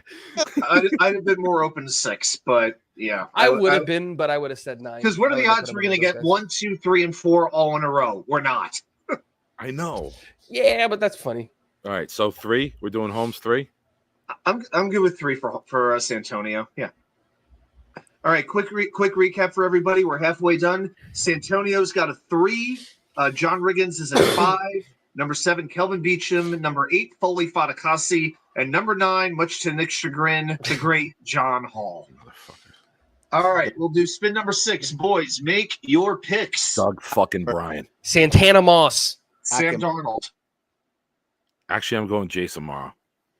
Johnny, did you make yours? I'm sorry. Hackenberg. Oh, gosh. That'd be great. Wait, if Hackenberg never played a game, does he? Nah, but he was on the roster at least. Does. Oh my God, Muhammad Wilkerson, a very, very polarizing. He actually just got nailed for another DWI in the last month. I heard. Jesus Christ! He is not doing well at all. He got nailed for it a couple weeks ago, but the court case, I think something happened. Man, oh man, that's a sad story. I mean, he broke his leg in that last game against Buffalo. Then I think he got paid, and everything went to hell for him. But man, Hold on, he was Adam, really just to show you how good of a host I am, we're gonna tie this whole 3.5-hour show into a pretty little bow. He got hurt in what game against Buffalo? Wasn't the final game when we lost the division? This is why I don't want any of the fucking starters playing on Sunday. Anyone of value, get them the fuck out. There's no reason to play in this game. Treat it like a 4th preseason game. Get everyone on the goddamn bench and get back to Forum Park healthy. Nick didn't curse for the first 3 hours of the show. We have one John Hall mention, and he's turned into freaking George Carlin. Kick me in the nuts. And also, the Cafe Bustelo leche, cone leche that I have, fucking fantastic. So amazing, bro. I don't know what to do with Muhammad Wilkerson. I will blow trumpet farts all night long from the dairy, but god damn, it's worth it. I'm sleeping by myself. I don't give a shit. Let it rain. Because you have to have 2 or 4, right? He has to go 2 or 4. I mean, he had 10.5 sacks one year, 12 sacks another year. Would be a 1 if you go ahead. Was named second team All-Pro twice. That's pretty good. Made a Pro Bowl too, didn't he? In like 2016, 2017? Pro Bowl in 2015. That was his best season. Yeah. You got to put him ahead of Holmes. He forced 11 fumbles. 11 forced fumbles is pretty good. I could go 2 or 4 and be okay with Wasn't he also like a tackling machine? Didn't he average like over 60 every year from the edge? If you look at combined tackles, yeah, but for solo tackles, he was usually in the 30s on average. No, not solos. Combined. Number 2. Combined, then you're looking at about 50 to 60, 50s, 60s every year. Yeah. 103 quarterback hits in 7 years. So that's about 15 quarterback hits, basically 1 quarterback hit per game on average. Yeah, he's got to be ahead of Holmes. Yeah. You got to put him ahead. We hate the way it ended. His time here was good. Yeah, you don't want to let one moment sully what is a whole career, just like we didn't let one moment override what was a pretty mediocre career. Let it go. I was talking about Foley. Why are you bringing up John Hall? The mediocre. It was a good career, ruined by the fact that he went to Jacksonville. Jeez, man, let it go. Not everything's about whatever his name was. Jesus Christ, show some respect. Yeah, you know his name, John Hall, baby. Tico, you Google John Hall game-winning kick Oakland and live the moment now. The kick. Yeah, Brees and Bryce's dad was John Hall. Right? He's the first kicker I can remember for the Jets. Dude, just look at the slow motion of him kicking the ball. Just because we remember him doesn't mean he was good. No. I'm just saying he's the first I remember. The first kicker that I remember for the Jets was my father, because he would kick me when we were watching the games and shit wasn't going right. There you go. That explains your love for John Hall. You were getting kicked, so you could relate. I was the ball. The 80s were a different time, man. I got to say, the chat seems very, very divided on the 2 versus the 4 for Mo. Yeah, but you got to put him over Santana, and now we've got you got 1, 4, 6, and 10 open. We're not going to get 2 players above Holmes if we put him at 4. You're going to have I don't think somebody it's impossible, to be honest with you. I think it could happen. You're going to have somebody like JoJo Townsell being in a 2. He's on the wheel. I couldn't do the wheel with you and not have JoJo Townsell on My favorite Jet name of all time. Thank you. I'm aware. All right, let's get to this next one. So all right, we're 2 with Wilkerson. Yeah. All right, I'll go 2. Nick Mangold. Stephen Hill. Fill that number 1 spot right now. Stephen Hill. I'm gonna go Leon. I'm gonna go Leon Washington. How about that? Ooh. I'm gonna go Chris Jenkins. Okay, we got 1, 4, 6, and 10 open. Here we go. Spin number 7. Here we go. I'm gonna go Chris Jenkins, and I'm gonna immediately put him at 4. Oh, this one looks pretty good. Marty Lyons, one of the best defensive tackle, member of the New York Sack Exchange. 1. You got to put him ahead. Yeah. I'm making him my number 1 in my. Yeah, that's not even a question. Yeah, you have to. The chances of somebody being better, we'll just have to bite the bullet. But I can't put Marty below Wilkerson with that spot open. Never. I absolutely agree with this. Yeah, just to pull. I'll just pull the. Do we I even just need want to tell you, Adam, up? this wheel is so much less fun when we all agree. Oh, there's the plenty best of part of the wheel is the conversation. Yeah, like when we've we been disagree. agreeing all night long, right? Yeah, like we didn't just have a John Hall debacle. No, that's what I'm saying. The best part of the wheel is when we disagree. I mean, career long jet from 1979 to 1990. My God, yeah, man, unbelievable. You know, another little trivia note: Marty Lyons is the only Jet to record multiple safeties on defense. For his Everybody career, else has had one season? or zero, but Lyons had two. Wait, for their career? For the whole career. Yeah. Huh. Yep. Oh, Ashton Davis coming in on a new record. There you go. He gets. You got to say this about Ashton Davis: when he has a chance at an interception, he actually holds on to the ball. I can't say that about a lot of people. We should have put him at wide receiver 2 over Lazard. I was gonna look at this as a joke, just as a joke, to see if it was at a reasonable thing, and I wasn't gonna tell anybody, and I was just gonna show up to one of these in his jersey. I was looking up how much it might cost to just get like an old school John Hall jersey. Yeah, the last one that sold for $500. Exactly. Dick, why did you buy the John Hall jersey for $500? Because it comes with John Hall. He delivers it to you. John Hall shows up and thanks you, and then he has to sleep on your couch for the night. Ain't that a kick in the pants? All right, I guess Marty is our number one. Yeah, no, that's easy. So we got 4, 6, 10. So it's obvious that Revis, Martin, and Namath are the next 3 to come now. Of course. Along with Klecko, Mangold, and Gastineau. I will take Darrell Revis on this spin. I'm taking Jeremy Curley. Jeremy Curley. I'm going to take, just because it's such a big moment and Patty Grimes is here, I'm going to take Aaron. Oh, you glitched. Glenn. Aaron Glenn? Okay. Aaron Glenn. Wayne Corbett. Aaron Glenn. Wayne comes up and we have to put him at 4. Guys, give me 1 second. Guys, I want to thank Antonio. Give me 1 second. I want to thank everyone in the chat. I know we're going on 3.5 hours now. Thank you. Please like the stream if you haven't already, which I know most of you have. Please subscribe to the channel. Also, check out Adam's channel, Wicker Media, New York Sports Wicker Media, and Talking Jets with Tigo.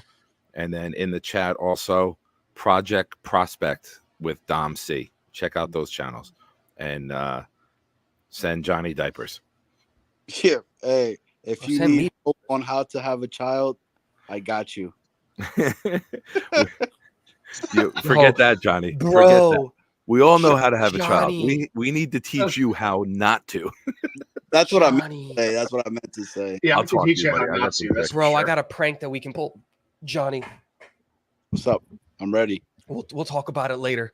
I have a friend of mine. Him and his wife are struggling to conceive. I'm just gonna be like, I got you. I'm gonna get you with an expert and just have you. Hey, in the picture of this. Who's the expert? Antonio Cromartie? Yeah. Nick Cannon, Antonio Cromartie, and Johnny, of course. I love Tigo though. We're gonna talk about it later, and then immediately does it? Yeah, because we weren't gonna talk about it later. As I said it, I was like, we're not gonna talk about this later, and so I just said it. All right, Plaxico Burress. I've changed my mind. Give me Ray Mickens here. I can't even remember who I picked anymore. Okay, Eric Decker. All right, I'll go Jabari Zuniga. Hey, see how you love Decker? That's how I love John Hall. That's great. Like, tell us why you love an average kicker. Decker's walk-off TD is a much bigger moment. Don't start. Hey, you want to know why I like John Hall? It didn't get us in the playoffs. Exactly. That was a nice what did we do when we went to the playoffs? It didn't matter anyway. It was a wasted kick. Oh, hold up. You want to break that down? We're going to break that down. Herman Edwards is a fucking moron because we flew cross-country to Oakland, and he didn't have the team pack their bags to stay there. So after we kicked the field goal to get into the playoffs, we flew back across country and then had to fly back out for a Saturday night game. So 3 cross-country trips in 6 days. Herman Edwards is a fucking idiot. Hello. Yeah, goodbye. Should have been fired a long time ago. I can't believe Kansas City traded us for him. Fucking morons. Not that we did anything with them. What did we even get in that trade? Do you remember? No. I forgot we traded Edwards. Nothing of consequence, or we'd probably remember it. That's all. Dano. That was the 04 draft. So wasn't that part of the package to trade up for Dwayne Robertson? Oh dear God! Oh. Am I right with that? I know we traded 2 first-round picks and a 4 to move up to draft Robertson. I didn't remember that was part of it.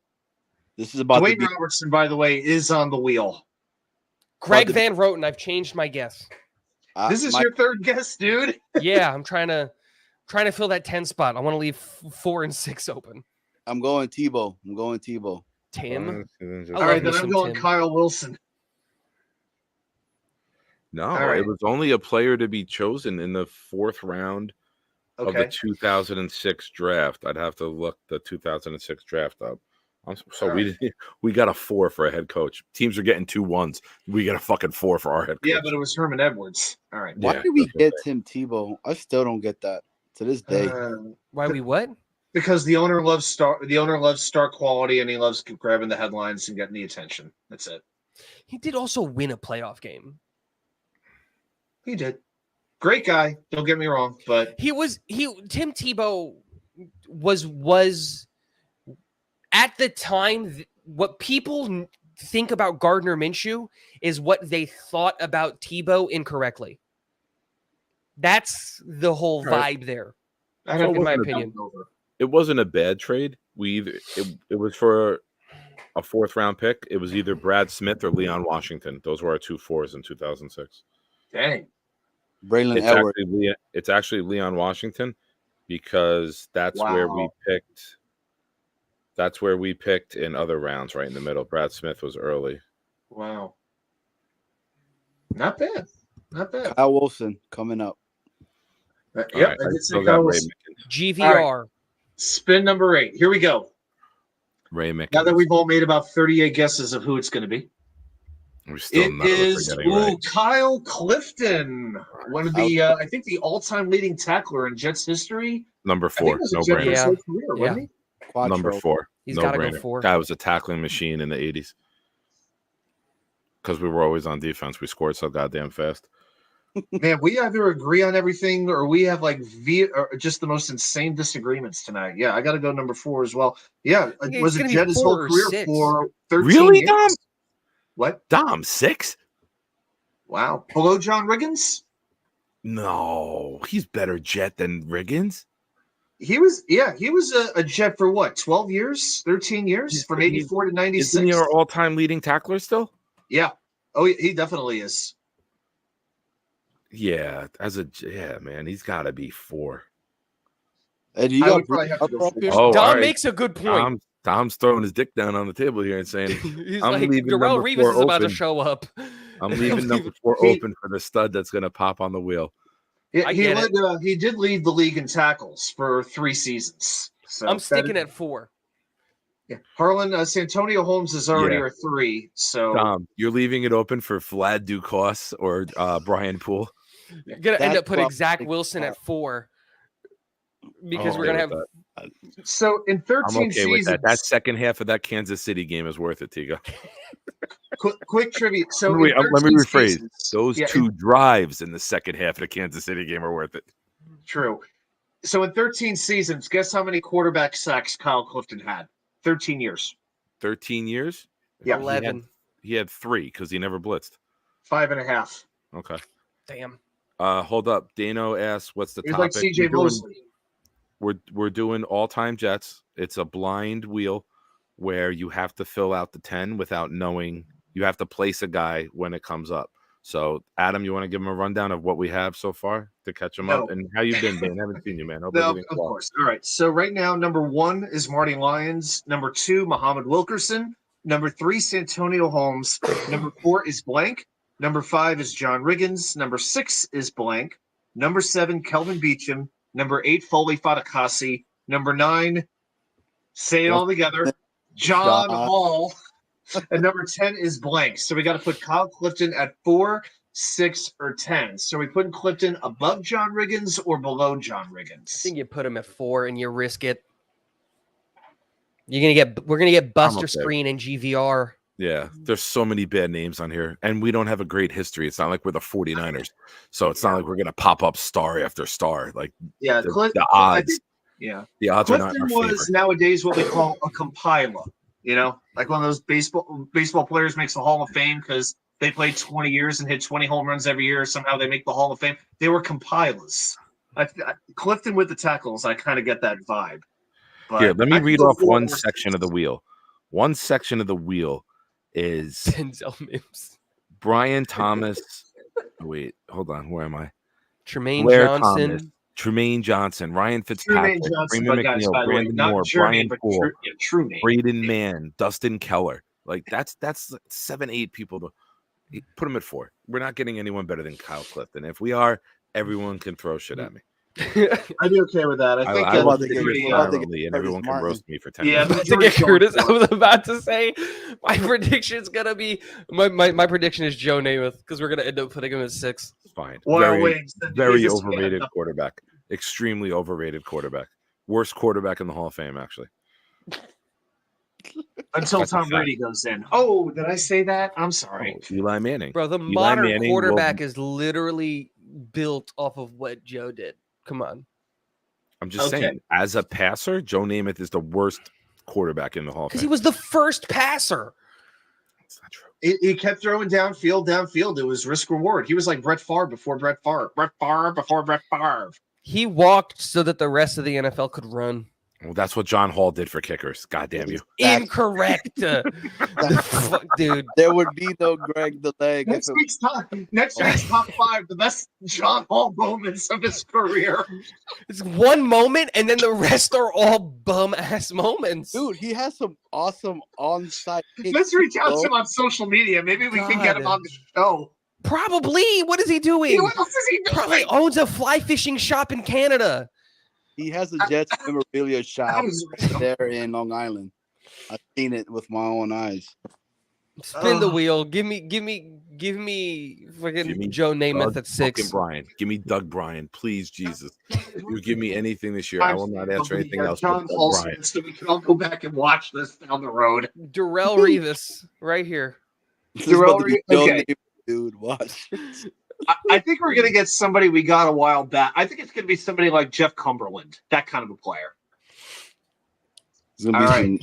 Lee Miller. Come on, fill that 10 spot. Okay, spin number 9. Here we go. I think we're doing all right so far. What are we going to do here? It's going to be Dustin Keller. Okay.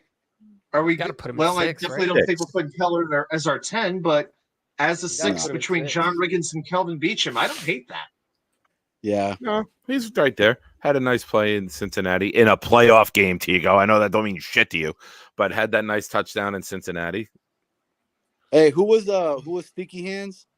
The tight end. He's only a Jet, right? He was only I feel like he only played 6 years? Like he didn't play long. I think he literally never got a second He was contract. done. Yeah. Yeah, he played all of his games the first 4 years, then he played half of 2012 and then he was done. He didn't play long at all. talk about Butters, 58% catch percentage. Wow. But he did have a couple of some touchdowns in the playoffs. The lasting memory negative that I have of Dustin Keller was that opening night game against Baltimore on 4th down, and he steps out of bounds like a yard before the first down marker. I'm screaming, "What are you doing?"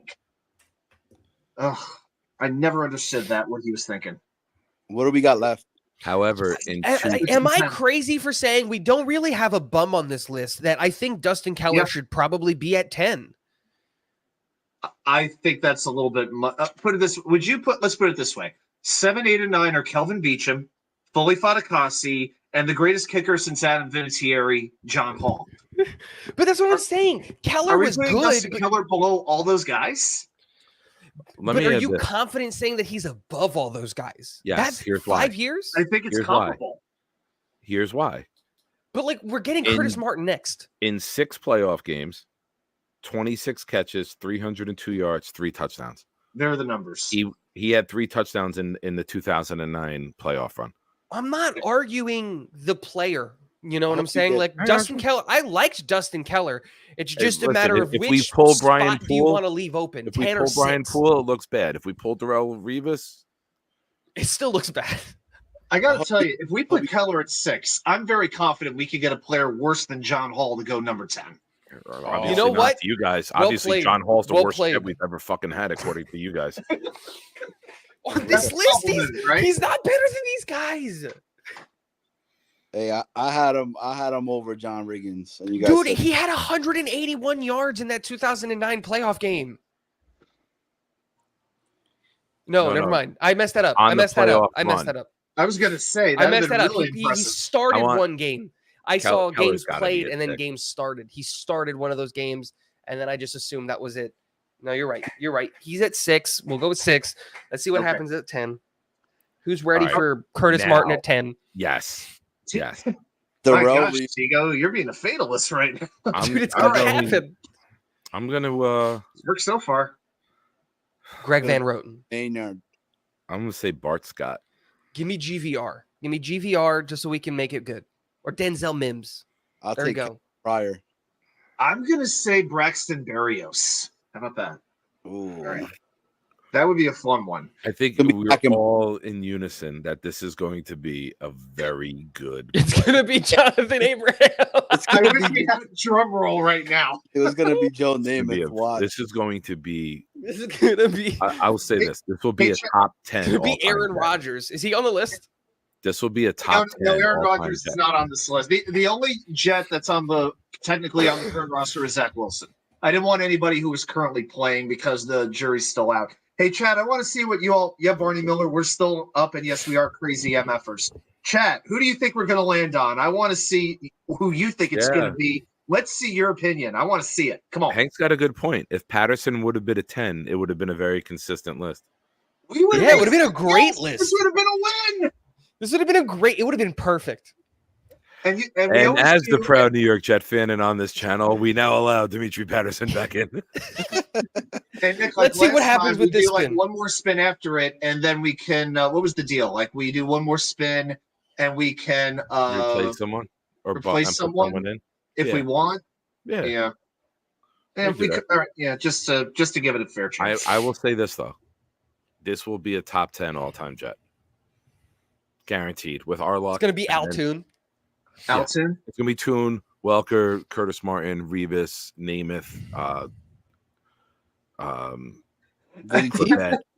I got it. I got the perfect solution. Maynard. Just to drive the final nail in Nick's coffin, it'll be JoJo Townsell, and we're gonna have to put him number 10. Motherfucker. Wouldn't it be perfect? And just for everyone who's popping back in, we are seeing all the comments, but when we pop a comment up, it covers Johnny's face, and the only place Johnny's face gets covered is in the bedroom. Which is all the time, yeah. And I don't mind. He wears the Saw mask. He wears the mask from Saw. A hell of a way to die. All right, go ahead, because my bladder's full again. All right, spin number 10. Here it is, the grand finale, guys. Here we go. What all-time Jet? What Ring of Honor member will it land on? Chad Morton. Oh my God, we were one space away from Christian Hackenberg, and it's Lamont Jordan. All right, I know Tigo's going to hate that he had a great run in a playoff game. No, it's fine. This is a good pick. This is a good spot. That's a good spot for him. That's right. This is a good spot. Like this is a list of good. It's a list of. This is a list of okay Jets. I think that the only one I would have an issue with looking at the list John Hall. is Clifton being below Holmes in retrospect. Still, I think everything else is really fair. And for someone who saw Kyle Clifton play, he was a tackling machine. So that's the only one I would take any argument with without rehashing number 9 at number 9. Yeah. Yeah, so Jordan played 4 years with the Jets, 4.9 yards per carry, 28 touchdowns, 3,734 yards. So, yeah, he definitely put some decent numbers up.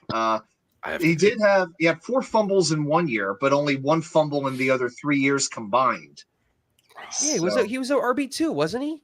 Yeah, behind Curtis, and then he left to go to Oakland. Like he was fine for what he was. He was. Didn't he go to Oakland and then light the league up? For 1 year, that first year he had 1,025 yards. Then that's when he started to get hurt. And then I remember him going to Oakland and going for like 1,500 combined total yards, and then me thinking, why did we let him go? Why didn't we just keep running it back? He wanted to play. He wasn't going to supplant Curtis. Yeah, no, I know. What are you going to do? Yo, this is a good list. It's a good list. I mean, we could still do our respin. We could still do one more spin and see if we want to replace anybody. We could still do that. Hey, let's do it. All right, let's do it. Maybe we could get so put it this way. If we were to change, I'm just going to run through the list real quick so everybody's caught up. Number 1, Marty Lyons. Number 2, Mo Wilkerson. Number 3, Santonio Holmes. Number 4, Kyle Clifton. Number 5, John Riggins. 6, Dustin Keller. 7, Kelvin Beachum. 8, Foley Fatakasi. 9, we all know, John Hall. Number 10, Lamont Jordan. So if we were to take one of these players out that looks kind of out of order, Nick, I know you said you'd probably switch 3 and 4.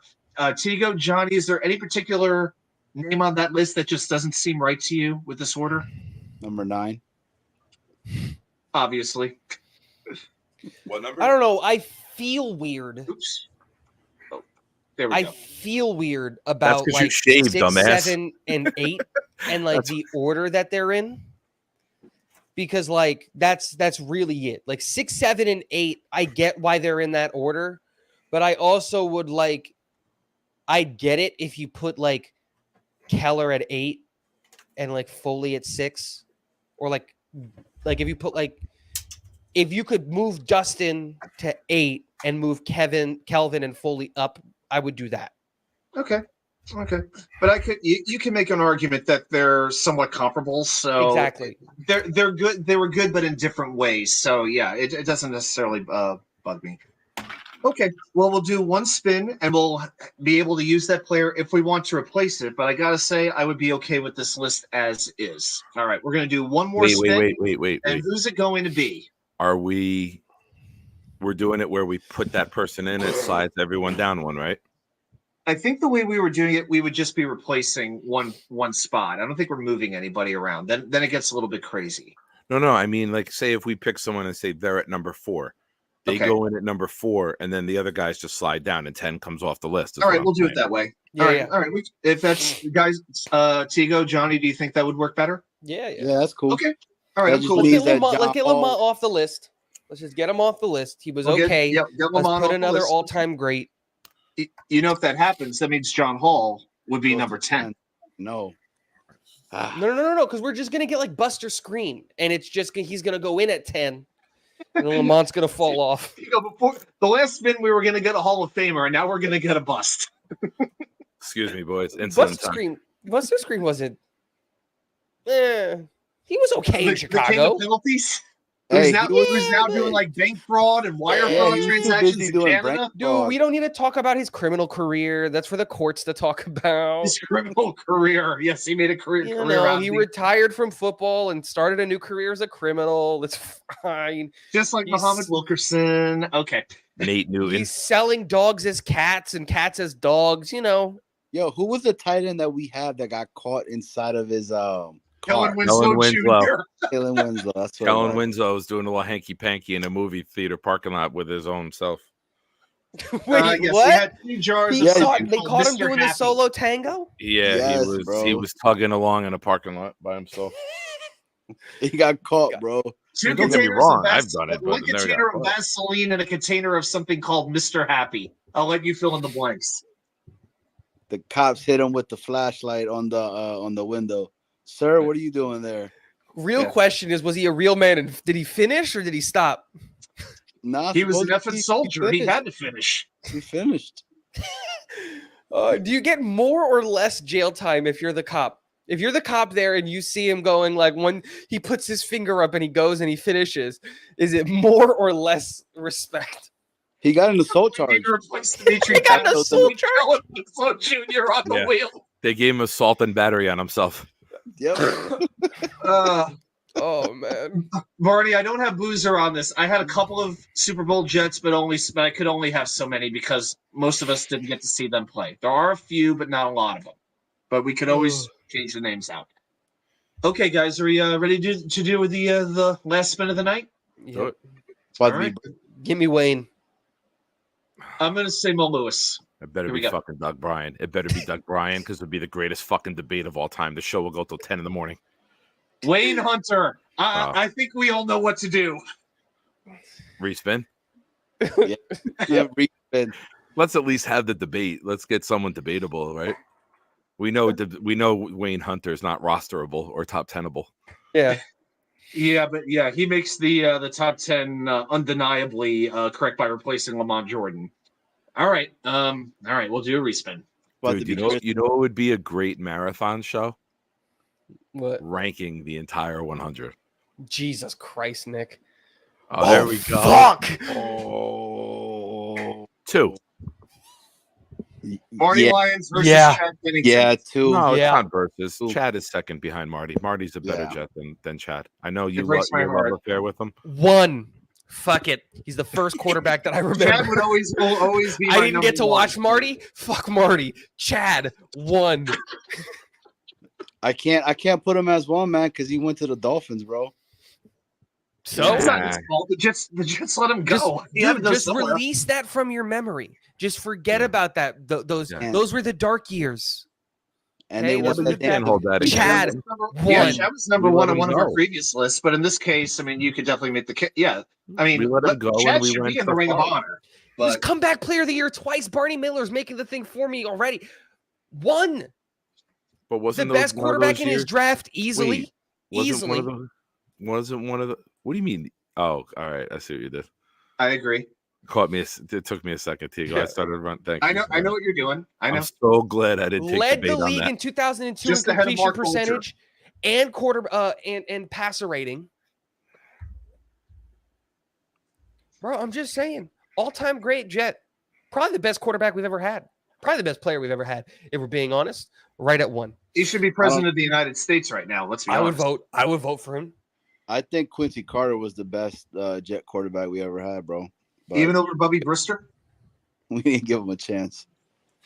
I'm just saying, bro. James Chadwick Pennington. Mm-hmm. I'm going to. I think James was bro, that 2002 year. How did he not make a Pro Bowl? 22 touchdowns, 6 interceptions. It's the best quarterback in the NFL. Because he didn't start playing until week 5 after we were 1-4. That's right. Yeah, he didn't play his first 2 seasons. He stepped into 2 games, but yeah, it was after we were at one point like 1-3, or I think we were 2-4, and then he stepped in. 1-4. You know what? We're gonna do a whole new list. He wore number 10. He's all 10 spots. Everybody gets moved out. It's just Chad Pennington, all 10 spots. Lifetime is 66%. As a Jet, it was 65.6. Hey, Tigo, what do you think about his son, bro? It's too early, man. It's way too early to know what he's gonna be. Like, they're hyping him up, man. Like, of course, and he's good. He's good. Like, don't get me wrong, but like in today's day and age, you can never really know, especially when you're scouting kids, because like you're going to end up with kids like Zach Wilson, who are kind of no names, who show up and blow out, and they're like these crazy athletes, and you're going to like tout them highly. And then you're going to have kids that are like way overly recruited, like Trevor Lawrence, who are just midder than mid, And so I don't like the whole scouting too early. The only one that I have been scouting way too early is Arch Manning, but that's more for the lulz than because I actually care. Yo, how is he getting paid more than Brock Purdy right now? Yep. A lot of guys are. That's crazy, man. No, but yeah, Chad Pennington too is the easy answer. Yeah, Chad Pennington that too. Yeah, I'd be willing to put yes. So then our order would be Marty Lyons, Chad Pennington, Muhammad Wilkerson, Santonio Holmes, Kyle Clifton. That's your top 5. And then John Riggins, Dustin Keller, Kelvin Beachum, Bowick Bodakasi, and bringing up the rear, John Hall. And Lamont Jordan gets booted off the list. I got to tell you guys, I think this is a winning list. I really do. I agree. So too. It's a good list. Let's do one more to kick John Hall off the list so we don't even have to argue about it. You motherfucker. You motherfucker. Just for the lulz, hit the respin to see if we would have actually pushed him off the list. We're not actually going to do the discussion, but if he falls somewhere in the top 10. All right. Why should it be fucking Namath, dude? Why should it be Namath, bro? Why don't we just call this segment? Why Let's don't you make beat sure Nick Polk Nick and we'll have like takes a kicker another blood pressure. debate. Why don't we just call this segment? Let's make Nick take another blood pressure pill.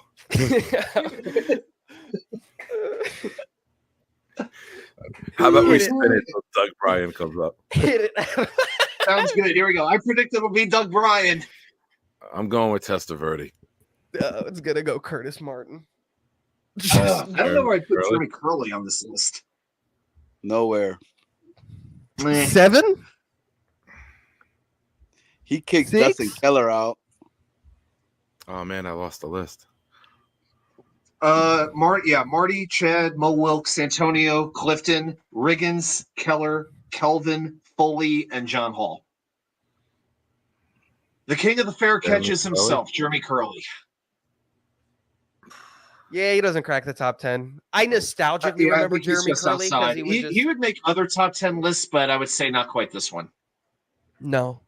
Again, I remember him memorably because that's the era I grew up watching, and I loved I loved all the Jets.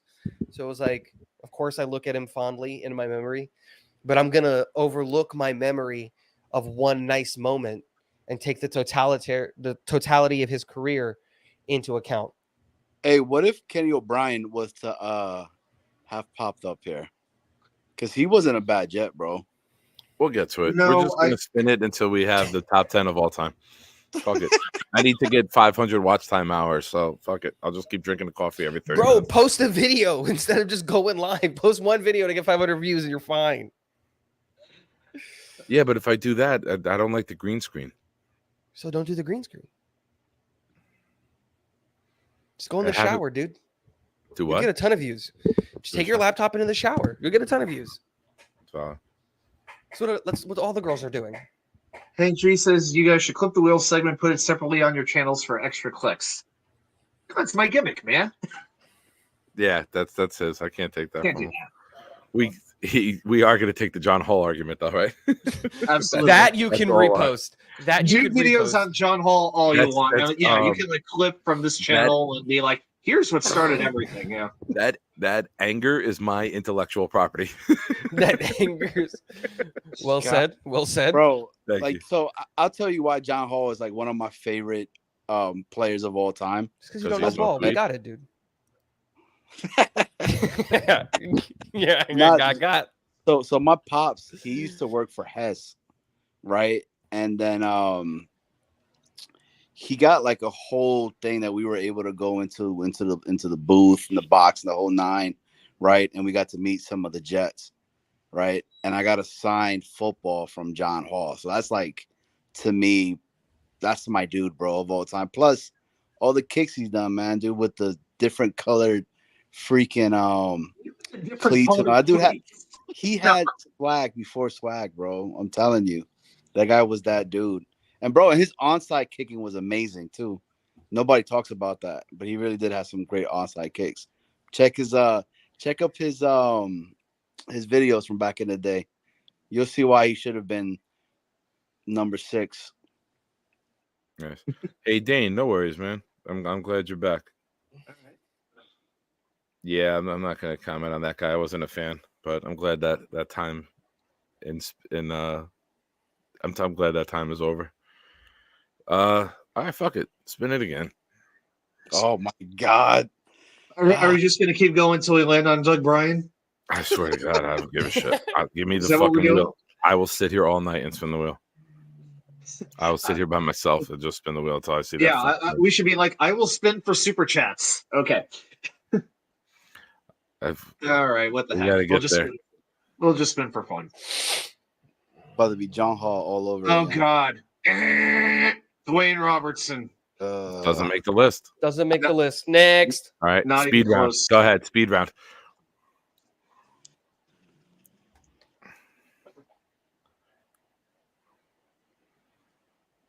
Doesn't make the list. Doesn't make the list. Next. This is why you put Santonio Holmes high, because there's so many bombs here. There's so many bombs. We're going one worse than the next now. Okay, speed round. Watch Hackenberg be next. The Iraq War didn't have this many bombs. Jeff Cumberland. In my mind, oh my gosh, I'd never like Cumberland at all. Have to find somebody better than John Hall. Nope, not yet. On a list of 100, John Hall would probably be in the 40s or 50s. I think it's higher than that. Kelvin Beacham again. Okay, we'll spin that. Well, there it is. Boom, kicked them off the list. Yeah. We already had Beacham on the list, though. We could put twice. Beacham for my buddy Brian Poole. Doesn't make the list. list. Make the list. No, not quite. So we're just establishing the greatness that is John Hall. Well, there it is. There it is. All right. There's number 3. Not on the list. Based on the last 2 years, okay. I would agree. All right, wait. I'm not putting him over Pennington because I was a quarterback growing up. I'm just rating his second term with us. Not on the list. No. You win a Super Bowl. It's one thing to go win a division with Miami. You go win a Super Bowl with New England, you go down in my books. Right. Sorry. All right, he goes for 1. He's 3. Cumberland again? Yeah. Okay. Oh, wow. John Hall. I'm gonna have to reshuffle the tiles on here. So we got. Oh, this could be a good one. Freeman McNeil. Revis is 1. Lyons is 2. Chad is 3. No, Chad is 1 through 10. Correct. Okay. So number 11 goes is Revis and Lyons. Outside the land of Tigologians, where it's. Would you put Freeman ahead of Mo Wilk? Yes. I probably would too. That's what I'm saying. It's Revis. It's Lyons. You know what? It's Chad. It's Freeman McNeil. Nope. I'm choosing violence. Doesn't make the list. Yeah, no, and Gravy right. Just disowned you. Yeah, no, he makes. All right, do another one. That's a good top 4. After midnight spinning, this is great. Oh, Robbie Anderson. Doesn't make the list. I don't think Foley. He makes this. He's above Foley. He's above Beacham. I think he's above Keller. He can't be. Well, he's certainly not above John Hall. I wouldn't put. I don't think he's better than Hall. John Hall's not on the list anymore. Why are we doing this? John Hall's at 5 now. He got. I thought just you wanted me to keep spinning. I'm not putting him over Keller and all those guys. Hall's at 5 now. Nick. All right, new list. New list. We're doing a new list. Let me go get a snack. Oh gosh. Okay. Let me get a coffee. Adam, do you need to get up? I'll sit here if you need to get up. No, I feel. I think I feel pretty good. Yeah, I'm just gonna get a little bit more water. So I'll be like 2 minutes and I'll be back. I'll sit here and then when you get back, I'll get up. If I get up, I get another kid. I love that at least you embrace the stereotype. You got to get twin beds, man. You can't be in the same bed. Dude, I was talking to my wife this morning, like fucking with her and all that, because she's like she's gotten bigger, like a lot quicker this time, right? Because of the girl. And I was like, damn, I can't wait to get. I don't like odd numbers. She's like, what are you talking about? I was like, no, like baby number 4. As soon as you pop this one, we're going in again. She was like, yeah, I'm gonna chop your balls off as soon as I get a chance at night. And I was like, damn. The one eye open. Nice.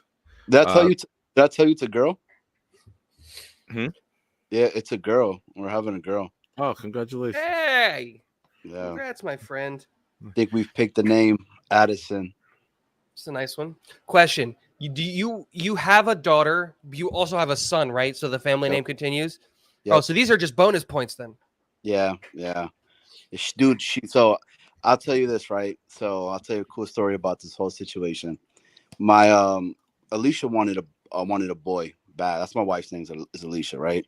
So she wasn't supposed to. We did the whole like testing thing to make sure like everything was fine and whatever. So they tell you don't look at it on if you don't want to know the baby's sex.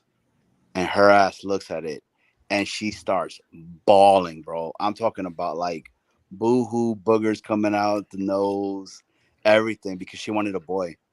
She was like, another girl in the house. You know, you see how your daughter already is and all that. I'm like, yeah, she's just like you. That's why you can't deal with it. So that's my story on that. Well, let's be fair. It's 2024 now. The baby didn't decide yet. Oh boy. Hell no. Dane, just the Jet part of it. Just as Jets, we rank them. Yeah. And, hey, I'm gonna go get my Shane, charger. Hold on one second, guys. All right, Shane. Instead thanks, of doing man. 10, If you were new here, I appreciate you showing up. Please subscribe. We do a Friday night hangout, which is more of a laid back, like less produced, fun show. It starts at 8:00 on Friday. You see, we're still going 4 hours in. The second hour at 9:00, we do a pop culture topic every week. This week was your favorite 5 wrestlers of all time. We've done favorite 5 sitcoms, favorite 5 fast food places. Fast food. Yeah, so it's always something different. And, you know, during the week, everyone does like, you know, the serious Jets shows and stuff. And then I just thought of have my own niche out there. You know, we do a little something different. And then, you know, I don't drink anymore, but we kind of labeled this show as just like friends hanging out, sitting at a bar, or hanging out in a living room, just talking about everything that comes up when friends talk. Ooh, Dane's got a good question. Michigan -4.5 or Washington +4.5? give me Washington. I got a 50-50 shot at this. I'll take Michigan just to be different. I will take Michigan just to fucking jinx them. Which team is John Hall kicking for? Washington. Yeah. Give me Washington. JJ McCarthy can't beat a good defense. JJ McCarthy didn't look well the other day. It's just Alabama. That's what I'm saying, dude. Goddamn ball. But it's not just that. Like, he But didn't look good against Washington Penn State. A good defense, right? I actually fell asleep. How did the Washington Texas game go? I fell asleep. It was a nail early. biter. 38-31 final, I believe. They had to win in OT. Is it an instant classic? Is it worth watching? Should I watch the speed version on YouTube? Yes. Okay. Watch the speed version. Don't watch the whole game.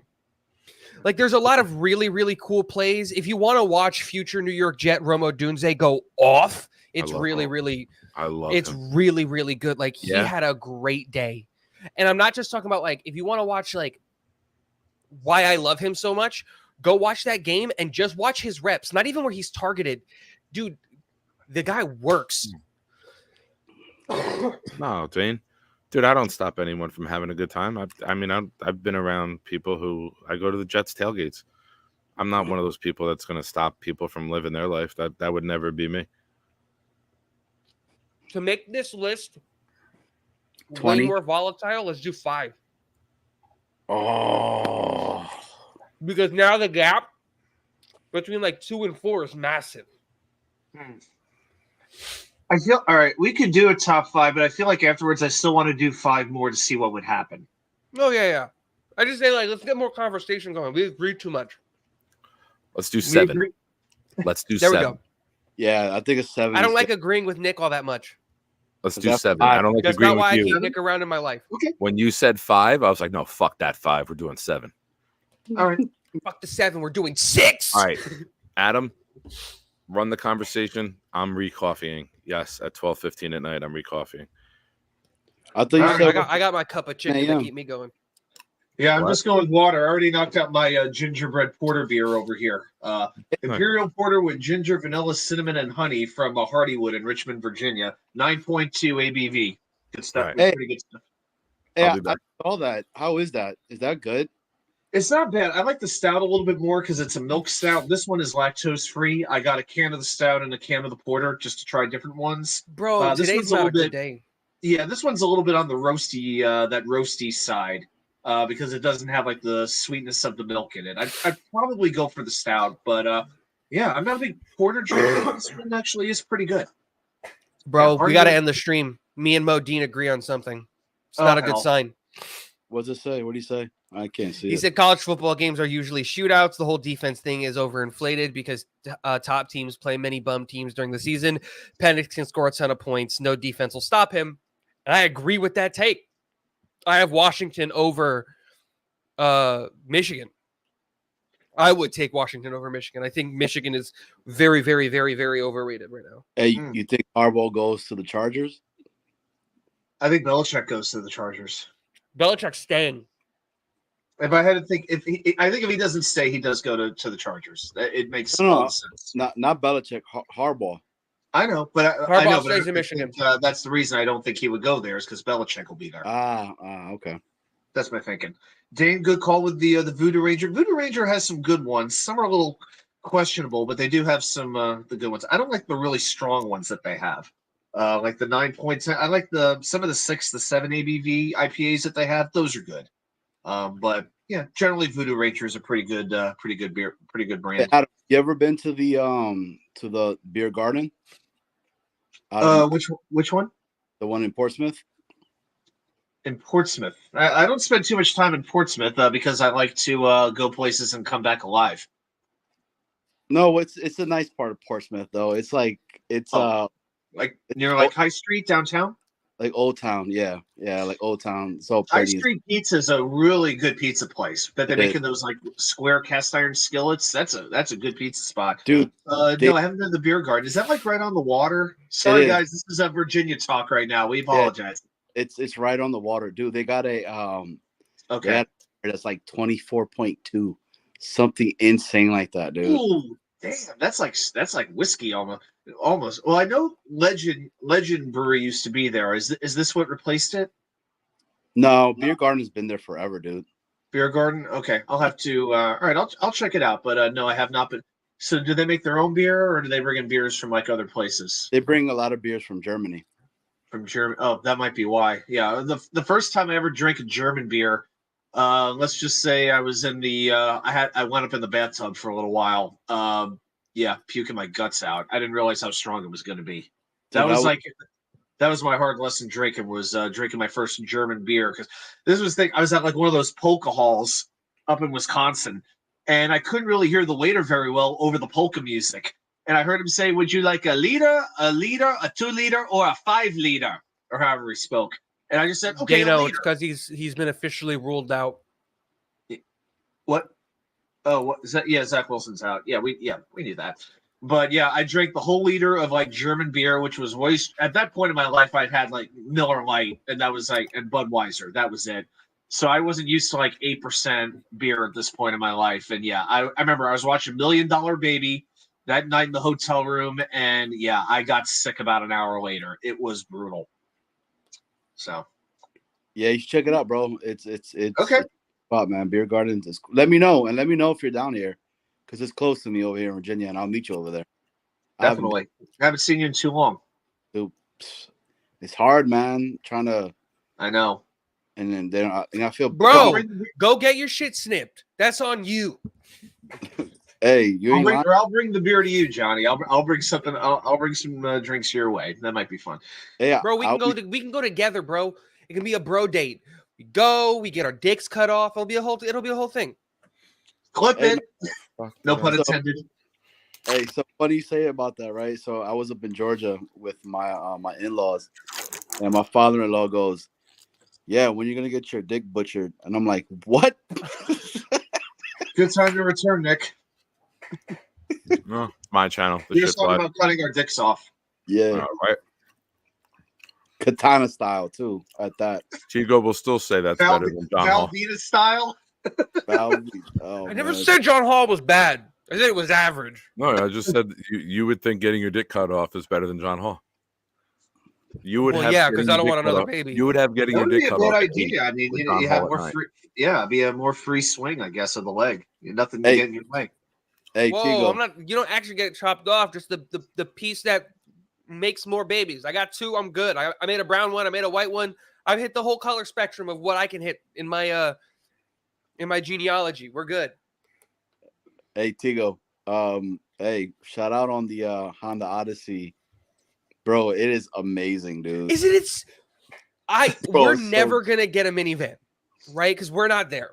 Yeah, we don't need one. We got 2, but the Odyssey's legit, bro. Dude, it's amazing. So I was making fun of my friend because he wanted to get. My friend's wife wanted to get a minivan when she was pregnant. She was just like, I'm just gonna go all in because I want to have a ton of kids. So let's just get the minivan now. And I was trying to make fun of him. And so I was looking into the Honda Odyssey, and I fell in love. I fell in love, bro. It's so You have good. one? You both have one? No. So my wife wouldn't let me get a minivan. I love Keto that you said your friend. Most people get a car to fit their family. She's trying to get her family to fit the car. Yes. Yeah. So it better last for a couple years because it takes a while. Well, yeah, they were like rabbits. We don't get cars every couple of years, or at least like me and like our close like friends and stuff like that. Like when I got my car, this is the car I wanted, not we'll figure out how the kids are going to get in afterwards. Hey, Adam, you remember my Jeep, right? When I would bring it over there? I think vaguely, but I remember it a little bit. I got rid of it, bro, because of the kids. Gotcha. Do you miss that car? Every day, dude. Especially when it's like beautiful out there. I can't take the top down. Or if I just want to like jump over curbs or anything with it. I had 37s on them, man. People too, bro. Could have easily ran over a couple midgets. Mo, I agree with this, Mo. Washington should take the ball first and try to score and make Michigan. Yes. The best way for Washington to win this game is to get a lead and make Michigan have to throw, because I don't trust McCarthy to lead a lot. Michigan's a run-first team. It's not a knock on McCarthy. It's a knock on the Michigan offense. They don't want to be a pass-first team. I agree that you want JJ to like 17, which I don't think it will be. You want JJ to have to win with his arm. Gives up so many points. You want JJ to have to go out there and win with his arm. That's where I think you can. If I'm Washington, give me the ball. Let me get the lead. You chase us. That's like the goal, right? But Dano, you say that Washington will slow down. They haven't yet. Yeah, it's true. They didn't slow down against Oregon either game. They didn't slow down against Texas. Like, they just don't slow down. They're really good on offense. Dude, Washington's good for 35 points. Guaranteed. So the question is can Michigan go over 35? I don't think it's going to be that high. I don't, because I think Michigan, like somebody said, they want to run the ball. They want to keep that clock running. They're going to try to play high percentage. You know, even if Michigan has to punt, they're still taking 4.5 minutes off the clock, most likely, right? Yeah, but who's going to cover Rome? That's the thing. I know. Washington needs 2 minutes to score a touchdown. So it's just I'm all about Rome having a huge game. I would love Rome to be a Jet. Rome's my guy. Rome's the guy I'm all in on. I want Rome Odunze in the first. I literally don't want anybody else. I would take Rome over all of the other tackles, like the realistic players, right? Like I want Marvin Harrison, but he's not realistic. I would love Malik Neighbors. I don't think he's realistic, but Rome is. I would take Rome over Alt, Fashanu, Fuaga, Latham. Wow. Yeah, but everybody's saying that Alt might be he's falling down, which I'm kind of wondering why is he falling down? Because the team wants him to fall down. No, so it's the ceiling. Why is Alt's gonna have a tumble. Alt's gonna have a tumble. Wait, first of all, people doing projections always want quarterbacks to rise. We don't know that Alt's falling down teams boards. People want a left tackle. People need a left tackle. We can't say he's falling because we don't know. Teams haven't even finalized or started their boards yet. They have a rough draft, but we don't know. We can't say someone's falling because guys who've been doing mock drafts for the same guys for a year and a half now are getting tired and want to switch it up and be different. A left tackle is going to go. Two left tackles are going to go in the top 7. I would be shocked. That's a question where I don't think here's the thing, right? In the top 7, we're for sure going to have 3 quarterbacks. We're for sure going to have a wide receiver. And we're for sure going to have at least 2 defensive players. I don't know, 2. Yeah, because I think Latu is going to go in that top 7. Who are the 2 defensive players that would go top 7? Latu and Jerjon Newton. And the only reason Jerjon Newton's going to go that high is because of the Chargers. Oh, okay. Right? So you're looking at it, and there's a legitimate opportunity. Newton's the D tackle? Interior defensive lineman. Yeah. Yeah, defensive tackle, yeah. You don't think Chargers take like McKinstry or the top corner? They need to stop the run, dude. They need to stop the run. Yeah, but do they know that? And I think Newton is if Belichick's in Chicago, that's Chicago. right. The Chargers don't always exactly do what's logical when it comes to drafting. They're going to have a whole new staff. They fired the GM. They fired the head coach. So we don't know what this new version of the Chargers is going to decide. We don't even know who the staff is going to be.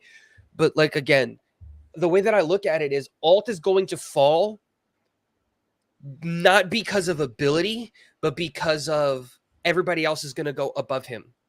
Because he's not a high ceiling player. He's a high floor guy. That's the thing. Okay. That's the thing with right. Alt. I love Alt, but he's not a high ceiling guy. Let's get this wheel going. I love we can talk draft. Let's get the wheel going. We'll do 7. All right. I like that Dane apologized for distracting us. It's okay, Dane. That's all right. All right. We're gonna do 7. All right. So remember, chat. We need your suggestions on where you want to rank these players. So let's do a top 7. Maybe this time we'll get like 7 busts. Who knows what we'll get? All right. Here we go. Spin. We're going number big here. 1. Who are we gonna Leon get? Washington. It's gonna go Curtis Martin, baby. Chris Herndon. Bilal Powell. All right, here we go. Spin number 1. I want to thank everybody for hanging out, man. You guys are awesome that we still got this many people here this far. Once again, it's Santonio Holmes. How about this? Nobody from the last list. Okay. All right. Yep, I still got the list here. All right, we'll leave that off. Nobody from the original 10. Nobody from the original 10. Revis is eligible. Well, we got somebody new here, Santana Moss. Oh. Wasn't with the Jets very long. 7? We're doing 7? Yeah, we're doing 7. 3. Just because there's so many bombs on this list, man. There's so many bombs. But look, hear me out. If you put him at 4, that gives you 3 spots above him, 3 spots below him. Santana becomes the standard. But there's not, if say Santana Moss is number 50 on the board, there's not half the board better, half the board worse. Where Santana Moss is on the board, there's a higher percentage of worse players than there are better players. I mean, Santana was only a Jet for 4 years, and it was only in those last 3 years where he made an impact. I think 3 is risky. I'm gonna go 4, man. I have to go middle. I want the middle, bro, with that dude. Yeah, you do have to factor in that he was a pretty dynamic returner. He did have 2 punt return touchdowns in 02. Yeah, I think I could go with a 4 on this one. I feel pretty good about that. Let's see what the chat says. We got a 3, a 3, and a 4. Chat, okay. Anyone else here want to chime in? Man, he just wasn't here long enough. And again, the first year he was hurt the whole time. So I think the 4s take it. Yep, I think we'll probably have to go 4 with Santana. I think that's more than fair. Yeah, made an impact, just not for a very long period of time. All right, spin number 2. Oh, Glenn Foley. Oh, Freeman McNeil. All right, we didn't have him on the last list. Okay. So for me, I think we got to put Freeman above Santana. I don't know if I could go quite enough to make him the number 1, though. Yeah, I agree with that one. I think 3. Think you go 3? Okay. I don't know, man. Freeman's a top 20 Jet all time. Chat, what say you? Looks like we got some 3s. I'd put him 2. You can I feel there are more players that exist between McNeil and Moss than there do that exist over McNeil, especially on this wheel. 2. I think 2. We leave ourselves room for error. If we get if we get 2 all-time greats, I'm okay with Freeman McNeil being ahead of somebody because of the positioning. I think 2 is fine. Although I just came up with my off-season idea. On the Friday night hangout, starting next week, we will build the top 100 Jets of all time. We will start with 1 through 10 next week, and it will be a 10-week series where we build the top 100. Like the NFL does their top 100. But we'll go from 1 to 10. We'll do reverse because we have to do it, right? You don't want to get to the top 10 and realize we left only 7 players. So we'll go from 1 to 10. So next week will be a big show. No, Dane, we can't do 100 to 90 because we'd have to make the list and then reveal it. Yeah, we'll have to figure out the details. Well, Freeman ran for 1,000 yards only twice in his career. I can tell you who's going to be in the top 40. His name starts with a J, ends with an L. JoJo Townsell. Nice. Nice. I'm okay with 2. Yeah, I can live with 2. Jeff Lagerman? No, J and L. Yeah, you tried. Okay. All right. So Freeman will go number 2. Yeah, spent his whole career as a Jet. What was it 11 years, 12 years? Okay. Yeah, the most touchdowns he had in a single season was 6. Wow. That's surprising. I mean, I know they threw the ball a lot, but he did make 3 Pro Bowls and he was all pro one time. So I think 2 is fair. I do. All right. So we got Freeman at 2. We got Santana at 4. And this is usually the third spin is where the debates usually start coming in because now you got one up. You got that. This is where, unless it's a no-brainer, I'm gonna go with Larry Grantham. About to be D. Miller. Hello, pal. Ooh. All right, hit it. All right. Oh, I better plug my computer in. Well, that would help. There we go. Fitzy. Wow. Ryan Fitzpatrick. Moss is 4. Moss is 4. I think 5. You're thinking the same way I am. 5. I'm putting him over Moss. Yeah, if you didn't throw 4 it's one of those things. in Buffalo, yeah. If you didn't throw 4 interceptions in Buffalo, I would agree. But you prevented us from the playoffs. If I hate it. Factor in guys who get us to the playoffs, then I'm going to factor in a guy who prevented us from the playoffs. Yeah. As cool as the Decker throw was, he shit the bed next week heavily. Yep. I'll never forget. I was at Chili's. He did, but Fitzmagic. Nope. Forget about Fitztragic. Nope. Don't buy into Fitzmagic. Don't buy into That's catchy like nicknames. Hey, Do that's not like buy into insanity, bro. Nope. Best single season that a Jet quarterback ever had. That's undeniable. Most touchdowns, most passing yards. But that Decker, that was Decker pass in Foxborough. And then after that, it was a nightmare. It's an anomaly. I don't care. He cost us the playoffs with that fucking performance. He went back to fucking midnight struck after the Decker. The ball, so 5. Decker didn't even drop the ball yet to the ground, and the clock fucking struck midnight on that piece of shit. I'll never forget. I was at Chili's. Dana with the comment of the night. Which one? Fuck, give me Decker and Marshall and watch me cook like Julia Childs. Yeah. Facts. And then Quincy Anuno was your slot. Quincy was your slot. Quincy was the one that got downfield to set up the Decker play. Yes, he was. Who was the tight end on that team? That wasn't Amaro, right? He was gone already? No, Amaro was definitely gone. Was it Cumberland? Who was the tight? Don't look it up. Don't look it up. Let's use our heads. Winslow. Who was the tight end on that team? Winslow was Sticky Hands. No, Winslow was early 2000s, right? He was with Stephen Hill. It wasn't Cumberland. Cumberland was gone. No. I think it was Amaro, bro. No, that wasn't Amaro.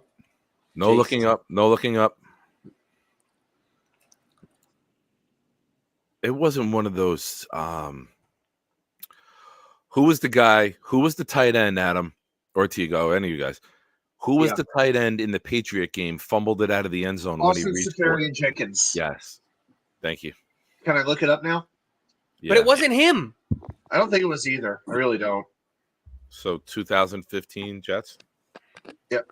It was. Oh, it was. It was Jeff Cumberland. 2015, huh? 2015. Yeah, our 2 tight ends were, oh my God, this is sad. Jeff Cumberland and Kellen Davis. Dear God. Wow. I mean, Quincy was kind of using that tight end role a little bit too when we really think about it. But wait a minute. This is for the season? No, they had to get hurt. Cumberland only had 5 catches for 77 yards, and Kellen Davis had 3 catches for 18 yards. And I got the list here. I mean, I'll go to the roster, but yeah, looking at the receiving area, it's grouped by tight ends.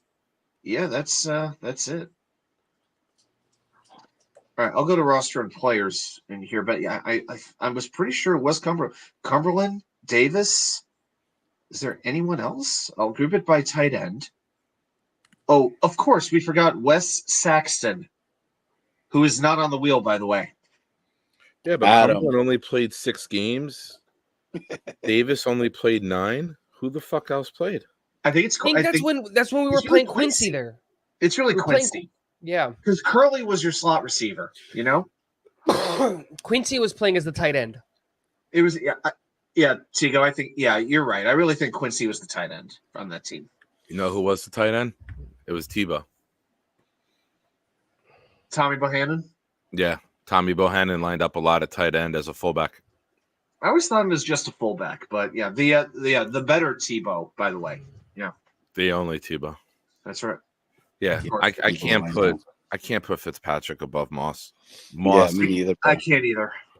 Number 5. Moss caught the touchdown. I hate all of you. San Diego when he came back. Moss. We love you too, Tigo. The touchdown pass against Indy in 02 and the 41-0. Yeah, now you know how he felt about John Hall. Yeah, but this is objectively too soon. Too soon. It's never too soon to bring up an outstanding kick. Exactly. All right. Well, we got. Notice I didn't say an outstanding kicker. I just said outstanding kick. I've come down off the John Hill cliff. John Hall. I didn't even say his name right now. Fuck it. John Hill. Oh yeah, I'm not sure that coffee was caffeinated. All right, Freeman at 2, Santana at 4, and Fitzy at 5. All right. But the number 1 spot is still open for John Hall. All right, we're about to do spin number 4. I'm just gonna go ahead and say it's gonna be Jordan Jenkins. Give me Chris Ivory. Keyshawn. Could be Zaninga. I like it. All right, that's pretty much the entire spectrum. And we land on Chris Jenkins. 3. It was a short run, but it was a good run. 3. Yeah, I'm happy we put Fitzpatrick at 5. Chris Jenkins doesn't get hurt. We go to the Super Bowl that year. Chris Jenkins and Leon Washington going out cost us the Super Bowl. If we have Chris Jenkins in Pittsburgh, they don't run the ball fucking 21 plays on the fucking first drive. Yep, played 16 games his first year with the Jets, then 6 games, and then 1 game. That was nice as Sione Puha was as a fill-in. If you had Puha and Jenkins in that game, Pittsburgh cannot run the ball down the middle like they did on that opening drive. That game is totally different. Yeah. In 08, Jenkins was second-team All-Pro, and he made the Pro Bowl. Yeah. I think 3 is the only place to put him. I will say that one of the most valuable Jets of all time, because when he got hurt, we lost something we could not replace.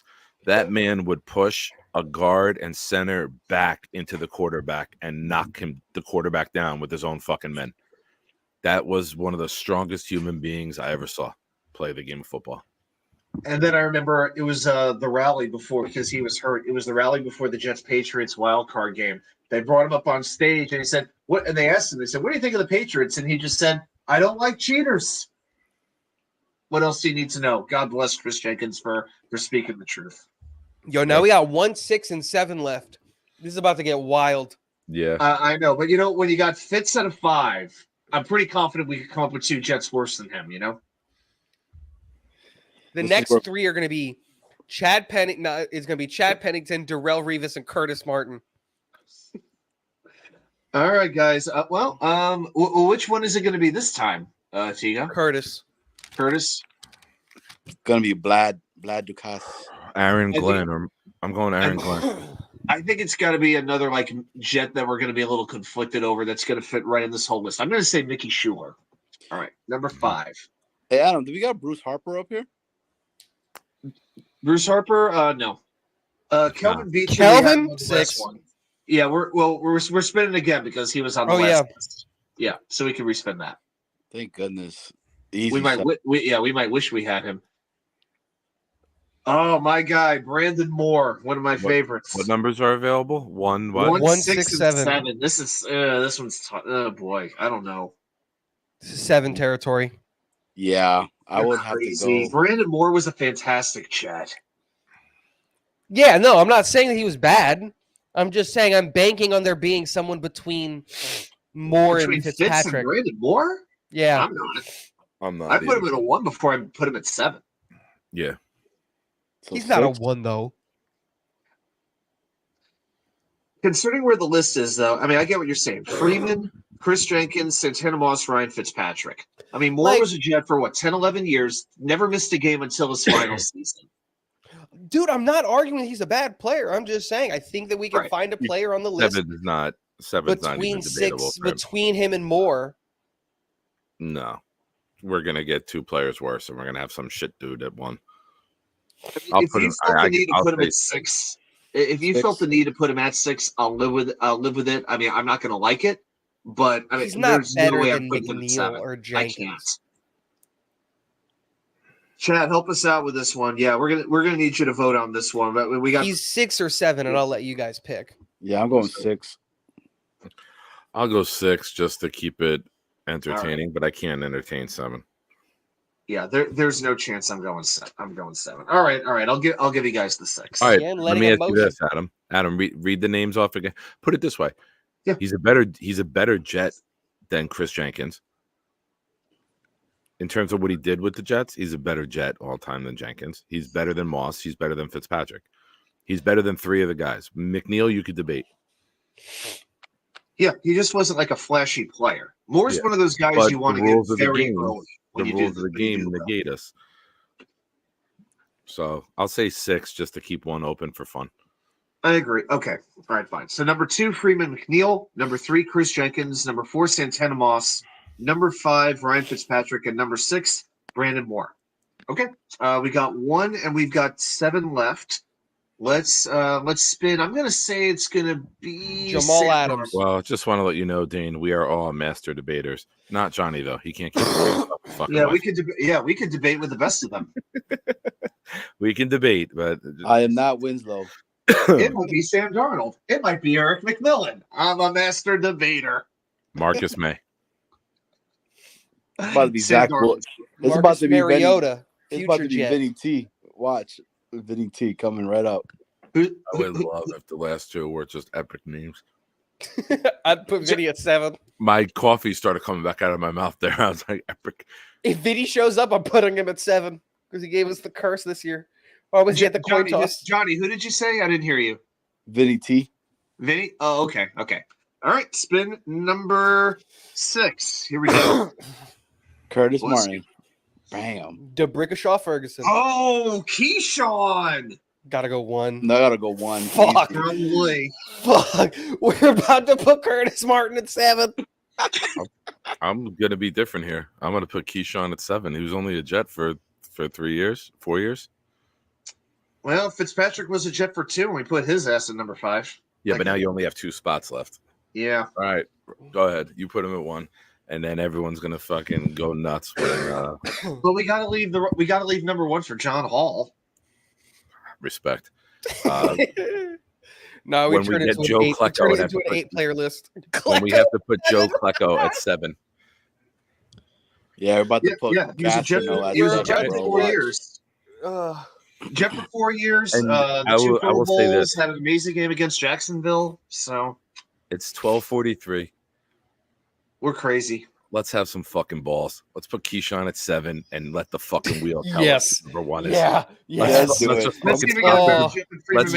the debating and let's just see what the fucking wheel has in store for us. You're damn right. Brandon Moore was better than Keyshawn Johnson. All right. Let's put him. Let's do it. Let the wheel decide. Oh my. Okay. All right. Who is it going to be? I'm going to say it's going to be Milner. Wesley Walker. Wesley Walker. Hold on. Everyone in the chat. I want everyone in the chat. Hank, Dwayne, Jay, Mess, Wild Wave, Mo, everyone else here. Other people. Everyone make a guess. Whoever, if anyone guesses it right, you will have a free invite to be on the show next week and debate the top 10 Jets of all time as we put our top 10 list together. Dane says Gastineau. All right. Brian Winters is a guess from Hank. Ooh. One guess each. One guess each. Jay, Mess, Wild Wave, Mo. We got 13 people watching. Let's put D. our Milliner. guesses in. D. Milliner for Jay. Okay. Johnny, Jet who you Smith, got? I know you're around. It's Come about on. to be Brian Winters. Yeah. Cromartie, Mangold. Egos and That's Mangold, Tego. Okay. Wild Wave, Cromartie.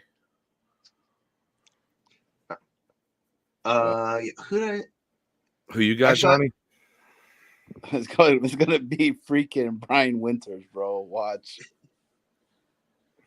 Yeah, this is a dang good list. I mean, we thought the last list was good. This one's really good. Oh man. In terms of except for the like, fact that Ryan 2-7, Fitzpatrick's not great. one. Dane, we didn't pick winners yet tonight. We picked Winters like on one of the previous shows. No. No, Winters wasn't picked. Right, yeah, Winters was not picked tonight. He was picked like a week or two ago. I mean, it's my show, so I'll be here anyway next week. But give me Wesley. Wesley Walker, I like that one. I'm gonna go. Oh, Hank called Brian Winters, is what he's saying. Okay, got it. I'm sorry. I'm gonna get absolutely ridiculous and say we're gonna get Braden Mann. Oh my god. Yeah, Braden Mann's on the wheel. Johnny, what was yours? I said Winters, but I'm gonna go with my guy, Mr. Hofstra himself, Wayne Corbett. Okay. All right. Let's see. All right, guys, here we go. So we need a jet. Do we all agree though that it's going to be somebody completely laughable? Yeah, agree. Well, I'm trying to will that not into existence with Nick Mangold, but we're going to get D. Milner. We'll be Calvin Pryor, bro. I just hope it's somebody that makes us react. I mean, I really don't want like the next Johnny's on his phone, and I can only imagine how small. I'm on my laptop, and some of the writing is small. Yep. So I can only imagine how small it is for Johnny. Hey, now, that's what she said. All right, go ahead. Let's hit it. Any last guesses? Number 7. This is going to be it. Here we go. No, it's not. It's going to be somebody we got already. Yep. All that for a respin. Well, we did lay on him when we did like a respin last time. I think we need to run it back. Doesn't count. Run it back. We're running it until someone's name hits. Dimitri Patterson in queue. I need to get rid of him for sure. Oh, yes, Nick Mangold. Oh yeah. Yes, that is a whole he wasn't run, a jet. He wasn't a jet long enough. Respin it. Yeah, fuck. Clearly not. And the barbecue sauce sucks. No, it's actually amazing. Awesome. Oh, wow. Man. So I guess we did the right thing with Keyshawn. Yeah. Sometimes listening to me pays off. 7. Can you imagine Nick Mangold? Oh man. So we had this is quite the list. Nick Mangold, Freeman McNeil, Chris Jenkins, Santana Moss, Ryan Fitzpatrick, Brandon Moore, and Keyshawn Johnson. I would tell you this. I would move Moore and Johnson and ahead of Santana and Fitz. That would be the change I would make. Agreed. Would you have Moore ahead of Keyshawn? Would I have Moore ahead of Keyshawn? Oh yeah. Well, I mean, I like Keyshawn, but I know I'm a big Brandon Moore fan. So. Hey, let's get nuttier and do 5. Dude, it's gonna get crazy if we do 5. No, you just do 3. You just do 3, but it's rapid fire because I have to go to sleep. All right. I'll give you a 5, but we're gonna go quick, and this time whoever we get, we get. Get it. All right. It'll be 5 spins. If it's a respin, I don't care. Unless it's we get a repeat. What? Hank just goes, you guys are getting good at this game. Hank, it's all about the wheel. It's all about the wheel being friendly, and if the wheel complies. But we did have some good logic there. I think it worked out well. I think that was a really good list. Dano, how about rank the worst? Well, we do have a lot of busts on this wheel, so. What she said. Well, technically, we're doing that. It's just 10. Yeah, it's just flip the list. Go spin. Let's do this. Okay, spin. Here we go. Spin number 1. We'll do 5.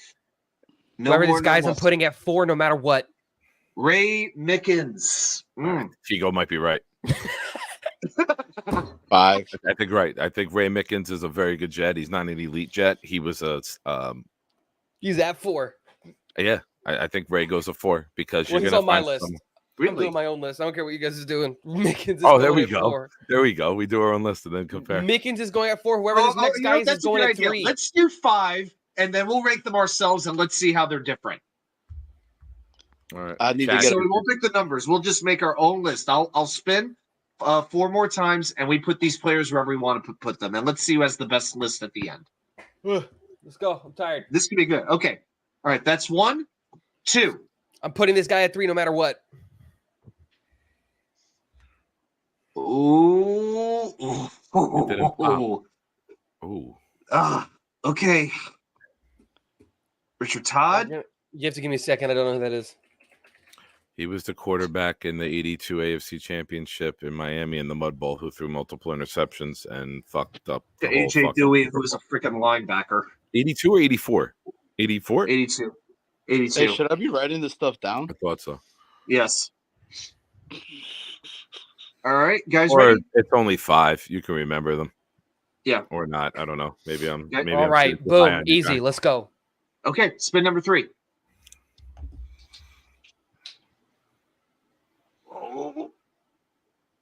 Okay. Boom. Filled my number 5 spot. Easy breezy. Here's the cool part about it.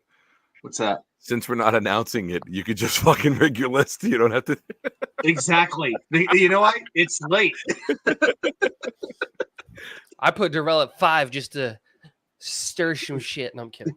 You know, guys, one of these years will be like early January, and we'll actually have a freaking playoff game to talk about instead of doing this stuff. I'm not trying to be sad. Can you imagine how long the shows are going to be when we have a playoff game on a Saturday and a Friday night? No, man. Guys, we'll be doing telethons at that point. It'll be unbelievable. Jerry Lewis would have nothing cool on thing us. with everybody still watching, I'm going to get a lot of view hours on this show. Thank you. Thank you, guys. All right, that's spin 3. Here comes spin 4. Putting this guy at 3.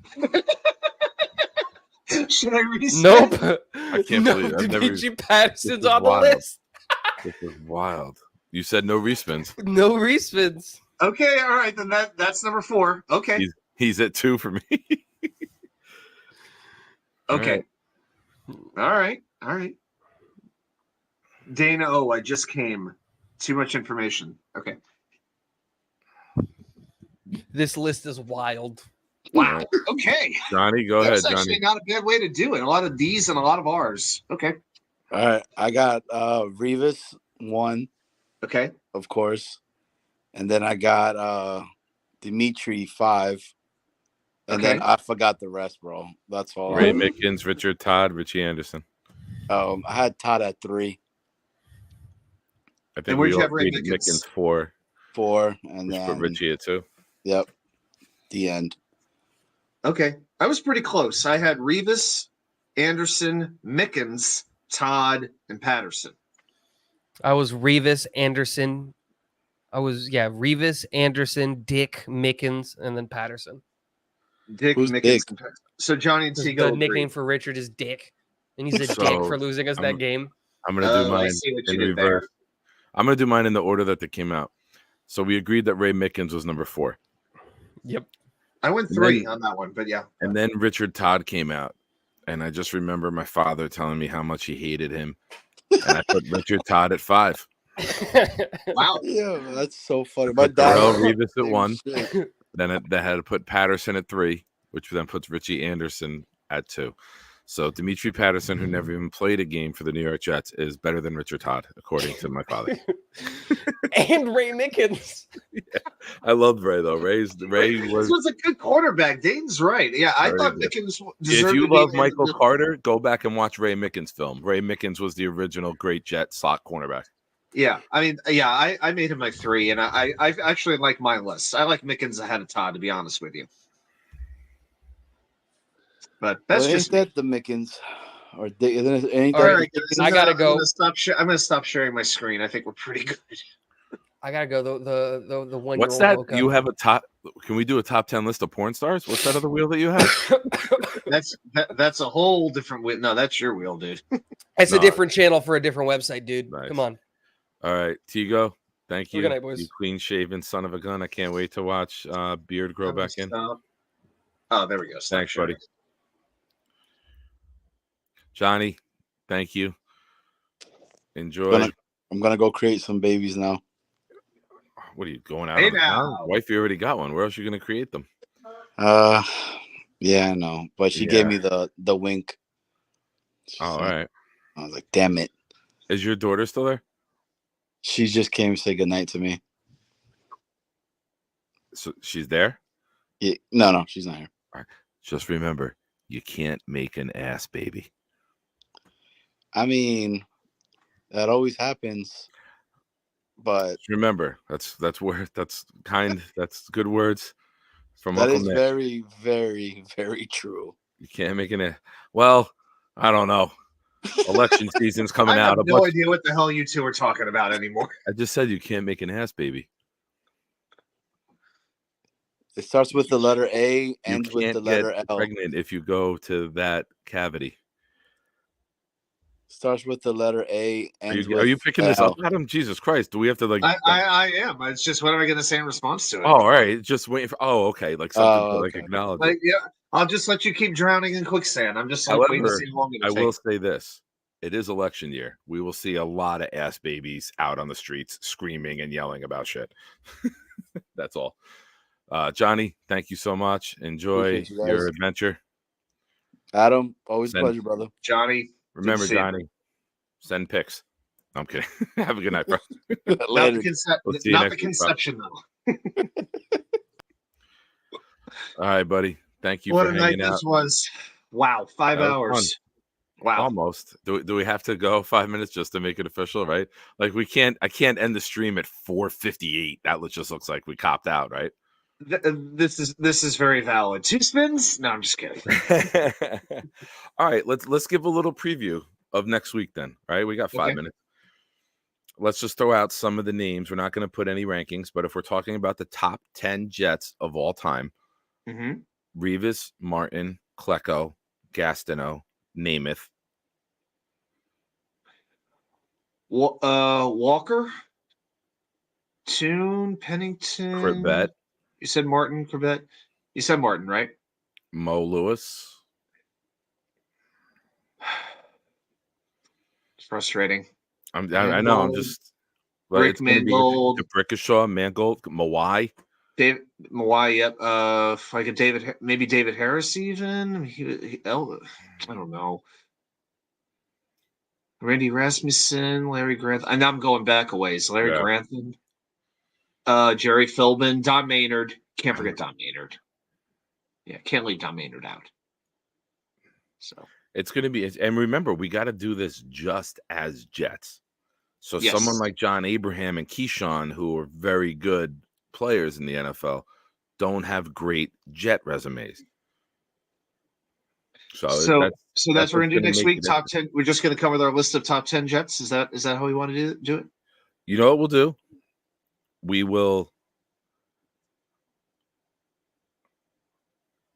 Here's what we'll do. We'll do it. You put your top 10 together off air. Okay. And then whoever's on air will rank. We'll put our top 10 list out. And then we'll go to the chat and have them.